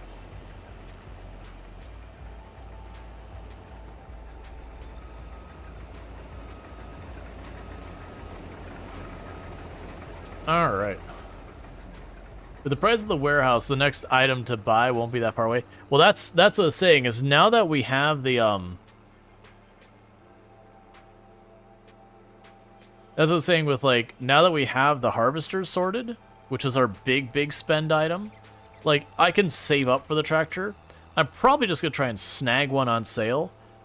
What I'm saying is, because we make about $200,000 of profit a year, what we can do is we could turn around and buy a tile of land, and it would still leave us something like $110-ish thousand to spend on equipment. So that I could sit there and, you know, I could buy a plot of land and, like, get, you know, whatever, like, one of the best balers, you know, one year, and then I could buy a plot of land and get, like, the big windrower, and I could buy a plot of land. You get the ideas. We could just scale this thing up now. But that's kind of the whole thing, is like, so this is where being in the Survivor Man challenge stops being as meaningful now that we've gotten over, like, that big hurdle. So if you remember when you play, it's, I believe, Start from Scratch, I want to say they give you $500,000 and $300,000 or $200,000 of that is debt. And it gives you that initial investment that you could buy, you know, a harvester, a tractor, you know, a cultivator and all that. You can't, like, really splurge if you get, like, good-ish. Yeah, what is your end game for this? So, I didn't have, like, a strict rule of when it was. I did make the comment, why do you still have the arm out? I did make the comment that, like, when we hit $1 million or whatever, like, you know, we could consider that, like, done. But, we've hit the time where now we could just scale up the farm. So it's probably going to be the scale up the farm and start kind of seeing where we want to go with that. Like, you know, start just expanding on a bunch of the different animals and all that. Oh, you know what? Honestly, we won't need the trailer again, because you're just going to be able to empty that out. So we'll drop the trailer off. I'll bring the flatbed back over to the bread and the flour. But yeah, so now it's kind of just, how big do we want to go with the farm? Because there's certainly a lot of room to upgrade and expand and all that. We're only dealing with one pretty good tractor. So we could definitely get, you know, top-of-the-line tractor and go from there and just see how much we can build it up. I definitely want to at least get the animals, because I know a lot of people have asked me to do that. I want to expand. I probably want to go into a bunch of the different crops that I haven't done before. So even though I've heard nothing but bad things about, like, the grapes and the sugar cane and all that, I personally have not experienced it. Is this No Man's Land? Yes.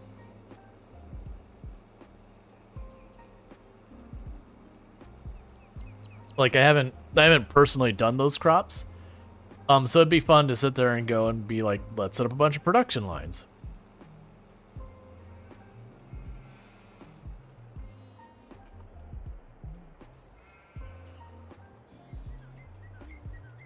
The sugarcane is only a nightmare because of the volume.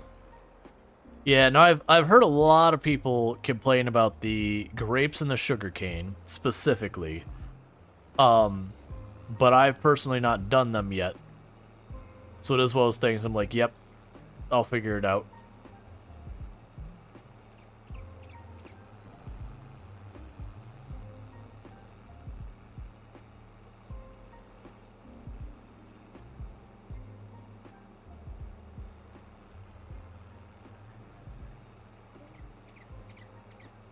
Alright, so the harvester is done.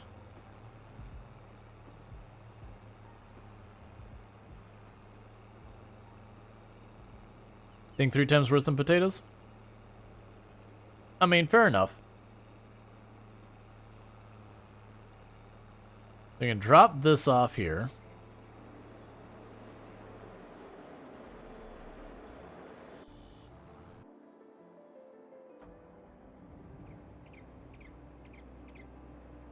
So if I remember correctly, I cannot put out...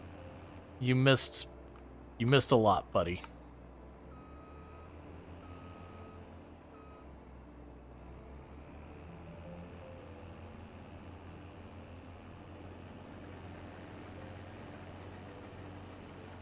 Okay.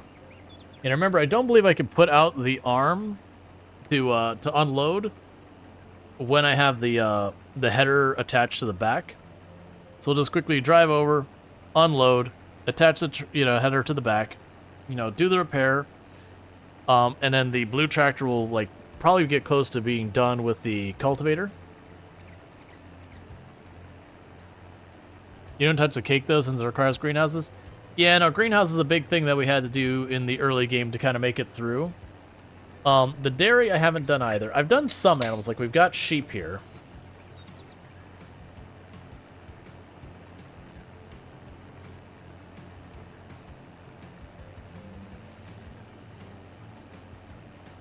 But yeah, so it'll be time to start expanding. It'll be also time. We kept talking about like all the aesthetic things that I wanted to do with the farm for this whole time. That we always had like the next tool, the next tool, the next tool I wanted to like make happen, that the aesthetic things just weren't happening. So I do think what we'll end up doing is when we get our payout, is I'll buy a plot of land, I'll buy some like, a piece of equipment or whatever, start putting down like, each year I'll put down like we're gonna have like a parking lot between the bakery and the grain mill that the warehouse will be at there as well. We're gonna put some street lights along some of here. You get the idea. Actually start making this place look like something.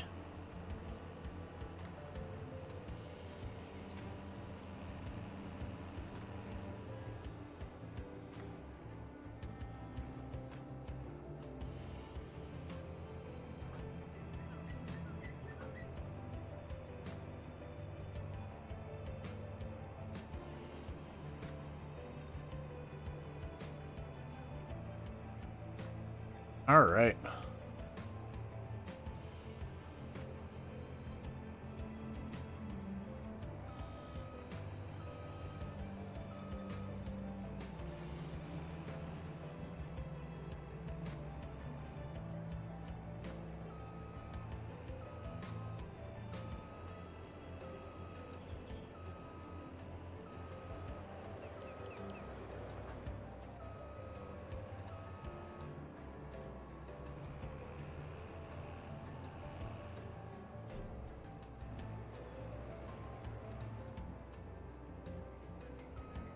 Gotcha.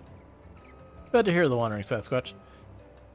You didn't catch it already. For those on all the platforms, I am streaming on Twitch, YouTube, and TikTok. Now, granted, most of my audience is on Twitch. We got about a little bit under 100 people hanging out over there right now. But I do have a couple people honestly on all three platforms. We got a handful of people, which usually like there's almost always one that has like next to no one on it, just because I do play a very wide range of content. Alright, so we just need to repair our harvester real quick. Make sure we're not taking any of the penalties and all that. That is the one downside of this repair point being inside the building. I'm imagining this harvester is going to be a little bit of an annoyance to repair here. That's okay, at least it moves 20 miles per hour, so I'm not sitting there crawling along at like 12 everywhere I go. Take this very wide.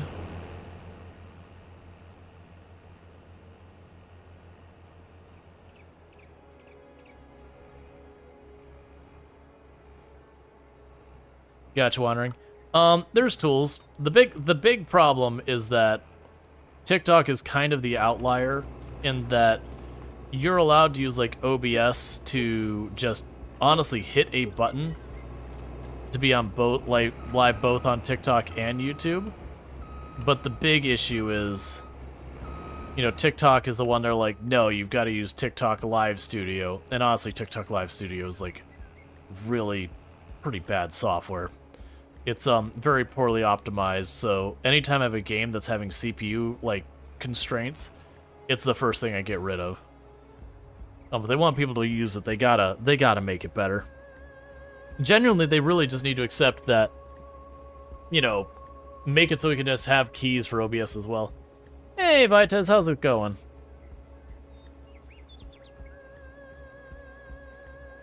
I will say, this thing numbs the gas.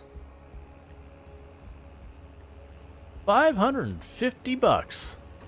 I mean, it's still not a big deal with how much more we're getting. Like, and how much less the repair costs are because of how less time it takes.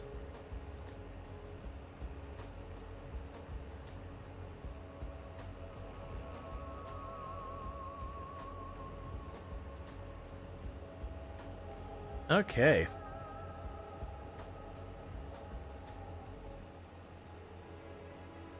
But yeah, no, today has definitely been a very productive day in Farm Sim. We got the second, I mean, is this the second largest harvester? It's pretty close, right? So that's the largest one. I mean, okay, it's in the range of all the other ones here.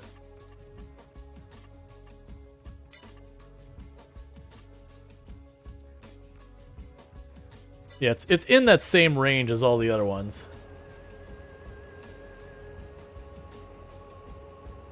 Yeah, no, the repairs, like, that's the thing. Because of how little time it had to run, we didn't have enough time to accrue any, like, really significant repair costs. It also makes me a little bit worried that some of these other buildings might back up. It's like top 5. Yeah, well, that's the thing. You look at the harvesters here. It's like, okay, so the big John Deere here has like a lot of stuff, but then you look at a lot of the other ones, and they have like some places they do better than others. So it's definitely in a rock throw of any of them. And considering we got it like half off because it was on sale, I am not unhappy.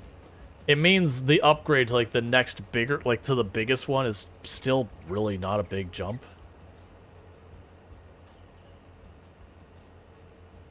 So for right now, I'm going to go ahead and pull the harvester way over here. Just get it out of the way.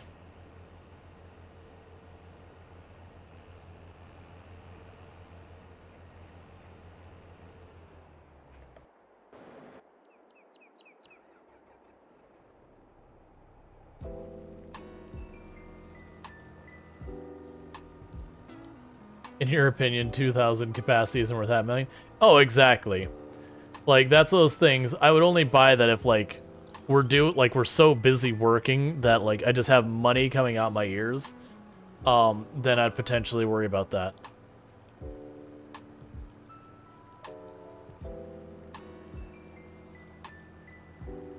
Alright.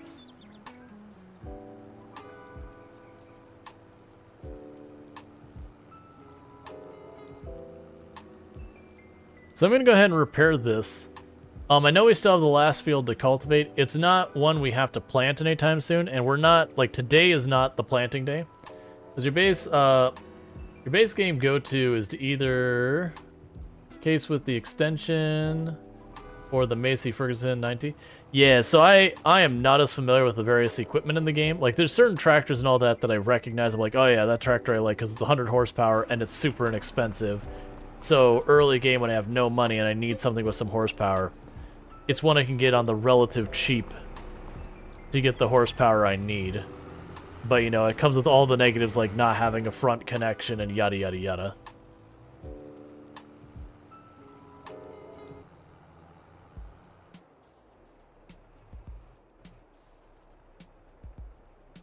Alright.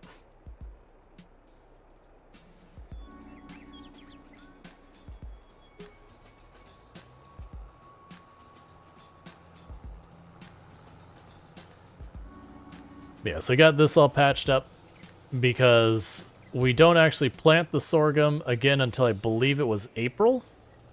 So, like, yeah, I went ahead and cultivated those fields while I was waiting, or cultivated an extra field while I was waiting, but it's just not even remotely a priority. We just kind of knocked it out because, it was there. But, what it'll do is when we have, like, extra capacity time-wise on the tractor, we can go ahead and do that. Because that'll actually, even the worst case, like, on the days I'm selling stuff, I can easily just take this tractor and just be like, go work on that field and do that. Alright. So with that said, it is getting to be about that time. It's actually technically an hour later than I normally go for me where I'm at, because we had daylight savings. But I figured to just go, like, what was the normal 9 hours I stream every day? Just so you know, for everyone else who's not dealing with daylight savings times, it's consistent and yada yada yada.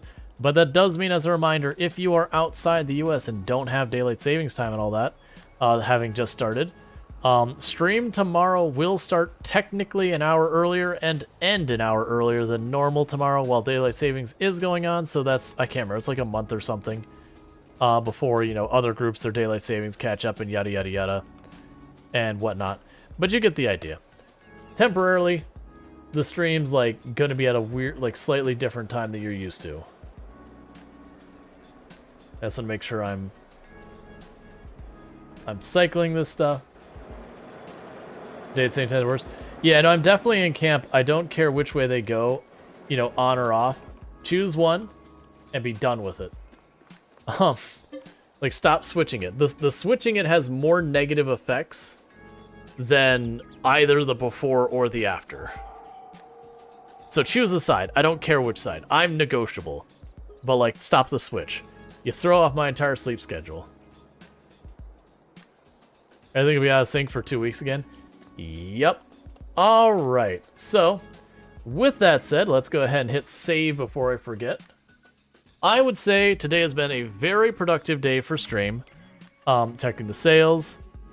I mean, I don't have the money right now, so I don't know why I'm checking for it. But we definitely had ourselves a really good day.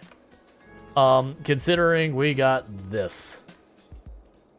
We got the really big harvester. We're in really good shape. It may not be the best there's ever been, but for us, it is pretty amazing. It was much bigger than we were aiming for, so that is hands down much better. To the point, I would end up twiddling my thumbs waiting for the other harvester to get done, and this was like, crap, it's already done. What do I do with the rest of the stuff? So we're good there. So what's going to end up happening in this in-game day, I'm not doing that right now, is we replant the wheat, we get all that set up. That's going to take not a whole lot of time at all to do, because I've got, you know, the giant sprayer there, the giant seeder there. So all it's going to be done is bam, knock the seeder out, do the herbicide, do the fertilizer, and the fields are done. So we're in amazing shape. So I'm really happy about that. In the meantime, don't go anywhere if you're here on Twitch, because we're going to go find someone to raid playing I don't know what, but we'll figure it out. We'll find someone who makes good content. If you are on TikTok and YouTube, they don't really have the concept of raiding over there the same way they do here. So what's going to end up happening is those streams are going to be ending abruptly. So thank you again for all the people on all the platforms. If you're on TikTok and YouTube, don't forget to like, you know, follow, subscribe, do all those things. It all helps make the algorithm happy, which helps people find my channel, which makes it so I can do more content. So I'm going to go ahead and end those streams. So goodbye, TikTok. And goodbye, YouTube.